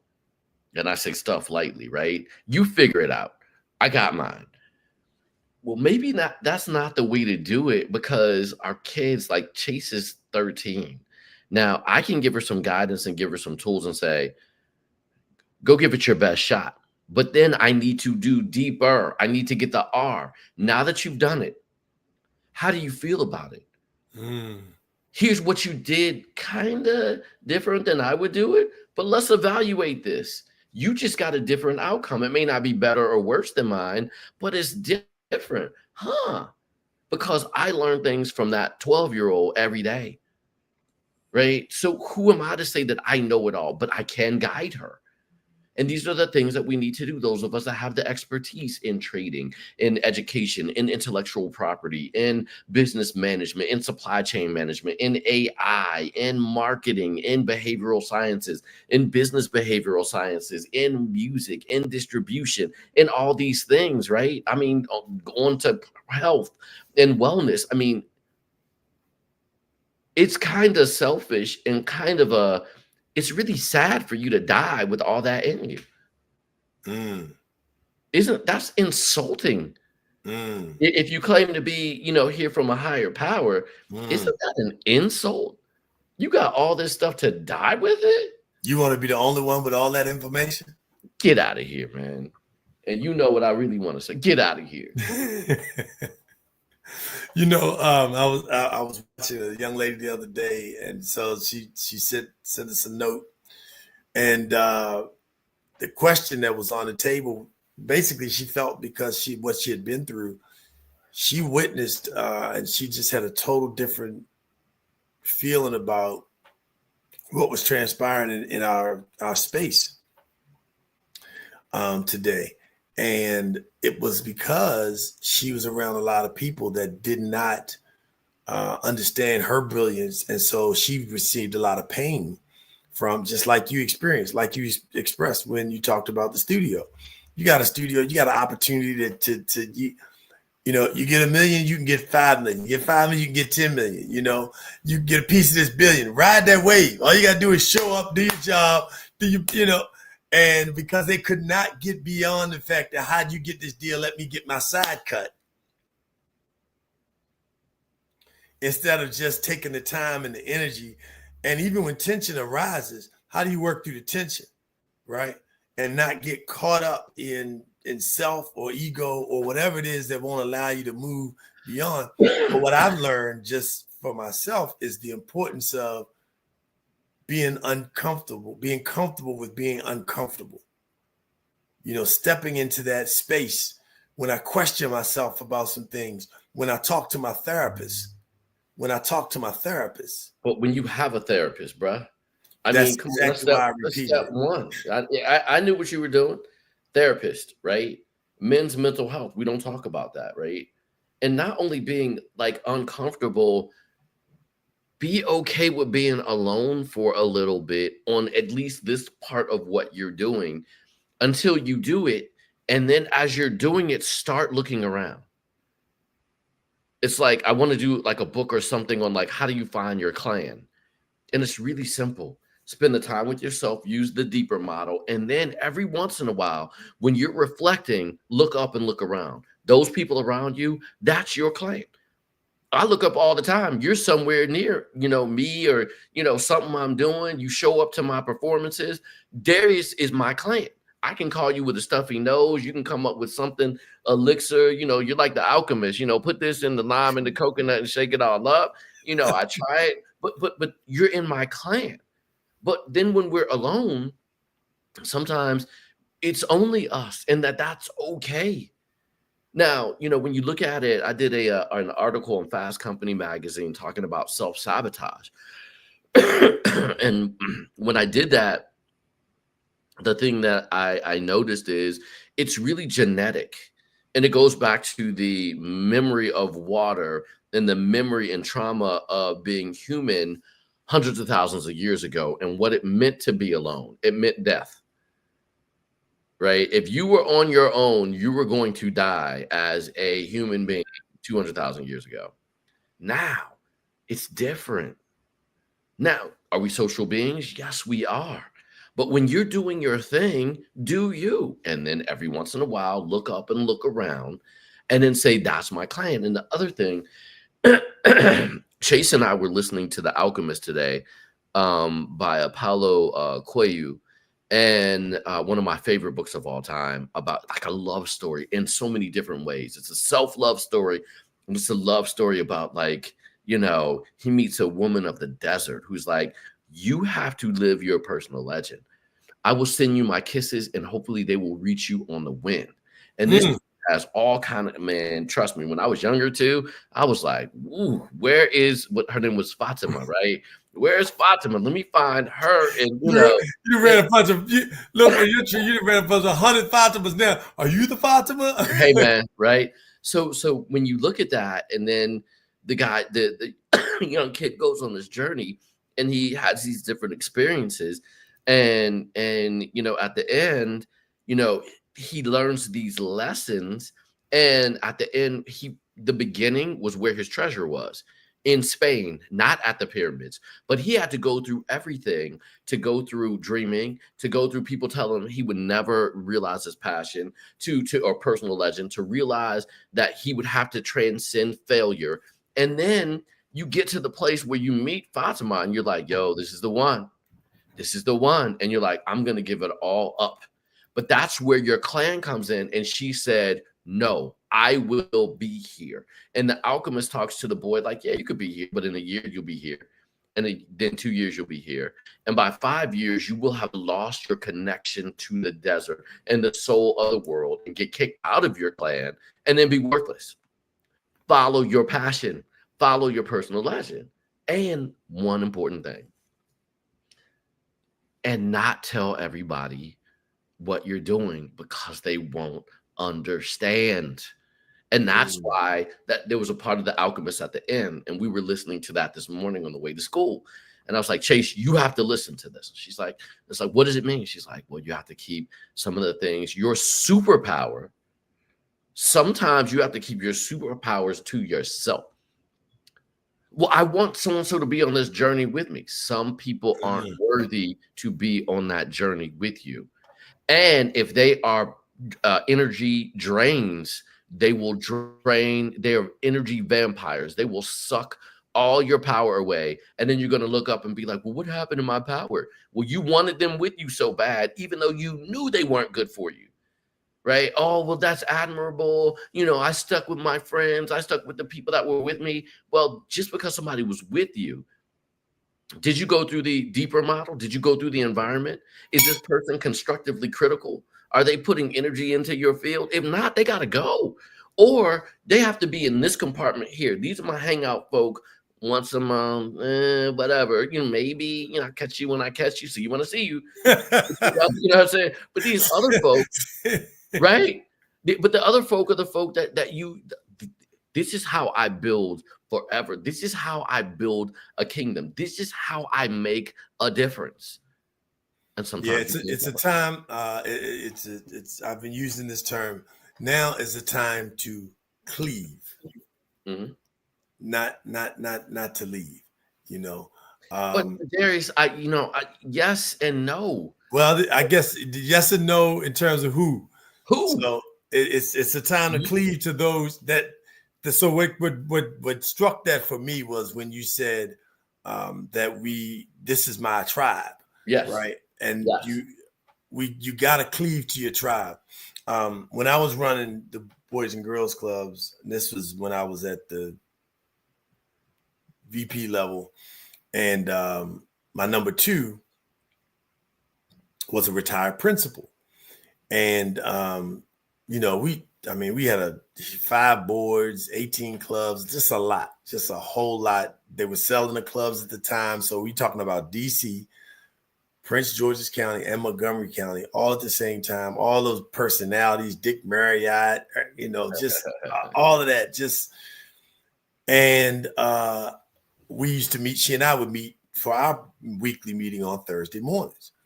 And sometimes I'd get calls from board members or a funder or somebody else, so I'd have to meet with. And in my mind, because she and I were so tight and on one accord, I was like, well, I can push her meeting off and I can go, meet with them. And she said to me one day, she said, I got your back. She said, we tight.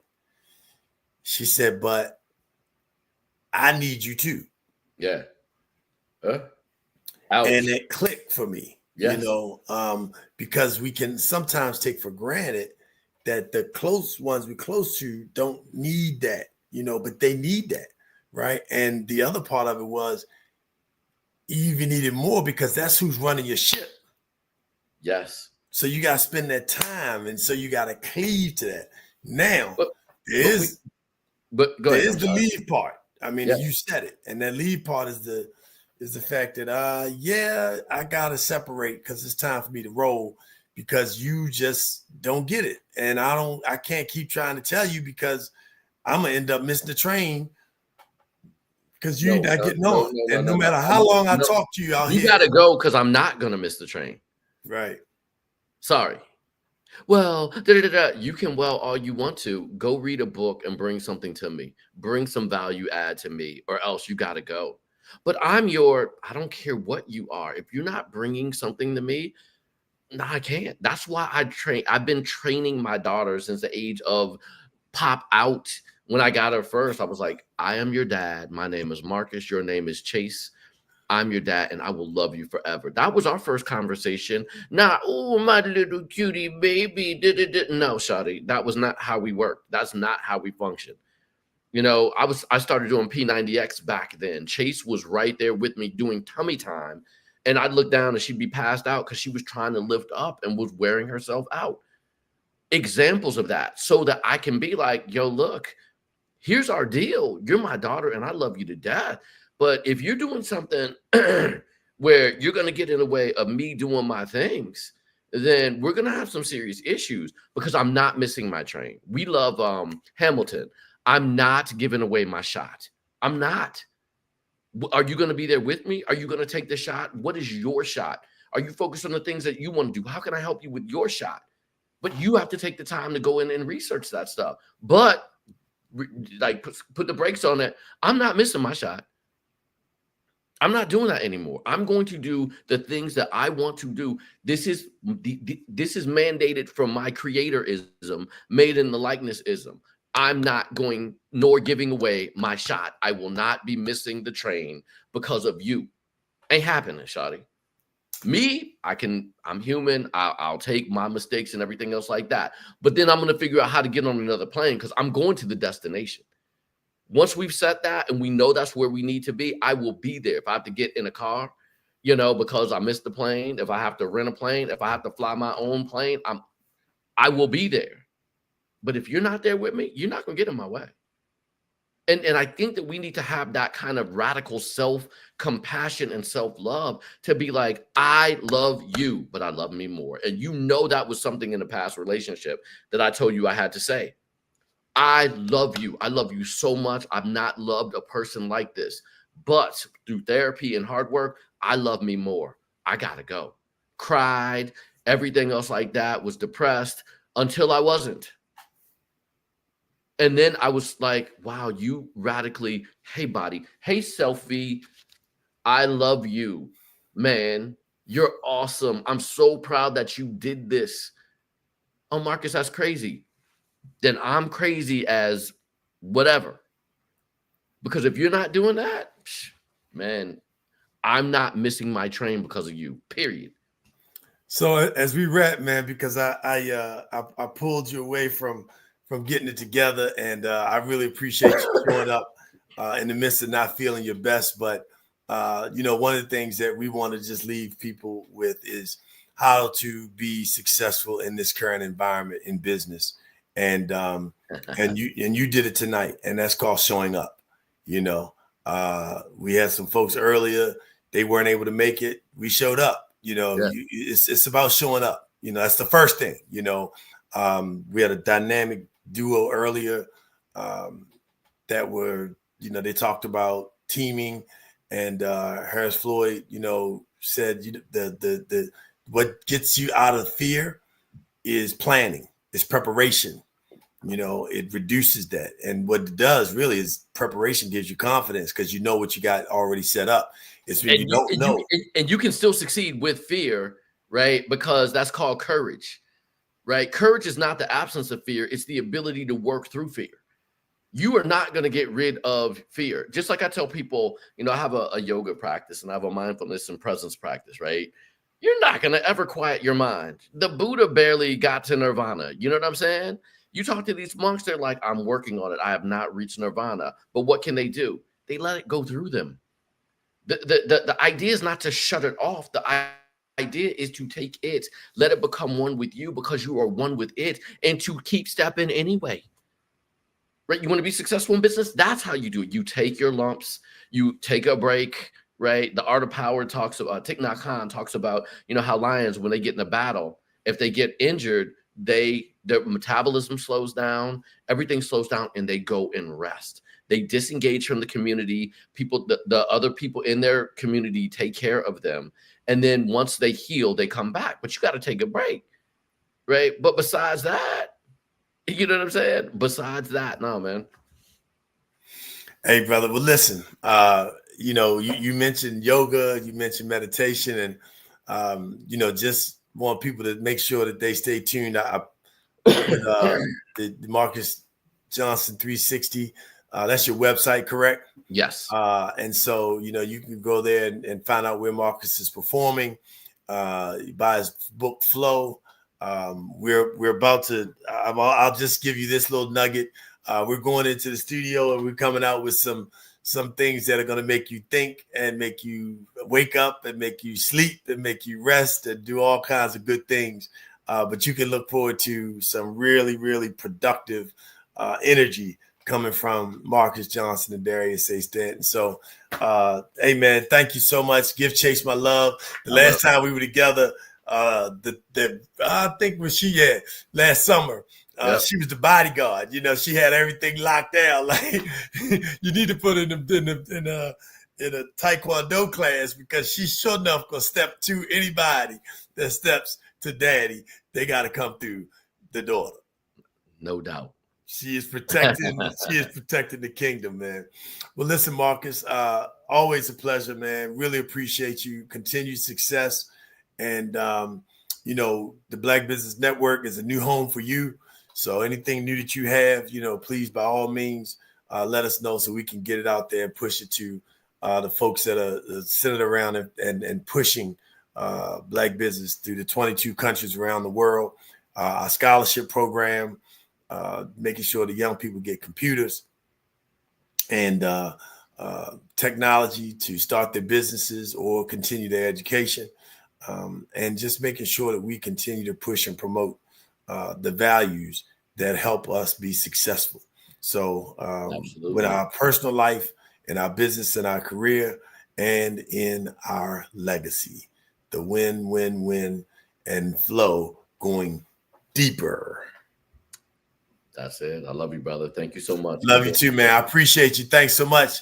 And as we say here on the Black Business Network, genius is common, and I'll see you on the other side. You got it. All right. Well, we want to thank Marcus Johnson for gracing our stage here at the Black Business Network. And I trust that you share. I trust that you subscribe. I trust that you go even deeper than that and make sure you become a member of the Black Business Network so that we can continue to bring you this type of quality. I mean, you're talking about a Forbes magazine top 10 wine brand owner in the world here on the Black Business Network. So I want to make sure you are clear about how to support us. The Black Business Expo's mission is to raise funds for high school seniors going to college or K-12 entrepreneurs. This expo is a fundraiser for students. You may go to www.blackbusinessexpousa.com to donate to the scholarship fund or use the Cash App $BBX USA. Our goal is to give laptops and up to $5,000 to 10 students. Students can register online at www.blackbusinessexpousa.com, where every dollar counts. And that's where you can subscribe. And it's also where you can become a member. So make sure that you sign up and stick with this program. We want to thank our Black Business Expo USA sponsors, NC 100, Suede Soul, Carolina, Virginia Minority Supplier Development Council, STEP Management, the Margie McLean Foundation, Genius is Common, Executive Women's Success Institute, The Quality Coaching Company, Superwoman Business Services, Creative Force Studios, Lee Entertainment, Black Business Olympics, Artistic Art Design, Banks Law Firm, and Black Business Expo USA. Dr. Eric Kelly III, thank you so much. Ladies and gentlemen, my name is Darius A. Stanton. And remember, we'll see you the next time on the Black Business Network, Black Business Olympics. Genius is common, and I'll see you on the other side.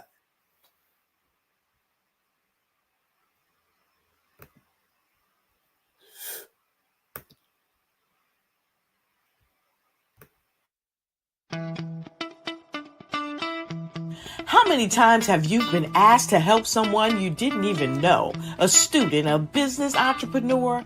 Or did you ever even ask, where did they end up? That business, that friend, that entrepreneur. Well, just maybe they ended up in a gang, bankrupt, homeless, or worse, dead. Maybe they turned to crime, drugs, and alcohol. Did you ever wonder? Did you destroy their dream, or was your life always so easy? At the Black Business Olympics, we started a movement to help students complete. Give them hope and foster success. Help them to leave their dreams of providing laptops, computers, and up to $5,000 in scholarship funds. Today, we ask you to help a student, a business owner, or an entrepreneur to realize their dream by sponsoring them, supporting them, and buying from them. Consider this. With $1.6 trillion in our Black community, we only ask for a small donation for our students, our businesses, and our entrepreneurs. And you can change a life today. So I ask you, what are you going to do? Sit on the sideline and watch our students in high school be losers, miss out on their dream from lack of resources? Or are you going to donate to the movement and change their future and yours as well? Give us a call today at 919-308-9090. Change their life by investing with action to the Black Business Olympic Fund. The Black Business Olympics, one of the largest business showcases of Black business in the history of the world.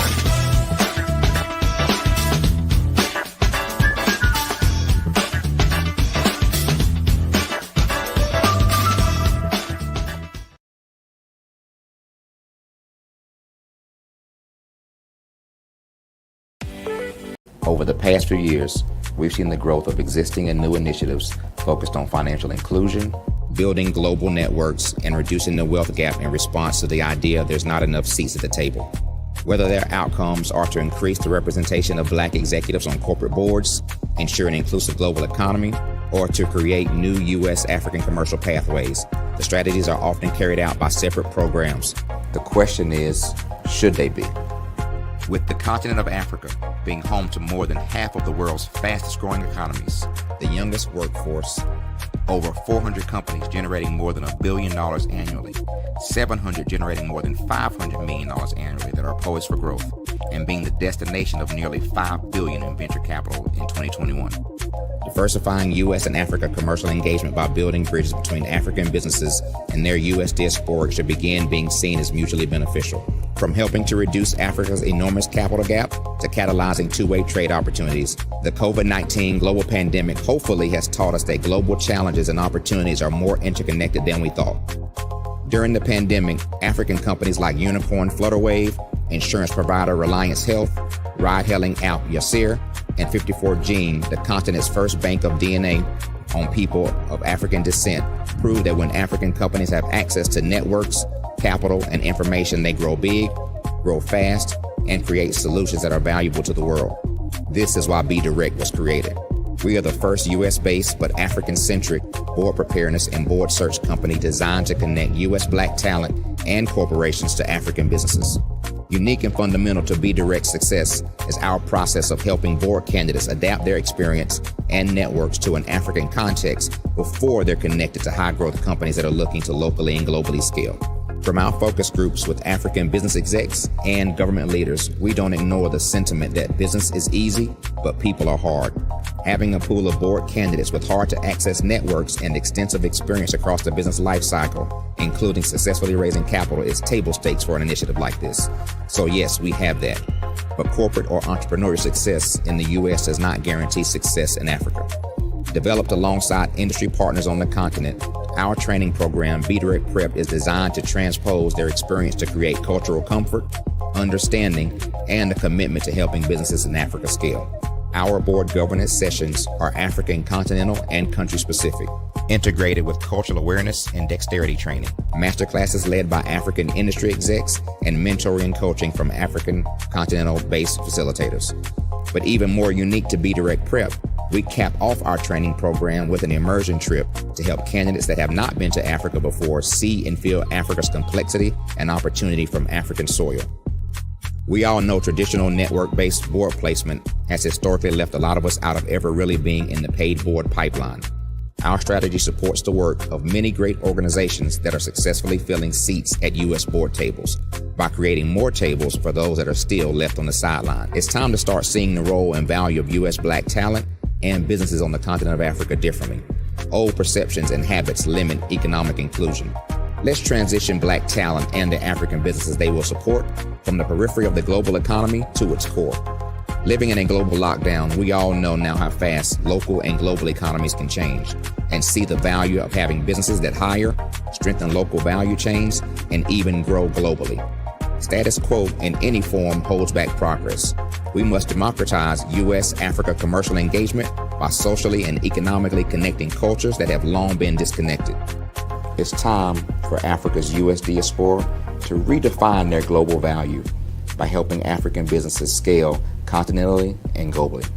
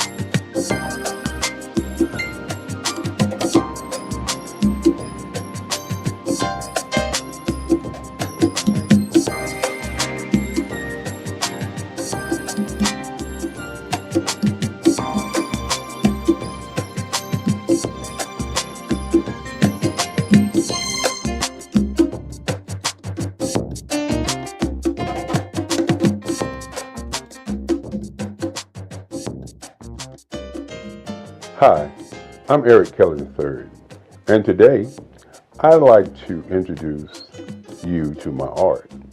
Welcome to the Eric Kelly III Museum, located in Durham, North Carolina. Today we're going to be discussing my art, my journey, and where I'm going next. You know, the past, the today, and the future. When I think about the beginning of my work, I have to go all the way back to when I was about 4 years old. And my grandmother gave me a pen, and I was in church. And I took that pen and I began to draw.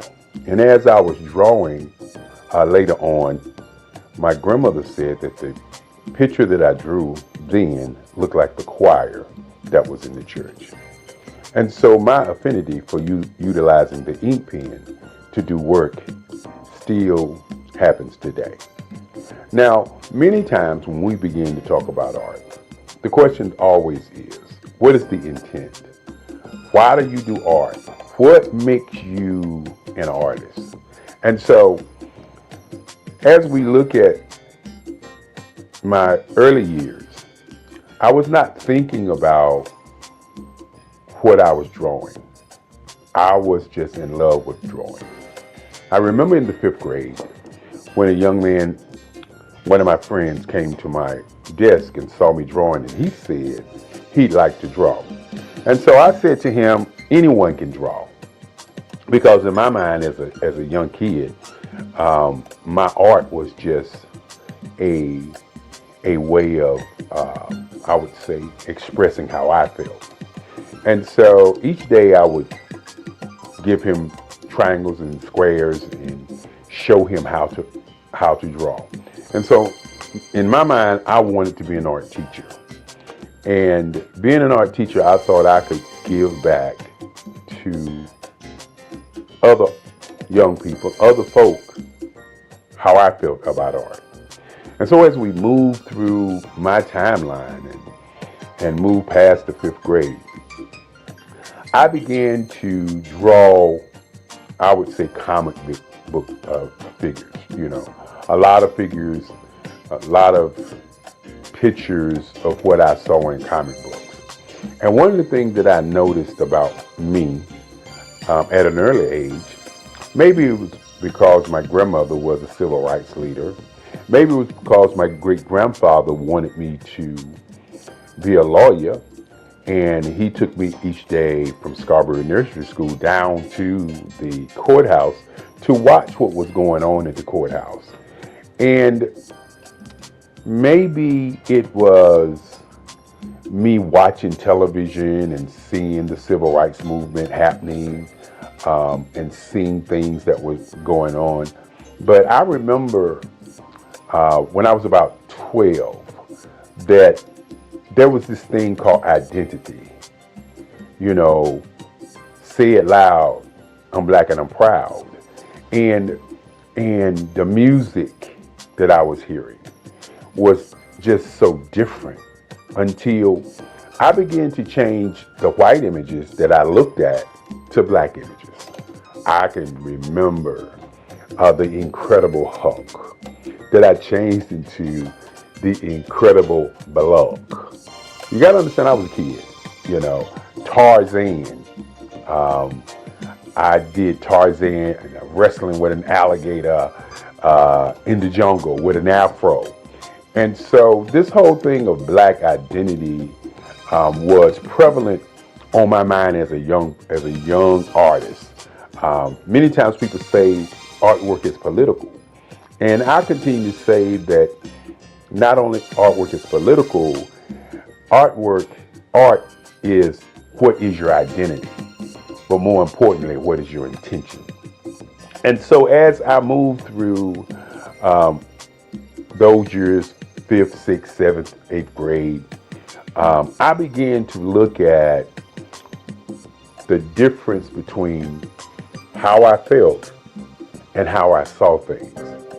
And one of the things that I noticed early on is that I could actually hear tones and hear music and I would see colors in terms of what I was drawing. Many times I found myself talking to people and I would say, I can draw you if I think about you. And that was one of the games I used to play when I was a young kid. I would talk to somebody, I would listen to them, and then I would go home and I'd get my sketch pad and I would actually draw them. Many times when I was coming up, I used to tell people that if you talk about what you want, I could draw some lines, and then I can go and create that particular object.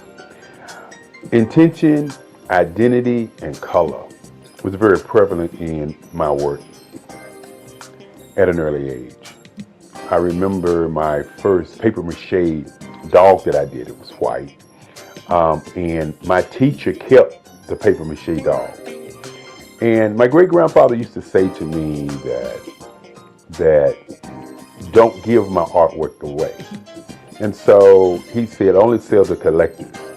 And so at 7 years old, he started a museum for me called the Eric Kelly III Museum that would house my artwork in his house, along his halls, and house my writings.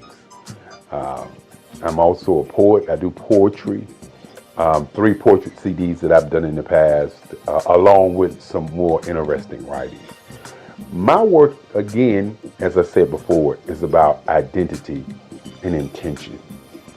When you think about colors, and we will see some of those pieces later on, but the colors and portraiture that I've moved into, very, very important.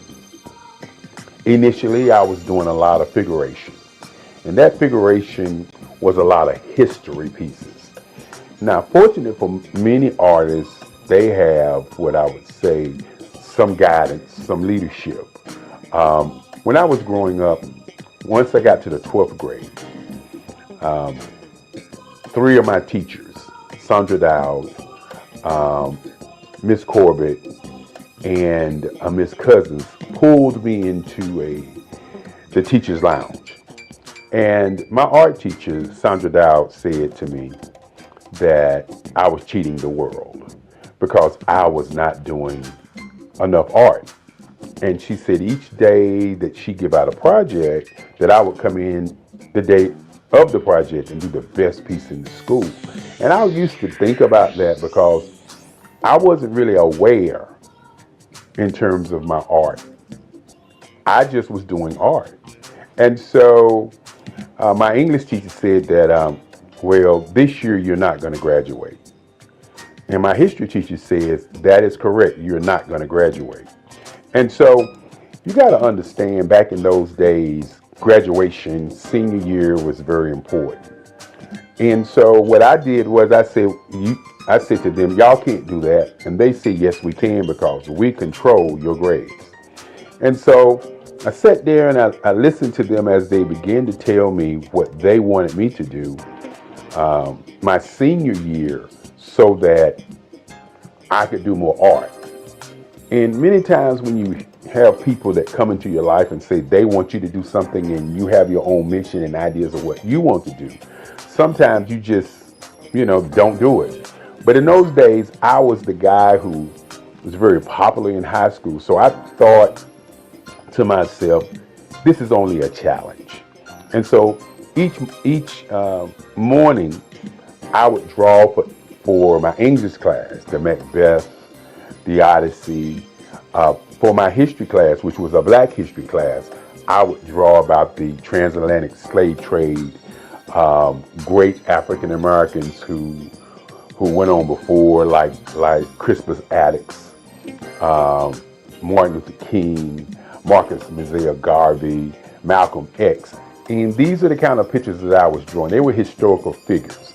And I found myself doing the work late at night and bringing those pieces to high school and give them to the teachers the day of. And I think those teachers thought that by me doing the work that I was doing, that I was giving the work to them. But as I said before, my great-grandfather said, don't give your work away. Always sell your work for what it's worth. And more importantly, sell to collectors. And so the Eric Kelly Museum has been a private museum only selling to collectors. And so when the end of the year came, I had drawn enough work to fill a whole hallway in the high school. And as I said before, I started out doing figuration and doing historical pieces. And I hadn't yet started thinking about what my intent was going to be. Why was I doing the work? I was doing the work because I was asked, not because there was this urge deep down inside saying, I'm going to draw all of this work. And so at the end of the year, I received the Links Best Artist in the State. And this is what has propelled me to become the artist I am today. I looked at the art award that I received and I thought about where did I want to go to college. And so I had letters coming to me. I was in the news, I was on television and all these great things. I had these things to happen. And so I had letters coming to my house to go to different schools. And my great-grandfather used to say there are 5 things that you need to think about as you live. He said, number 1 is to think. Number 2 is to sell something. Number 3 is to do research. Number 4 is to be relentless. Number 5 is to have energy in everything that you do. And so I started on my quest for understanding that art was going to be what I wanted to do. And so I did research on the schools in Durham, North Carolina.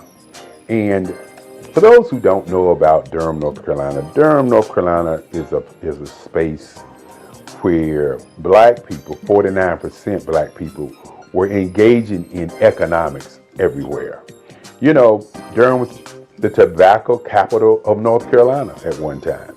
And so when I was a young man and I lived in Fairview Street Projects, I could walk down to Pettigrew Street, not to Parish Street, because Parish Street is considered Black Wall Street now, but before Parish Street, there was Pettigrew Street. And on Pettigrew Street was Service Printing, black men owned it, the Regal Theater, black men owned it, the Barber Shop, WAFR, and the taxi cabs. And I could see black people doing great things right there on Pettigrew Street. And Pettigrew Street was probably about 4 or 5 blocks from where I stayed. I remember going to the Regal Theater, seeing Hercules and all these movies as a young man. But the thing that really impressed me about Pettigrew Street was I saw black people doing black things. And so as I did my research to see where I was going to go to school, I discovered that North Carolina Central University was one of the top schools with black professors. And one of the things that I wanted to do, you know, as a young person is I wanted to go to a school where I could study in the class, and then I also could go to the library and pick their books up and read more about what they were talking about, so I would be immersed into the art. And so at that time, North Carolina Central University did not have an art scholarship program. And so remember what I said earlier about my great-grandfather. He said, think, and then say, and do research. And so in doing my research and thinking, I said to myself, I want to take my portfolio down and ask them to come to that school for art. Now, many people don't know, and I didn't know at the time, that Ernie Barnes, who is one of the greatest artists who've ever come out of Durham, North Carolina, didn't know that Ernie Barnes had gone to North Carolina Central University. That was not, in my mind, something that I knew.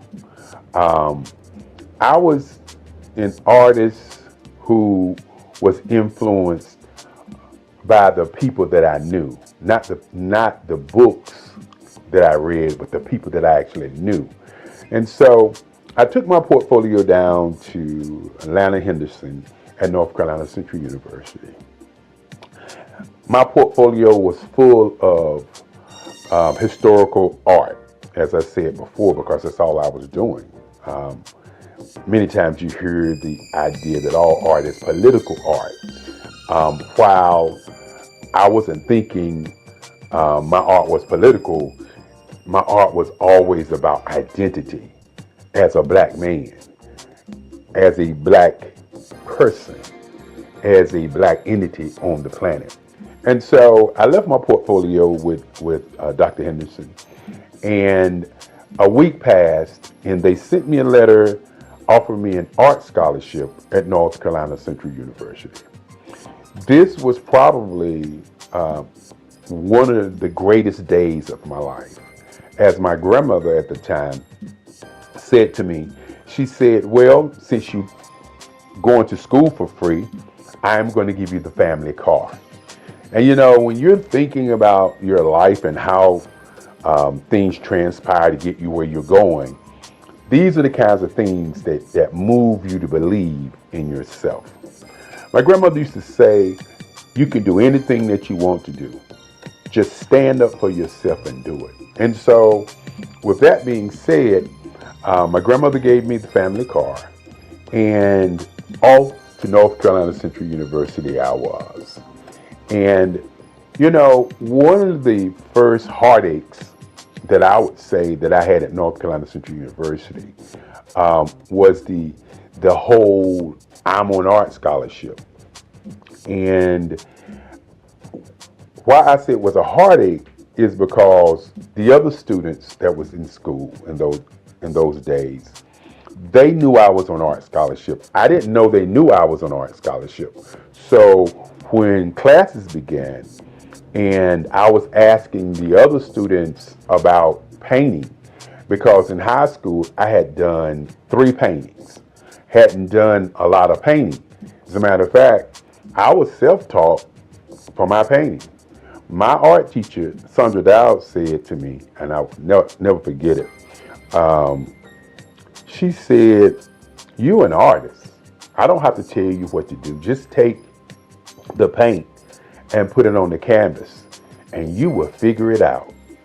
And that was my first foray into painting.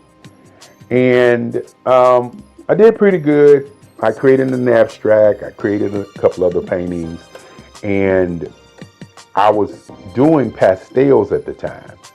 And pastels was my first love after pencil and ink pen. And so what I did was I utilized my pastel skills as a way of painting.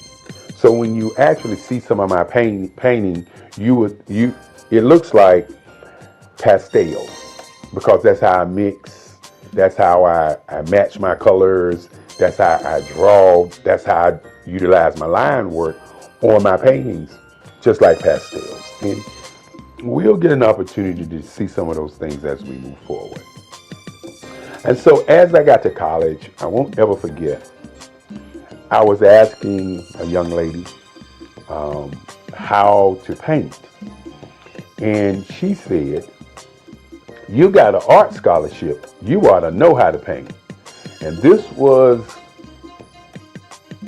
a heartbreaker for me because I came from a background of people helping people to get to where they go.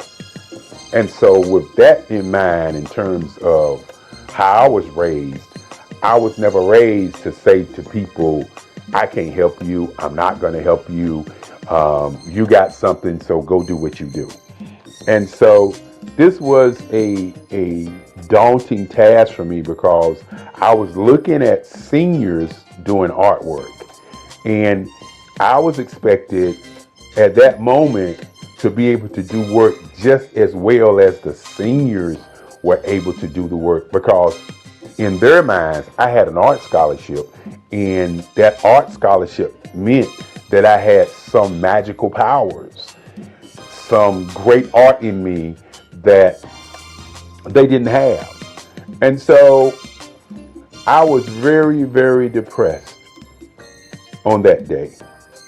I remember it like it was yesterday, because what I did was, as they laughed at me, as they looked at me with those eyes of, you know, I don't know why you got an art scholarship if you can't paint kind of feeling, I just walked out of the classroom, got into my car, and I drove home. And I sat in my house, in my grandmother's house. I sat there and I just thought, why am I going to college? Do I want to go back to college? Do I want to continue this thing called art? I wasn't sure. I just sat there and sat there and sat there. And then in the back of my mind, I could hear Sandra Dowd saying, you know, you're an artist. All you got to do is put the paint on the board and work it out. I could hear Miss Corbett saying, when I brought her the pieces of artwork, oh, this is great. I'm going to be able to talk about Macbeth today, and we're going to utilize these pieces. I could hear in the back of my mind Miss Cousin saying, when you look at Eric Kelly, he looks dumb.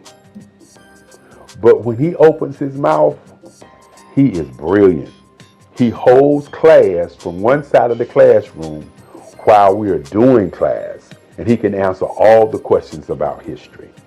And I could hear these things in my mind while I was sitting there thinking, do I even want to go back?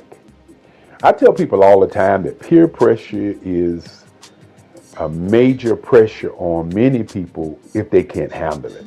Fortunately for me, my great-grandfather, my grandmother, and my moms always said to me, you can do whatever you want to do. Listen to what you want to do first and follow your dream. And so my art class was on Monday, Wednesday, and Friday. And my class that I went to was on a Monday. On Tuesday, I didn't go to art class. Wednesday, I didn't go to art class. So on Thursday, I decided that I'm going to go over there to North Carolina Central, and I was going to paint. Now, you got to understand, as a young kid, a young black man, when you're thinking about your identity, you're thinking about what you want to do, and people are pressing against you and doubting who you are and really identifying and seeing who you are. You gotta understand, you're not the guy that I am today. You are a young man who has fear, a young man who's uncertain, a young man who is asking the question, why am I here? And so on that Thursday, I went to the art department at 4:00 when I knew most of the students were not there. And I went to my board and I pulled out my paints and I started painting. And I just kept painting. And I just kept painting. And I continued to paint. I was working it out, trying to figure out what in the world was I doing. And I remember when I got to the art department and I thought about what I wanted to paint. And I painted a piece that if people saw it today, they probably would say that it's racist. If people saw it today, they would probably say, what was he thinking? What was his intent? But I had done a piece in history, in Black history class, of a slave being hung. And it showed a plantation owner grabbing slave in his hair, getting ready to put the slave into a rope. The name of the picture was I Didn't Do It. And the picture was about a slave who witnessed something that happened and told other people on the plantation, and then the master decided to hang him for talking about it. And in this piece also has the Ku Klux Klan in the back, the fiery cross in the back, and all of that crazy stuff I was doing back in that day. And I began to paint that picture. And as I was painting that picture, I could see exactly how to paint. I don't know why or what, but I could actually see how to paint. And so I was there from 4 o'clock in the afternoon, and I looked up, it was 4 o'clock in the morning. I took my sheet that we had in art class and I laid it over the piece, and I jumped in my car and I went home. And so my class was Friday morning at 11:35. And so I got to class late that day, and somebody had pulled my sheet off of my painting, and the whole entire class was standing around my piece. You know, when you are uncertain about who you are and what you're doing sometimes, and you're looking for validation, it kind of gets in the way of how you make art. And what I mean by that is, I was not looking for validation. I was looking for how to paint. And by looking for how to paint, I created something that nobody expected to come from me, because just 2 days prior, I was asking people in class how to paint. And so this has been a part of who I've always been, is the kind of person who looks at something from a perspective, and instead of asking a question, I delve into it and make a change and make a difference. And so as the kids were standing around my piece, I walked into class, and true to form, I am never been a person who is always trying to talk about what I do. As my great-grandfather used to say, great people are not people who are walking around talking about being great. They're doing great things. And so I walked in and I walked past the students, and I started to pull out my paints in my box. And one of the students said to me, and this was a moment in my life when I really realized that I didn't need validation from people in me making my art. I just needed to continue making art. One person said, "That's not yours. What are you doing?" And I turned and I looked at the student, most of us seniors, and I said, "It is mine." I said to them, I worked on it from 4 o'clock until 4 o'clock yesterday morning. And then one of the students just said, "I just can't believe it." And I just turned and began to work on my work. This has been what's happened to me in art all my life. It's never been about me looking to be a great artist. It's always been about, what is the identity? What is the intent? Why do I draw? What about this practice that I have? What about this museum that I have that makes me continue to draw and paint? And so in college, it was very, very interesting after that time as I created my first piece. And then all of a sudden, the other students start asking me questions about how I did it. And that was more important to me than anything else. Not that I did it, but being asked how. And as I said before, I utilize my artwork or utilize my painting as as I was doing pastels. Pastels was my first love. And once I got to college, I had to begin to think about what my identity, what I was going to do in art. Was I going to be doing figuration? Was I going to be doing scenes? What was I really going to do? And I remember Carlisle, who was one of my teachers. And Mr. Carlisle, I remember Mr. Carlisle. And Mr. Carlisle was a teacher, an art teacher, who said to me, he liked the way I was doing large pieces. And that large pieces was something different from what the other students were doing. And so what I decided to do was to try to figure out what kind of artist I wanted to be. You know, I opened up talking about identity and intention. And I'm going to talk about power and color and emotions later. But what kind of artist was I going to be? And so Mr. Carlisle and Kennedy and some of the other teachers decided that they were going to take us art students to Washington, D.C.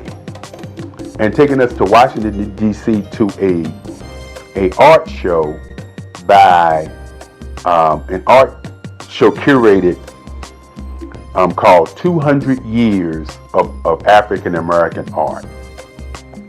And you have to understand that in those days, the information that we got was just so powerful.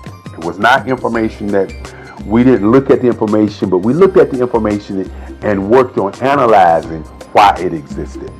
And so had an opportunity to go to Washington, D.C. There was over 85 pieces of artwork by different artists from all over the world. And that's when I first saw Aaron Douglas. I had known about Romare Bearden. I had known about Ernie Barnes because Ernie Barnes came from Durham, North Carolina. And I knew about Ernie Barnes because of Good Times. And I knew about Ernie Barnes because he went to Hillside, that same high school that I went to. And many times when we were drawing as young kids, we would always get, you try and draw like Ernie Barnes. That's Ernie Barnes. That kind of like Ernie Barnes. And so my mind was like, I didn't want to be a copy or a duplicate of any other artist, but I wanted to know what these other artists were doing and who they were. And then I ran across a man by the name of Charles White. And this is where my entire existence was shook. Because I believe that art is the expression of how one feels. And we walked into this big room. And on this room was a mural. And this mural looked like I drew it. It looked like my work. Mr. Carlisle said it. Mr. Kennedy said it. And I was looking at it and I was like, how can this be? How can this man's work be like my work? And who in the world is Charles White? And so this was a journey to kind of discover who he was, why he drew the way that he drew, what was the political part of the kind of art that he was doing. And more importantly, in those days, some artists was doing something that they call today super realism. And that's what Charles was doing. Charles was drawing these pieces with asymmetrical lines, and the line work was just so awesome. And so after discovering Charles White, I began to study Charles White. And of course, I was always studying Ernie Barnes. And so I had to figure out what I was going to put in the art canon. Was I going to continue to draw these kinds of pieces like the Charles Whites? Was I going to continue to draw the pieces like Ernie Barnes?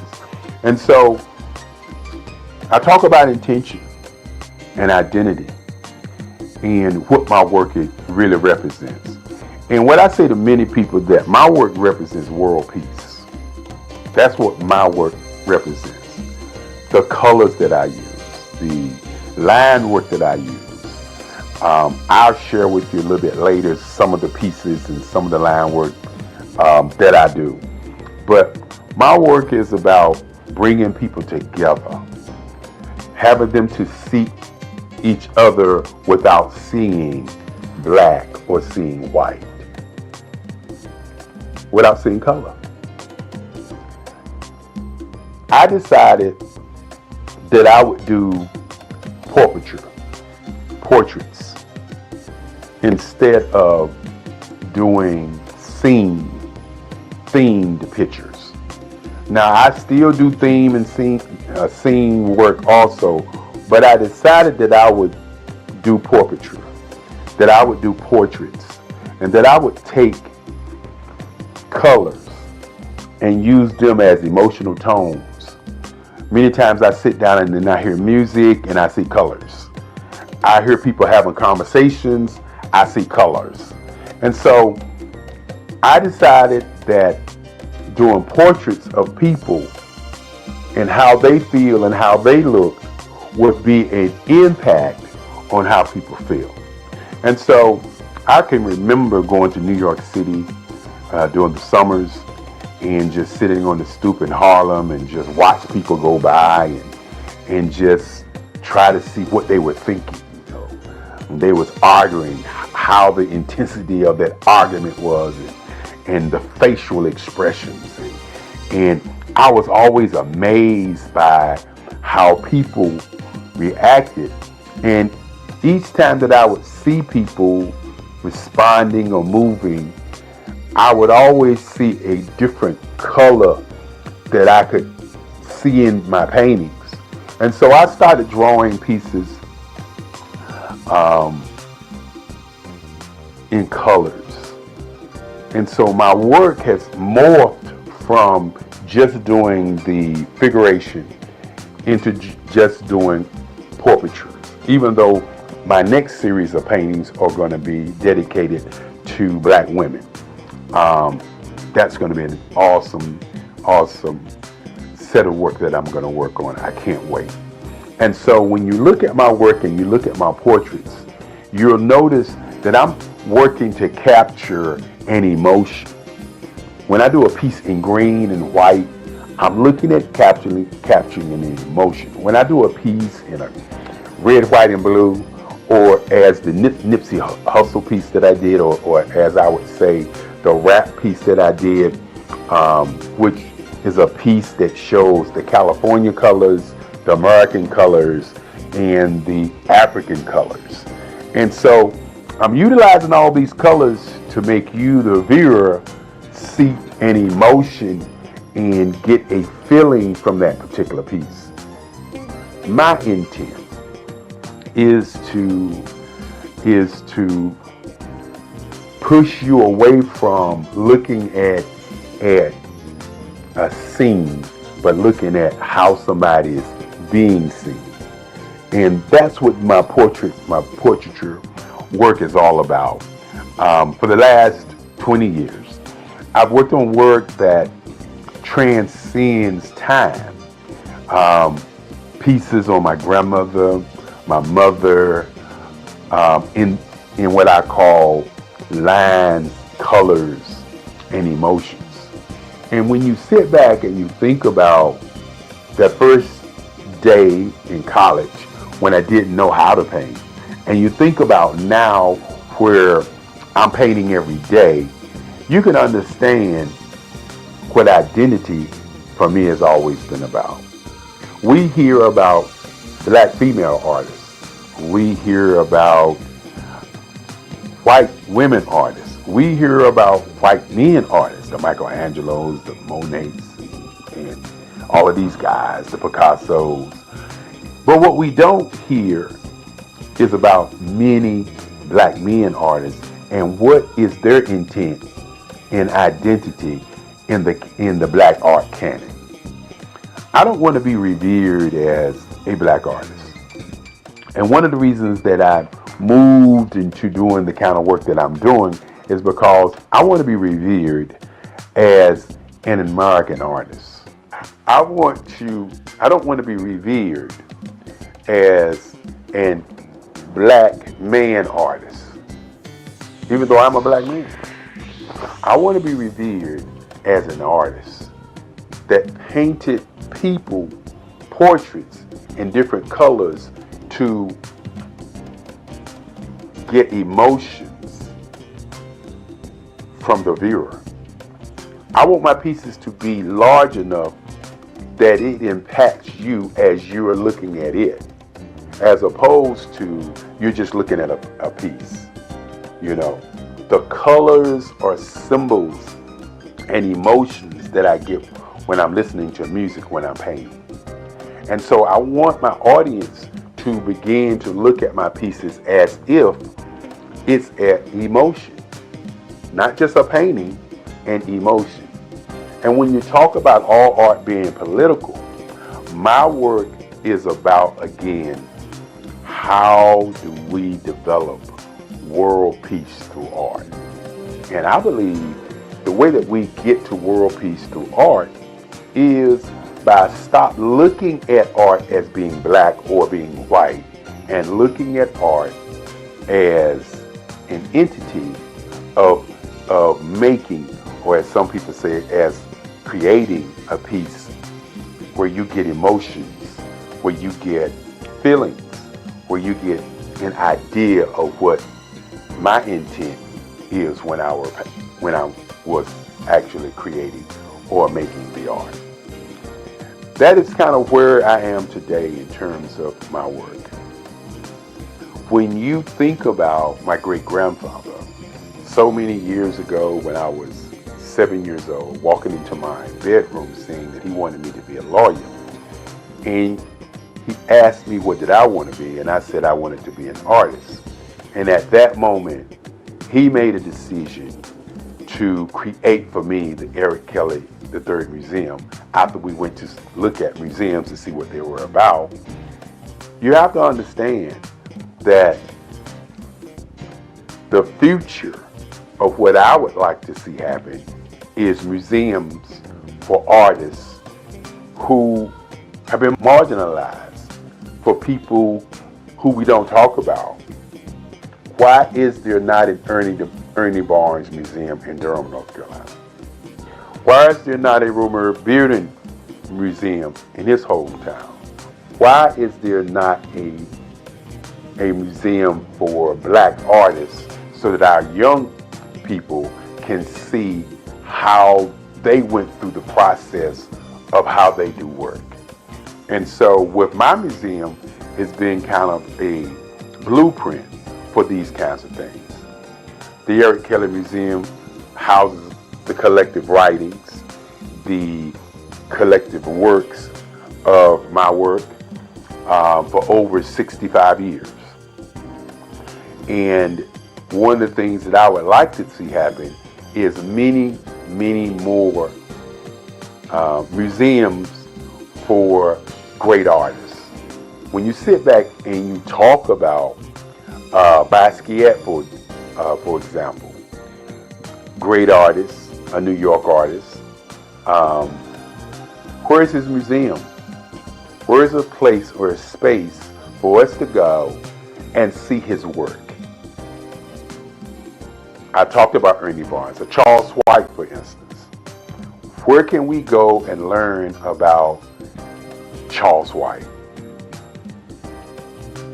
Another gentleman, and I could go on and talk about the Kendi Wiley, who's doing awesome work, Lisa Butler, who's doing awesome work, Mark Bradford, who's doing awesome work. We can go around the country and around the world and see the Van Gogh Museum. We can see the Richard Steele's work, Clifford Steele, work. We can see all of these white artists around the world. Museums.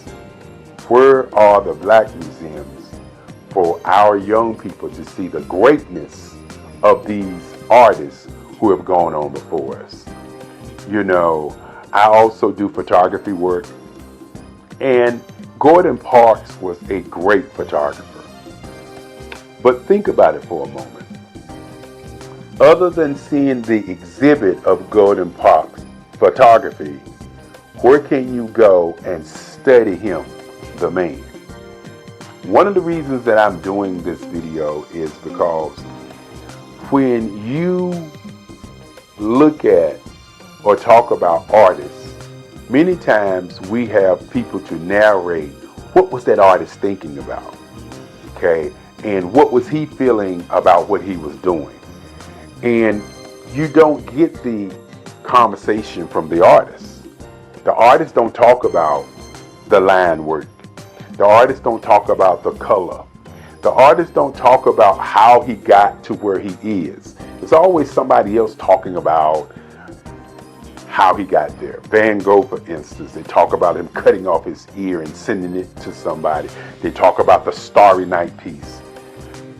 From their perspective, they don't talk about, or we don't hear Van Gogh say, well, the reason I did Starry Night because I was depressed and I just thought tonight this was a piece. I was studying to do these kinds of things, and this is how the Starry Night happened. We don't get that story. So you really don't know the intent. And so I want to do a conversation about the intent of my work. My portraits, my lines and my colors are put together in a way to pull from you an emotion of how you feel about people on the planet. My pieces are human landscapes. I want you to look at my work and see the lines as the age of the people who I'm painting. When I talk about sitting in North Carolina on my stoop, or sitting in New York City, or going to Chicago, going to New Orleans, going to California, and going to all these different places and watching people, I want you to understand that I'm watching people to see how they move, how they react, how they respond, what makes them them. And so when you see my work, you may see a piece and say, that looks like this person, or that looks like that person, or that looks like this woman or this man. Well, what I do is I watch people and then I create the feeling that I got from those people. So while my pieces may look like certain folk, in my mind, they are sending out a message of emotion, feelings, and ideas and presence. And that's my intent. My intent is not to just paint pictures and you like them. My intent is to pull something from you deep down. My pieces are spiritual. The lines sometimes remind you of African mask. The lines remind you of lights and darks. The lines remind you of energy, of hope and presence. That's why I do the work that I do. Now, I could easily do figurative work. I could easily do scenes. But I had to ask myself one question. How do I do something that's going to be different, that's going to stand the test of time and say Eric Kelly III was here? And this was his work. This was his style. This is what he was thinking as he did artwork. And so as you look at my work, my earlier pieces, as I said before, were historical pieces, historical places in time. And then you look at my work now, you'll notice that I've morphed into doing work that brings about that whole emotional feeling from you to the work. And that's where we are today.